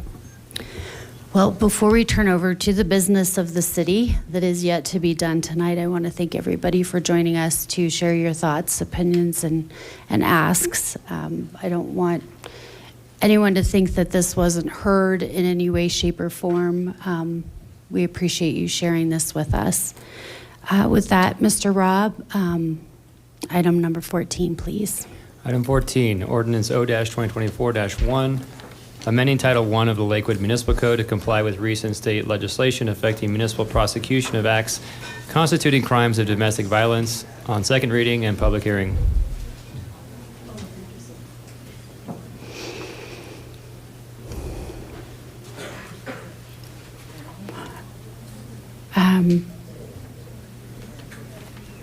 Yeah, we'll go with the motion. Sorry. We're a little slow to transition in my brain. I apologize. We're getting late and there's a lot going on. Yes, may I have a motion, please? Mayor Strom, I move for the adoption of Ordinance O-2024-1. Second. Any public comment on Ordinance O-2024-1? And we want to make sure that you call the public hearing to order, which you may have done, or it's assumed. At this time, I will open public hearing on Ordinance 2024-1. Thank you. Anyone online? Okay, council comments or questions?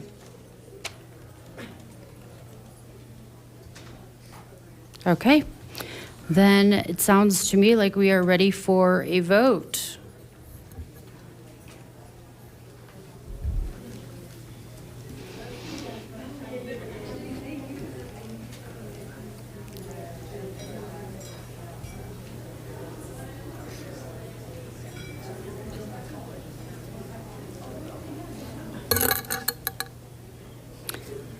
All right. Ordinance 2024-1 passes with 10 yeses and 0 noes. Thank you, Mayor. Item 15, will you Item- read into the record? Item 15, Ordinance O-2024-2, amending Title IX of the Lakewood Municipal Code to comply with the recent state legislation affecting municipal prosecution of acts constituting crimes of domestic violence, second reading and public hearing.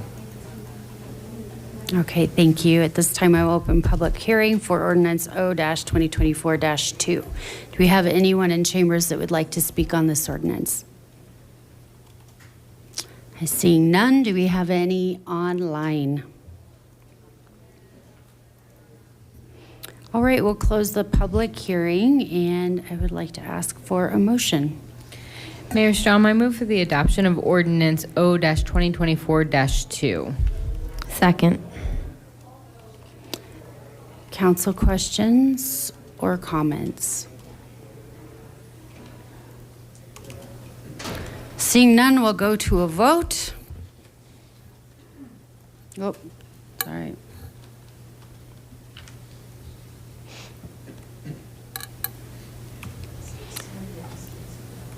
And that passes 10 yeas, 0 nays. Can I do a point of order, which is just that we didn't acknowledge that people's public comments are more likely to be addressed at the end of the meeting or in other ways, and I feel concerned about the amount of people and the topic matter being so intense. And I'm wondering if we can take 2 minutes to I can run out into the hall and let them know that they can look back at the recording to see the end of the meeting. If you're planning to say comments to it, if council's planning to say comments to it, absolutely. I am. Okay. Thank you. So we'll do a quick recess, 2 minutes.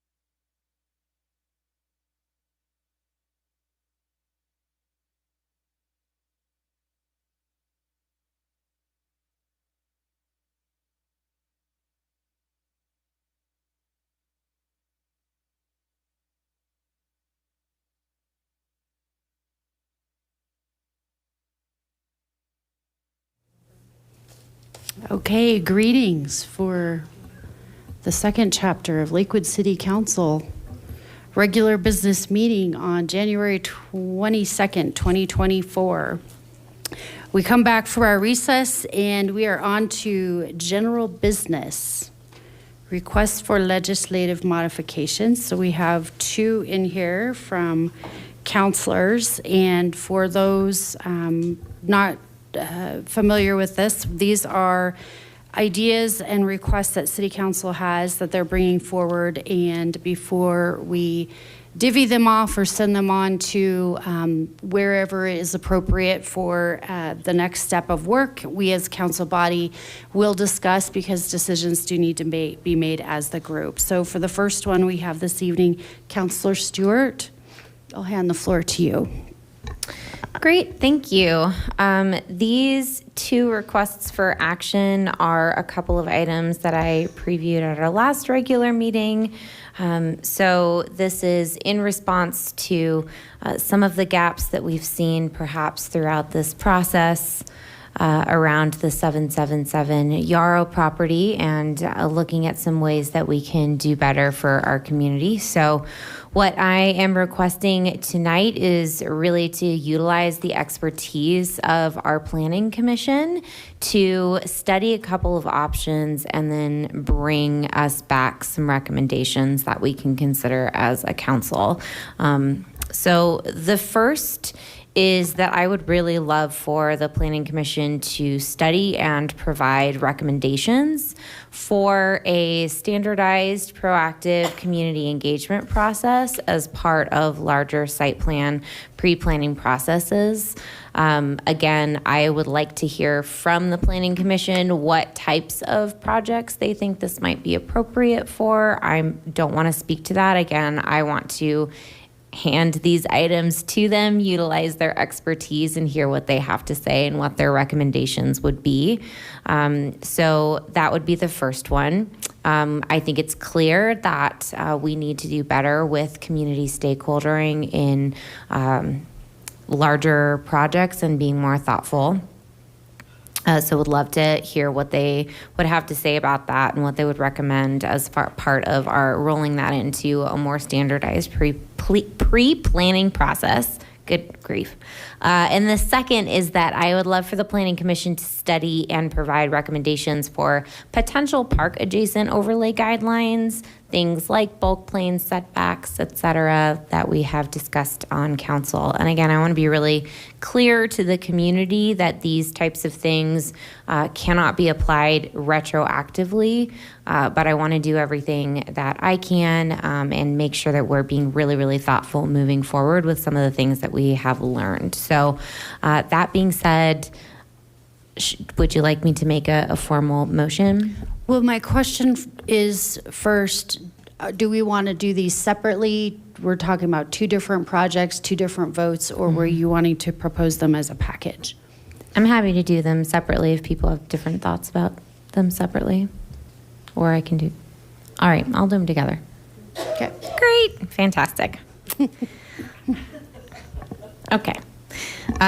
So, Mayor Strom, I would move that we send to the Planning Commission for additional study and recommendations.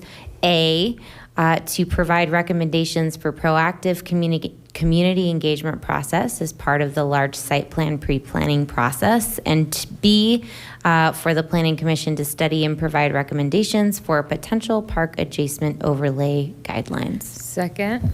Second. All right, we'll start the vote. Oh, we're talking about it first. Sorry, Councilor Veer, you're up. Sorry. Well, I just want to say, first of all, I 100% agree with the spirit of all of this and where it's coming from, and I want to make sure to make that clear. And I also, first of all, on the first one on, how you would want to take a look at different types of community engagement, I don't have ideas on that specifically at the moment, but I know I heard some ideas float around. But on the second one, I will say, and I don't know what you mean really by overlay guidelines, or if you want to share your thoughts on that, but because I do think on the second piece, there's a lot of stuff in there. It's broad, which I'm sure is intentional, and I do have thoughts about specific things that I think should be potentially a part of this discussion. However, I am concerned about having that discussion because these large bodies end up being pretty unwieldy, trying to narrow down specific ideas sometimes. So, but I was just curious specifically about the overlay, if you want to share your thoughts on that. Sure. This idea originally came because typically in our zoning code, when there are multifamily projects that are built directly next to R1 zoned homes, there are bulk plane and setback requirements. The caveat is that those particular requirements are not applied to R1 zone properties that do not have R1 dwellings or buildings on them, and all of our parks are R1 zoned right now. And so there's just a couple of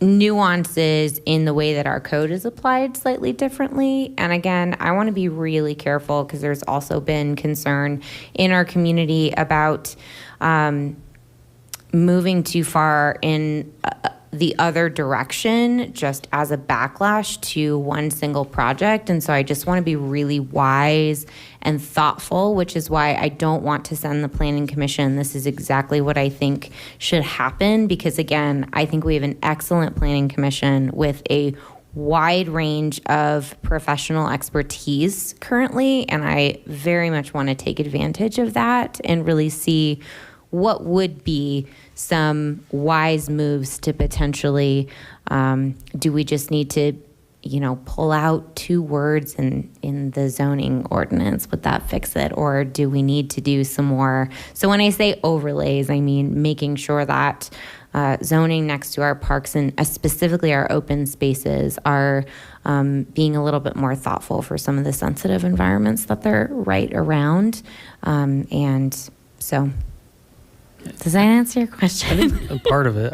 Are you thinking in all parks, or not necessarily, or just sort of what their recommendation is? I want to hear what their recommendation is. Yeah, I want this to be pretty broad because again, I don't want this to be a huge backlash and an overcorrection for something. I don't want to be unwise. I want to be really thoughtful and make sure that we're making wise, thoughtful decisions that are meaningful and not just an overcorrection. Thanks. And I only bring up the overlay thing, I'll say, because in part, because one of my issues with overlays, even though they certainly have their purposes and sometimes they're very useful, is that I think one of the major issues we're having with, in particular, the Yarrow project, but I think a lot of projects, most projects, is that the transparency or the clarity is not there, and I think that's a major problem with our zoning. You see it and it says 120 feet is allowed in this particular zone district. And it might say that, but it might be totally untrue for a number of reasons because it's not possible to build that height with the different setback requirements and the bulk planes and all the different things. And that's one of my major frustrations with our zoning in Lakewood generally, because if you look at certain other cities, like Denver, for example, it's pretty explicit on the zoning right away what the zoning is. You look at Denver and they might say MX 12-C-4, whatever. And if you look that up, it tells you all the very specific things about it. 12 means it can be built 12 stories. There's certain things like that. But I that's why I just wanted to ask you a little bit of clarity on that point, because I think the more we can get to a place where someone can look at a zoning code and say, hey, this is the kind of buffer I should expect adjacent to a park or whatever. I think those kind of clarity, or that kind of clarity, really helps with the public, perception. Anyway, just want to bring that up. I don't have anything to offer really in terms of a policy idea or something more direction to the Planning Commission, but I just want, some of our planning commission people to know that that's, in my view, I would love to see something that comes back and says very clearly and helps us be more intentional and clear about what we expect from any type of development or zoning district, however we get there. Anyway, I don't know if that helps anybody, but I just, it certainly helps me understand what you were thinking with the overlay, so I appreciate that. Thanks. Councillor Sinks. So on number one, a recommendation for a proactive community engagement process. So of course, the planning staff does a good job, posting and having meetings, etc. So are you thinking even before the planning staff meets right now in the structure of, but even before the process has continued on, that you're recommending that they meet? Is that how I should understand it? Not specifically. So thanks for that clarification. This is a reaction to a developer who I think has done a fairly good job in Ward 2 of engaging with the community around a neighborhood that, frankly, they could build whatever they wanted because of being located in a blighted area. And has, I think, in my perspective, as I've watched this, done a really good job of gaining the trust of the community in the work that they're doing there. And just trying to think of a way that we can codify or standardize some sort of good faith efforts with communities when there are large projects like this that may or may not affect them. And, so in my mind, it's, a couple of very specific standardized ways to actually talk with the neighbors in an affected area, and then in the pre-planning process and in the initial site submittal, to actually have to show and narrate how any concerns or desires or needs of folks in the community were taken into consideration. And again, I don't think that's appropriate for every project. I would like to hear what types of things we think that might be appropriate for, and what is realistic and what isn't. I'm just asking the question because I think it needs to be asked. Councillor Cruz. Thank you for bringing this forward. I think that I'm really interested in seeing kind of what could come out of this. One potential thing that I would be really curious about with these topics and would wonder, I don't know if it would function as like a friendly amendment or something, but I'm really curious kind of about like the equity implications of both of these pieces, thinking a lot about in Ward 2, where we have the fewest parks and some of the smaller parks around some folks, and kind of like what park overlays or pieces would look like in different parts of our city, as well as like who is the community and what does that mean from an equity perspective. I'd be really curious if that would to some extent be included in this type of study, so that we can think really intentionally moving forward about how community engagement is done on large site projects. I would love for it to be. So since we have a planning commissioner here, let's take note of that. Councillor Over. Yeah, I noticed in both of them it says provide recommendations. Do you mean provide recommendations for ordinances or resolutions or, okay, so yes. So real teeth, something with teeth. Yes. Yeah, and like, for instance, yeah, like the planning commission can't tell our planning department what to do, but if they come up with a recommendation for an ordinance and we pass that ordinance, then yeah, that seems like a good idea. Yeah. Mayor Pro Tem Shahrazai. Yes, thank you. My only question is just in number one, engagement process as part of the large site plan. I think if I define large site plan, if Regina and the audience defined it, community members would have different ideas of that. Do we need to further define that? I think it does need to be very specifically defined. And again, I did not define it because I think our planning commission probably has a better idea of what types of projects would be most appropriate. Because I don't think it's appropriate for every type of project.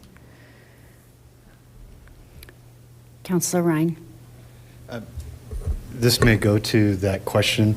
I think the ordinances refer to major site plans rather than large site plans in which 20% or more of the property is disturbed. And so I think if we refer to it as a major site plan instead of a large site plan, it would fit more along the lines of what the ordinances refer to. Councilor Mayotte Guerrero. I was going to make the same point. Are we ready for a vote? All right. Okay, Councilor Sinks. So there's going to be an update to the zoning ordinance, right? I don't know when that is, and I wonder if this can be done. Do you want to put a time frame on it? If this can be done before the zoning ordinance is updated to Are you include talking this? about the comprehensive plan? No. The zoning, Yeah. rezoning that goes after the comprehensive plan? Yeah, I don't remember when the zoning ordinance is. What Councilor Stewart is talking about is something that we, as a body, can decide if we'd like to have moved forward sooner than later, so that these things get in place quicker than potentially through waiting on the comprehensive plan. Councilor Mayotte Guerrero. Also, just timing-wise, the comp plan is like a multi-year process, and the zoning changes are the last part.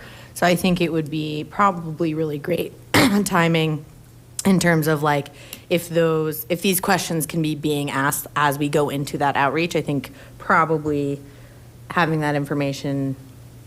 Our planning commission is typically relatively quick for these scale of studies and recommendations, like compared to bodies that don't move, right?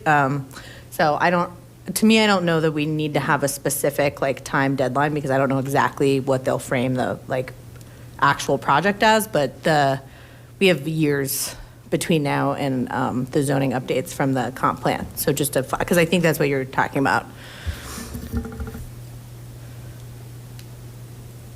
All right. Shall we vote?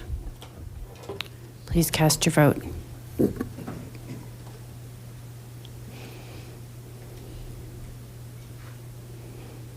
And that passes with 10 yeas to 0 nays. Number 2, Councilor Ryan, you're up. Thank you, Mayor. This one is kind of tied to what we just talked about. So we've already addressed a little bit of the process, and the city staff has kindly made sure that we're going to be reviewing the different ordinances to follow that up. And then the second piece is what we just talked about. And I think the third piece of what we've learned or are learning from the RO project is the fee and loop piece.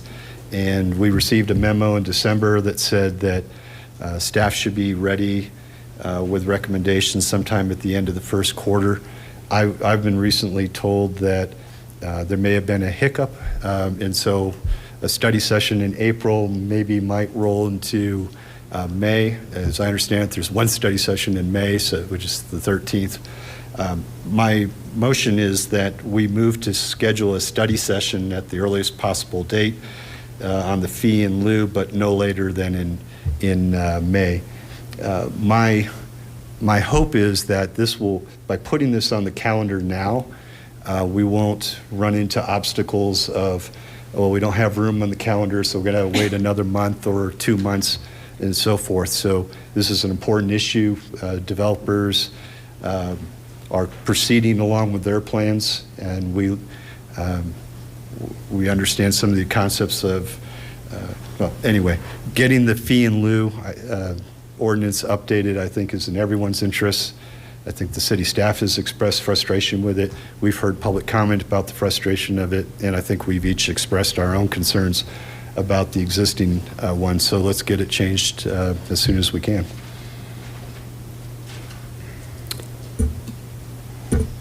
Councilor Mayor, did you have your hand up for this one? Yes.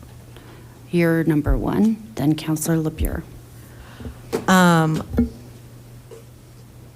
So in Ward 2, the fee in lieu, I think, has been a particular issue because we have big developments and not a lot of land. And so being able to actually purchase enough land in the ward or in the area to have a park has been an ongoing struggle. We are now seeing a little bit more park development happening after years that Councilor LeBure also heavily participated in on advocating for that. So I say that because I'm very in favor of us getting the information on the fee in lieu. I think that my only hesitance on this is on putting such a specific timeline because we have our housing, strategic housing plan on this agenda for February. And so I would wonder if you would be amenable. I think if the having the time crunches is sort of the main point of this, then that's, I think, a reasonable take and strategy. But for me, I want to be able to hear and kind of get to where we are with the strategic housing plan, and then think about how all of these like big property issues are kind of coming together, because I think that one of the things that's going to come up in the affordable housing conversation over the next 6 months is going to be about evaluating our fees, where the fees go, the timing of our fees, et cetera, as one of our barriers and leverages for how to better encourage affordable housing, buyable housing, et cetera. And so I am definitely not in any way saying that we would then reduce the fee in lieu on land in particular, but the way that those things might fit together, I feel concerned that given that we're having that conversation in February, we might not be to a place where I just worry that we could have a more holistic conversation even if we end up pushing it another couple months, and I'm just not sure what those dates are going to be. So I would either say, like, can we put it back on the general business after the February meeting where we get to talk again about the strategic housing plan, and the housing committee has met once for this year, to then put down a specific date, or to say as soon as possible with a date uncertain for this moment, or like, I think there's a few different ways to problem solve that, but that's where I'm coming at it from. Councilor LeBure. All right, not to throw a wrench into anything, but I do have flashbacks from when we changed the fee in lieu in 2018. So I do remember it being cumbersome, a frustrating process, and you still don't get the outcome you want, right? So back then, the concern was that you're going to, impact affordability. You're going to, de-incentivize certain types of developments, the way you structure it relative to other types of developments. And, and it was a unwieldy thing to try to strike the right balance with that. And then there's these terms like, fair market value and all this kind of stuff, which is like, that's great, but what does that mean? And what does that mean to residents? And what is it, there's a lot of gray in those terms. Anyway, I bring it up because I'm wondering what happens next. If it comes to a study session, we're going to glaze over for a little bit and then get some recommendations, and then how do we, come to a consensus on an actual policy that makes sense, that's going to get us the outcome we want. And I just bring it up because I'm wondering if it makes more sense to sort of make its way to a committee or something where there can be some real detailed, eyes on it. I don't know. I'm just throwing it out there because I'm concerned that we're going to be trying to redline it at 11 o'clock some night. So not to say no to it. I would 100% support us doing some, making it a priority for the council to address. I'm just saying as a matter of process, I think it's going to be a bigger lift than it sounds. That's my thought. So I just wanted to share that. Thanks. I'm thinking out loud on committee. if it went somewhere, Housing Policy Committee, maybe. I mean, this is intertwined with housing. But to your point about the housing study, do we think that there would be space on that committee for these conversations? The fee in lieu is in the housing study, like it's mentioned, and it was actually one of the things, if folks who were there or paying attention to it over last summer, that the fee in lieu was particularly mentioned in the housing study, and then it was something that all of us in the room were like, hey, of all the fees, that's actually not the one we would reduce. And I think we've also heard and learned that like Lakewood actually has a pretty low like set of fees compared to many of our competitive cities on certain things, right? We want to really dig in. So I think that yes, it is likely, it definitely makes sense for it to be on the housing committee. I feel currently unclear about like the order in which we are going to take on the handful of things that are all a part of the housing plan and then like setting forth recommendations to council, because that is the current sort of like process or plan of attack on that. I would say, yes. I mean, we haven't, right, we've got our committee assignments 3 weeks ago, so we just haven't actually had that conversation with the new committee yet. And so that's making it just like a little bit more of a challenging conversation in this moment, because again, it's definitely something we're going to talk about, but if it's definitely not going to be the first thing that we then make recommendations for. I think it's likely, especially based on the conversation this body's already had, that the first thing that we really do with that plan is talk about what's the lowest hanging fruit that's going to be the most impactful, least expensive, most impactful, and putting together a little bit of a like, here's those things, what if that has to be an ordinance, what if that is just a staff thing, and bringing that forward, and then moving through to more complex subjects that are going to take more time, more community engagement, et cetera. So it's not a super direct answer, but it's a very honest answer about where we're at with agenda setting for that committee. Councilor Ryan, you're up. Yeah, I appreciate all these comments, and I want to separate the idea of voting versus hearing what city staff comes back with.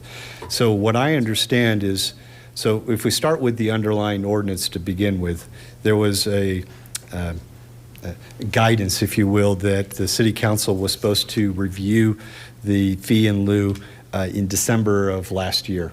And for whatever reason, it didn't happen, but you know, we're cleaning that stuff up, and that's probably not going to happen again. But it does behoove us to keep the process moving forward. And city staff has told us that they will be ready to provide some recommendations by the end of the first quarter of this year, and that they have consultants that would like to provide recommendations. All I'm requesting is that we provide a date for them. We put something on the calendar to allow them to provide us with their suggestions. We can say, thank you for your suggestions. We'll hold on to them because we're discussing something else with the housing study that is going to impact or dovetail any of that. But I want to hear what they have to say, and I prefer not to wait until June, July, August, September, October, November, December, when we already know that it's a flawed ordinance to begin with. So I'd love to hear what the recommendations are, and that's all I'm trying to do. If there's a good reason that we put off the vote, so be it. Councilor Lowe. Thanks. Yeah, I just want to, I was thinking before you started talking that I had that epiphany that I think it's entirely possible we should set this, discussion up for June or whatever your recommendation says here. So I think we should do that, and then perhaps sort of informally, I'm on that committee, on the planning committee, perhaps we can just talk about it there, and maybe we can get some things rolling. 'Cause my only concern was that we get to that June date and we're actually we're actually maybe voting on something January of 2025. So I'm just kind of trying to think ahead. So maybe we can do a 2-track thing without making any formal changes, but that's going to be my goal, to bring it up there. Thanks. Councilor Lowe. It's been a helpful exchange, so thank you. I think just listening to the back and forth, my 2 cents is that we should approve this motion. I think Councilor Ryan has convinced me that, notwithstanding all the context here, there'd be value in hearing recommendations from staff on this. I agree that this is something that is important and has emerged as important in the planning process. My only other thought is in terms of how this gets sequenced in terms of council action on the larger affordable housing priorities. I don't think it's I don't think it's too much of an overreach to say that this is probably going to be something that's a priority for council in our retreat.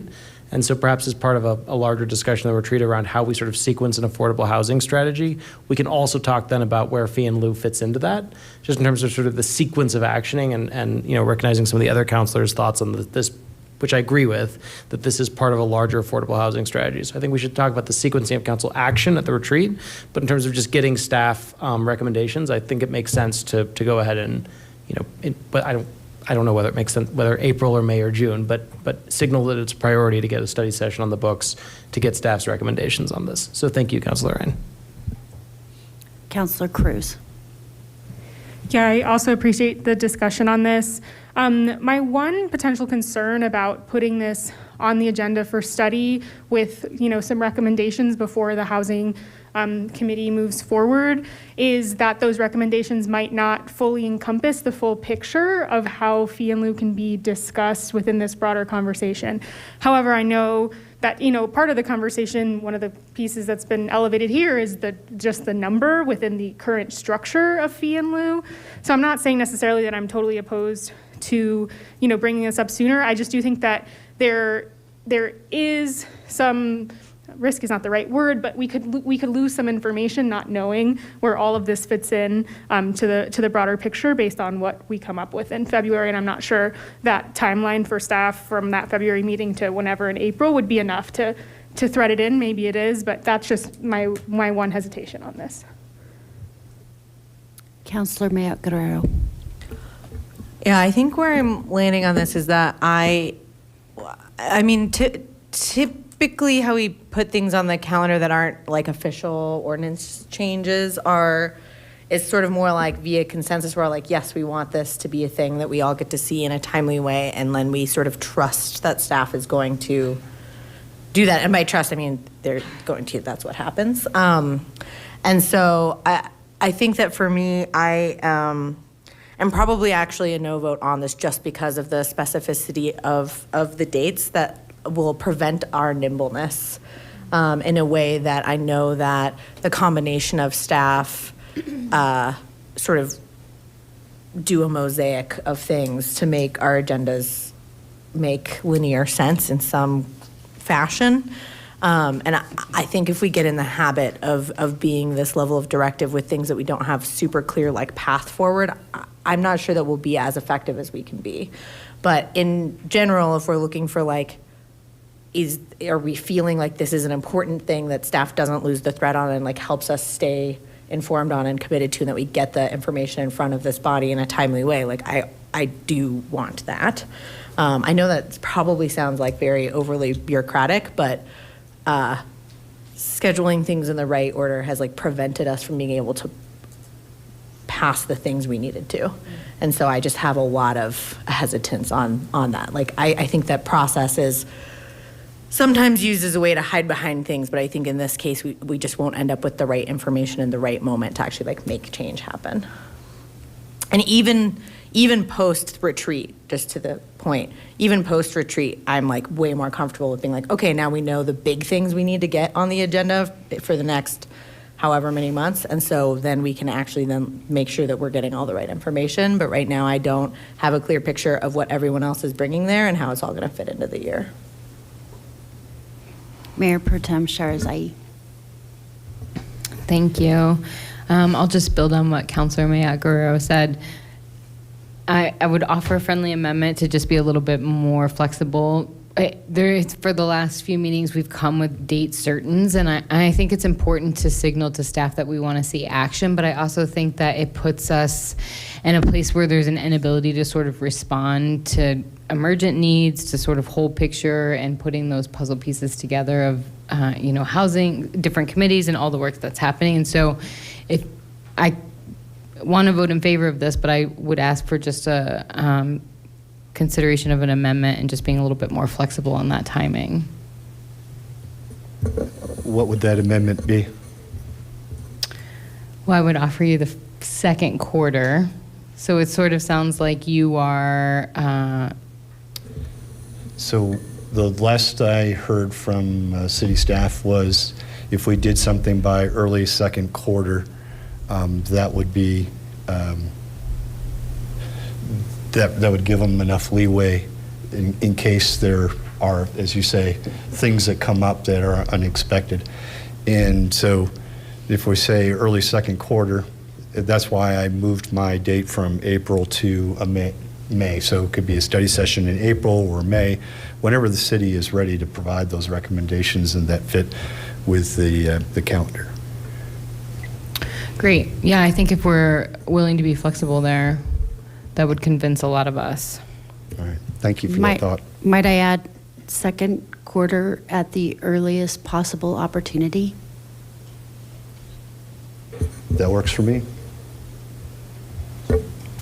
Okay. So with that, I would like to formalize a vote.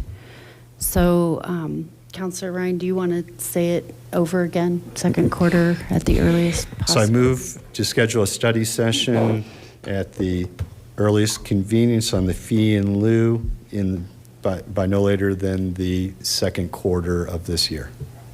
Is that? All right, Second. cast your votes.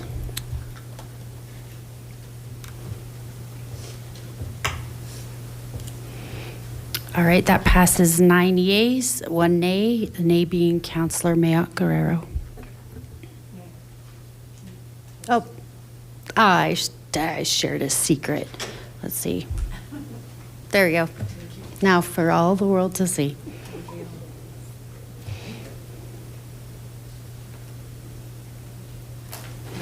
All right, moving on. Rumor has it we do not actually have an executive report this evening.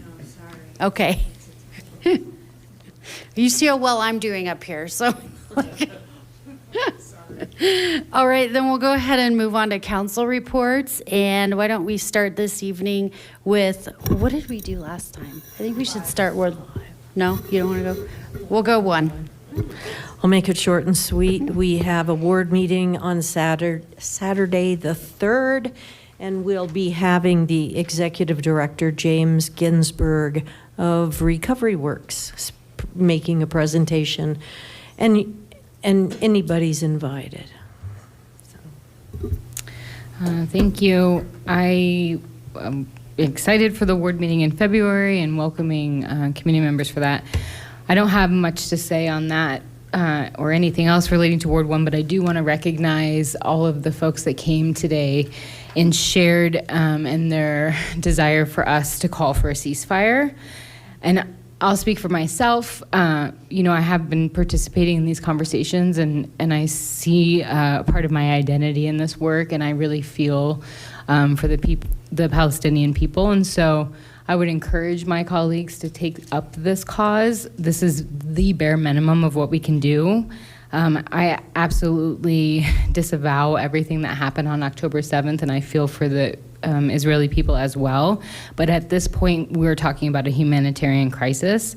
And in the limited scope of influence that I have, I'm willing to be brave and ask for that up here tonight in recognition of all the bravery that we saw here and across the metro area over recent weeks. So thank you for that.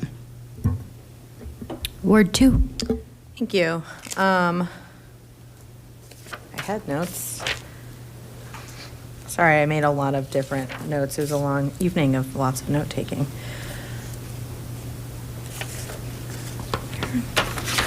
Apologies. Okay.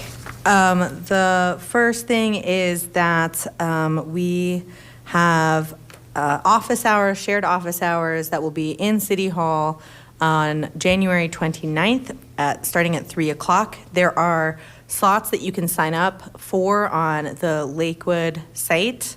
And if you either aren't comfortable with that or don't find that, feel free to email or call Counselor Cruz or I directly, and we can make sure that you are signed up for that. You are welcome to sign up as a group with other people who want to talk about similar things as you. We know that those slots are limited. So of course, ad hoc creating meetings with us is still always invited. And then in February and March and April at least, we will have our third Saturdays ward meetings at the Clement Center at 2 p.m. Sorry, we were going back and forth with it. I believe it's at 2 p.m. at the Clement Center on the third Saturdays, February, March, and April. And then at that point, they're adjusting schedules. So we hope to be able to stay there. And if not, we'll keep the same day and time and potentially move locations. And those, I think, are our main logistical components.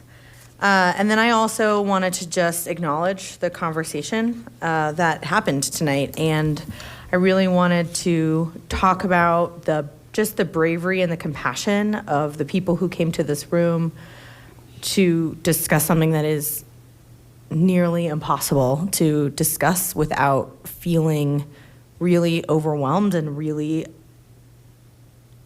just terrible for the state of that region and the state of the world. And I also really do want to recognize that there has been attempts to leverage some of this conversation to become anti-Semitic, and that is something that I do not stand with. And I want to recognize also that both anti-Muslim and anti-Semitic crime and speech has been on the rise in this nation due to this conflict and due to this war. And neither of those things are acceptable. And that, as Councilor Sherzai just shared, that we are in a place of disproportionate atrocity and tragedy and violence. And additionally, I am somebody that, except for in extremely rare cases, believe that the vast majority of conflict that we currently solve with war of any kind or is not actually necessary and could be solved in other ways, which is a stance I don't normally have to talk about at this level of government. And so I too just really stand with the ask for a ceasefire and for a resolution of that, and I hope that we as a body are able to come together on that. And I'm also would be very happy to work potentially with Councilor Sherzai or other members here and staff to help to work on that language if that is helpful and to move that forward. And I think that I am in a position where I know that I am very unlikely to experience any of the absolute horrors that we were hearing about today. And so it is just the very least that I can do to add to the pressure for a ceasefire. And I'll turn it to my colleague. Thank you. I'll circle back to procedural updates and then come back to this. I know that that's a weird transition for me. I'll just name as a new counselor of being up here. So thank you all for your grace with us on this. The West Colfax Community Association is hosting a drive for the Action Center at the 40 West Art Hub right now for hygiene supplies and some other things. You can check out their website and see what they're collecting. I know that the Action Center has been reporting, really high increases in the people that they're serving and need supplies. So I know that WCCA would appreciate donations for that. Also, the extreme weather overflow shelter in our district is open tonight. And also the point in time count of understanding, where our unhoused neighbors are in our region is happening as well. For anybody who's listening who needed shelter, please know that 8000 West Colfax on Colfax and Allison, that space is open. So I think speaking to some themes on Lakewood Speaks and also just in general, I just wanted to rename and appreciate Mayor Strom for bringing up that there's been maybe some misinformation about what happened at our last meeting, and that we are really excited to hear from staff about potential steps forward regarding welcoming our migrant neighbors, but that this school piece and sanctuary city pieces are not on our agenda at this time. So just wanted to reiterate that. Also, I just want to acknowledge as an avid biker that I've been seeing a lot of comments on bike lanes on Lakewood Speaks that I don't think we've been necessarily addressing in our main meetings, but is something that's near and dear to my heart and I'm excited to work on in some capacity soon. And then also, I think as many of you saw, since we are all here in public, I was moved to tears many times with the folks who came in and shared pieces of their personal history, pieces of what we have all been witnessing in our community since October 7th.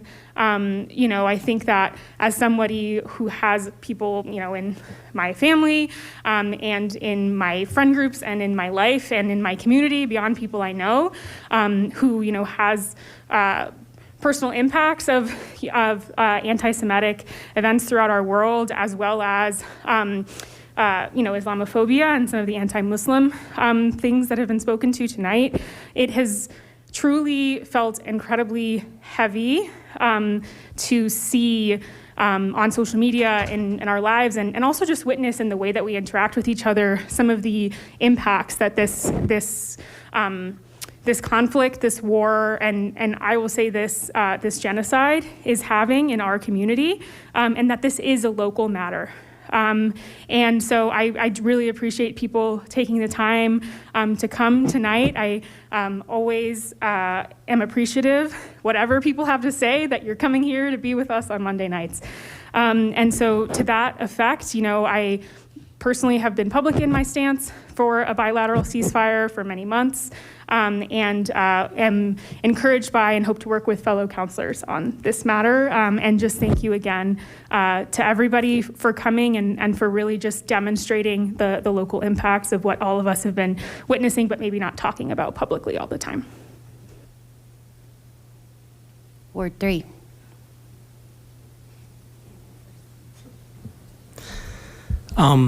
Thank you. Just a couple of very, very quick things. Councilor Stewart and I really appreciated the chance to have a Ward 3 breakfast this week. We had a great turnout from the community, really good conversation, a lot of helpful points that were raised by a number of folks in the community. So we will definitely look forward to doing more of those, having more Ward 3 meetings and Ward 3 meals in our future. Echo what Councilor Cruz already said about sort of clearing up some of the misinformation that's been out there in the community about what we did and did not do at the last meeting. We're looking forward to getting a report back from staff on sort of an initial conversation with Denver about being a good neighbor on this issue. Any suggestion that we're taking action beyond just exploring options and starting that conversation is inaccurate. So just want to second that. Beyond that, I just want to echo what other counselors have said. It takes a lot of bravery for folks, particularly a lot of folks who are very, very young to come out and speak about such issues that are just deeply, deeply personal and deeply tragic. I did listen very carefully. The community gave me a lot to think about with their comments tonight. I appreciate it. Despite the unspeakable tragedy and the heaviness of the topic, I also just found it on some level inspiring to see so many young people mobilized around an issue and so passionate about it. As someone who really believes that democracy is only as strong as the next generation engaging with it, that gave me some hope. I want to think this is an incredibly complicated issue, and I want to think more about it before I speak further on it. But I appreciated the comments that were made tonight.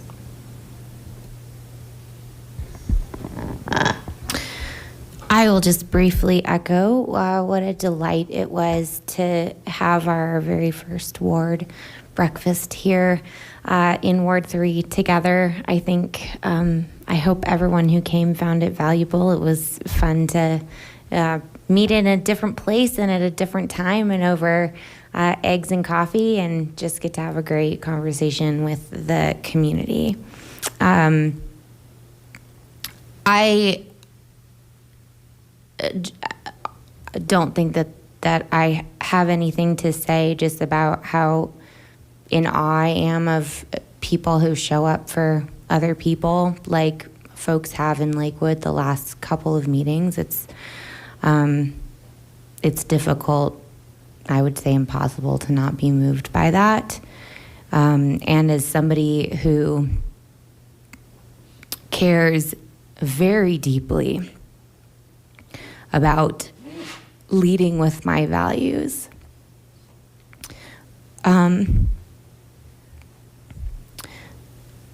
I, at my core, believe that every single human life has equal value and deserves dignity and protection, and the opportunity to live and thrive.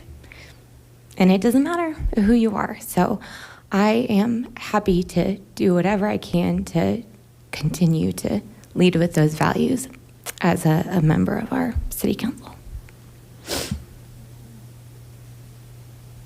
Ward 4. Okay, now for something completely different. With no executive report, I have a suggestion for our city manager. I'm going to go to Uvalde's massacre. Remember Uvalde massacre? It's almost 2 years ago. It was 19 children and 2 teachers were killed in Texas. And right after, it obviously seemed to, from the news reports, that the police weren't doing the best job possible. And so I asked our city manager at the time if she could ask our chief of police to come in and give us his take on some of the failures. I sent you an email. And that never happened. Probably one of the reasons we were changing chiefs of police at the time. And also there was an investigation which was ongoing. And so, I just wanted his take, not necessarily, we got to do this, we got to do that. But now the investigation is over. And the Department of Justice report found, and this is a quote, cascading failures of leadership, decision-making, tactics, policy, and training. And so I was wondering if we can invite our current chief of police in to give us his take, again, on why something like that won't happen in Lakewood. In particular, if this council needs to do something to provide money for more training, things along those lines, if he has any ideas. I think it's a he. And my wish would be that you would invite him to come in and give us a little background on what Lakewood's doing so that we don't have something like that, or we're as prepared as can be, because there's a number of recommendations in that Department of Justice report, including like 8 hours a year of active shooter training. I know that was in there. There's other things too. And it'd be nice to know if we're doing that or if we need equipment or more money or something like that. And that's all on that one. Okay. Can I respond, Mayor?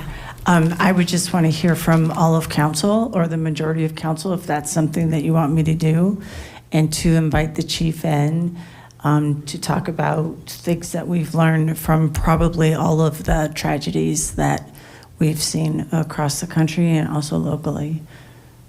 So I would ask for direction from council. Well, council's a little bit confused because the standard process is to actually go through that legislative modification submission. So we could go ahead and, to your question, just have a vote. We don't need a vote. I mean, the city manager can do whatever she wants. She needs authorization from the body to she move doesn't. She could forward. bring in everybody. We have presentations all the time. We had some tonight. From city personnel, from city staff. We have presentations all the time. Counselor Over, this is the process that we have in place, and for No, I equity, mean, what I'm yes, asking is for everybody to follow the same process so Right, that the we're all process, doing though, it the same way. I'm saying that you can do it your way, that way. Yes, that's true. But the other way is the city manager just asks them to come in and puts it on the schedule, on the agenda. It happens every day. Well, okay, it's not every day.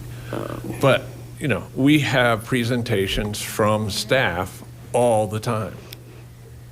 Whether Okay, it's in a- so we're whether going to it's in make a an s- exception whether it's in tonight. a study This is session or very not. much similar to what we just passed for Counselor Ryan and Counselor Stewart. It was asking for a study session. You know, it doesn't have to be a study session, but an update from the police department. And with that, why don't we go ahead and just everybody do a vote, and we will signal to staff that we, by majority, would like to hear it or would not.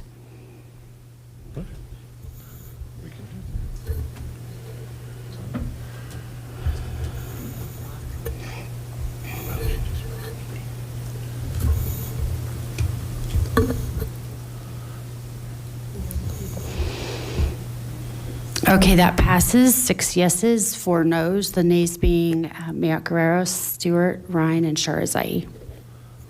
Okay, moving on. I do have contacts in Israel, and so I'd like to speak about the Gaza tragedy. I'd call it a tragedy. I'm going to take the other side, though. First, I'd start off by saying war is hell. Once you start a war, you don't know what's going to happen.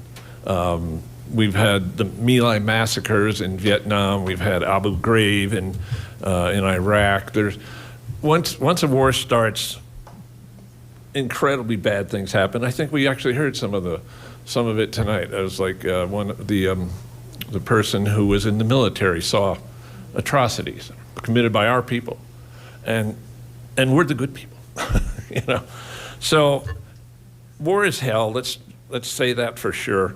As for your point, war is the failure of diplomacy, and watching news cycles for decades now, and watching the Arab-Israeli failure to get to a peace process, I'm kind of done. I'm done with it. They just don't seem to be able to get there. And so what we saw tonight, we had an awful lot of number of people come in. They spoke in support of a ceasefire, which is actually a good idea, except for one thing. Not one of them mentioned having Hamas recognize the legitimacy of Israel to exist. And I think that's going to be a precondition to any ceasefire that they can ever arrange over there. There was some that talked about the release of the Israeli hostages, but most of them were all talking about what's going wrong in Gaza right now. And there was an awful lot of glossing over of what happened on October 7th. There's nobody came in here and went down, spent 3 minutes on telling what happened on October 7th. And we all saw those news reports. And I knew at the time that Israel was going to invade and flatten Gaza. And that's a real shame. I mean, it shouldn't happen. But when you start a war, that's actually what's going to happen sometimes.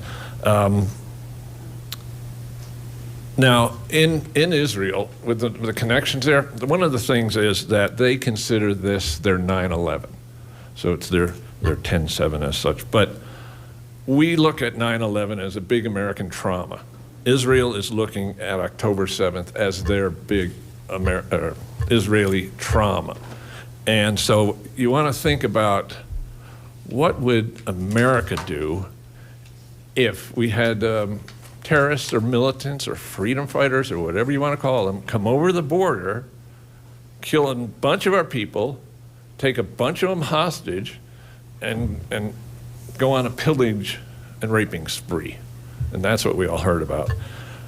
And you don't have to come up with a hypothetical situation, because you just have to look at what happened, what we did on 9/11. We had a number of our people killed, murdered basically, in New York and other places. Well, no, just New York. And we invaded 2 countries. And there's another example that's probably even better, which is Pearl Harbor, in my view.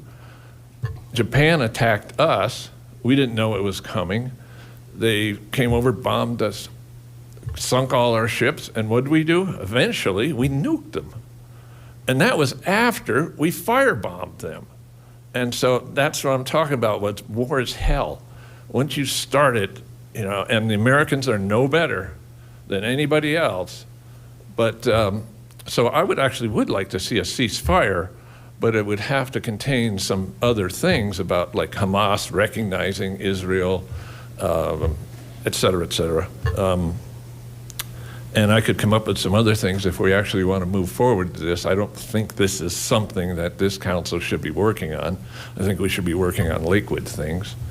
But if we want to go to an actual resolution, yeah, I've got some amendments to offer, which might help. I mean, it's only fair. Thanks a lot. Councilor Ryan. Thank you.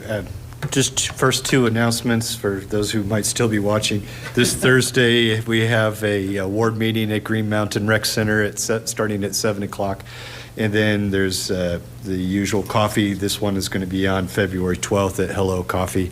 And then without speaking to the larger issue that we heard tonight, I mean, since I've had the privilege of sitting up here after getting sworn in, we've heard people show tremendous courage to stand up in public about the parks, about migrant issues, and about the difficulty in the Middle East, and a whole number of other issues. And it takes real courage, not just for 12-year-olds, not just for 19-year-olds, for grown people will say that the scariest thing that they can ever do is to stand up in public and say something, and to say something so dramatically and so deeply personal to people. I applaud each and every person who has that courage to stand up and share those concerns with us, and I thank them for that. So that's all. I'll keep my comments brief. Thank you for being brief, Counselor. You're up. Thank you. I'll also keep my comments brief. Just want to say we're going to attempt a candidate forum on Saturday, 9 to 10 a.m. at Westwoods Community Church. More info is on the city's website. I encourage you to look it up there. And also, I would just add, appreciate everybody coming out. I'll echo all the same sentiments that everybody else has said, but I'll keep it short. So thanks. Have a good night. All right. Thank you, counselors. A lot tonight. It was a lot tonight. I have such a huge helping of gratitude to send out to our broader Lakewood community. Many of us during Martin Luther King weekend hunkered down at home with heaters on, and we felt good and we felt safe, and we probably hit the fridge over and over again. But there were a lot of people that I want to recognize that did not do that, and instead stepped out to really support our unhoused neighbors in need, and they didn't have to. We voted tonight on the first vote for the grant for the Navigation Center. I would encourage anybody that has not read or does not understand the background and the detail of this Navigation Center to read the staff memo that's on lakewoodspeech.org. It gives a really good amount of background to help understand our path of trying to identify options that can help our unhoused neighbors get off the street and back to a path of self-sufficiency. That Navigation Center is going to be run by an organization called Recovery Works, if anyone's interested in learning more, Ward 1 week meeting. Recovery Works stepped up to, right now they're only open from 8:30 to 2 p.m. We had a 24-hour cycle that was below zero for a significant amount of time for 4 days. So Recovery Works stepped up and said, we'll stay open. We'll stay open. We'll leave our building open 24 hours a day. So thank you very much for Recovery Works for staying open for those extended hours and offering your space. And I want to say also thank you so much to the Severe Weather Shelter Network and to Bayard Industries for helping our overnight sheltering needs. So Bayard came in and actually staffed the Navigation Center. What was apparent on Friday before all of this started was that Recovery Works would not be able to provide all the food that was needed to house these people for the next few days. So with much work, we had a coalition of actually over 40 community members that came together to put together 120 lunch bags to be delivered to Recovery Works every single day. We had over 40 community members working together to support the need of Recovery Works as they were supporting the needs of our unhoused Lakewood neighbors. But it doesn't stop there. There are so many restaurants that we realized on Saturday night, Bayad is very stretched. They are also helping with Denver's migrant crisis and showed up with noodle bowls for dinner, which, as many of us can attest to, don't last very long in our bellies. And then we're talking about also a facility that has 60 plus people, including pets, housed overnight in an open room. There needed to be more food. So on Saturday, we got to work very hard, myself and some of the other counselors up here, looking for restaurants that would be willing to contribute. And I want to send a huge thank you out to Jason's Deli, Brothers Barbecue on Colfax, the Providence at 5280 in Edgewater, but understanding the importance of partnership and working together with Lakewood as we are helping to house their community members as well. We also had Chick-fil-A Belmar, T Street Grill, Little India in Belmar, and French Press all contributing food in support of Recovery Works as they were working through this really hard and very cold weekend. We had a number of nonprofits that also showed up in contribution. Action Center, Jeffco Eats, and Mutual Aid Monday came multiple times, Mutual Aid Monday. And countless community members that showed up to drop off their own food or cold weather items that were very quickly redistributed out to our folks that needed it. We even had 2 nonprofits that are centered around pets to come make sure that our pets and our people in this big open building were also safe. So thank you out to Colorado Pet Pantry and Spay Today for the work that they did to make sure that our furry companions were also safe.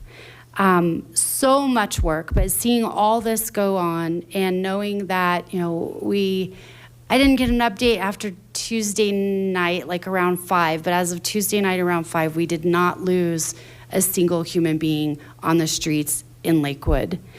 The work that was done through that weekend saved lives, it saved fingers, it saved toes, and this is the kind of work that I really want to be able to champion across our community.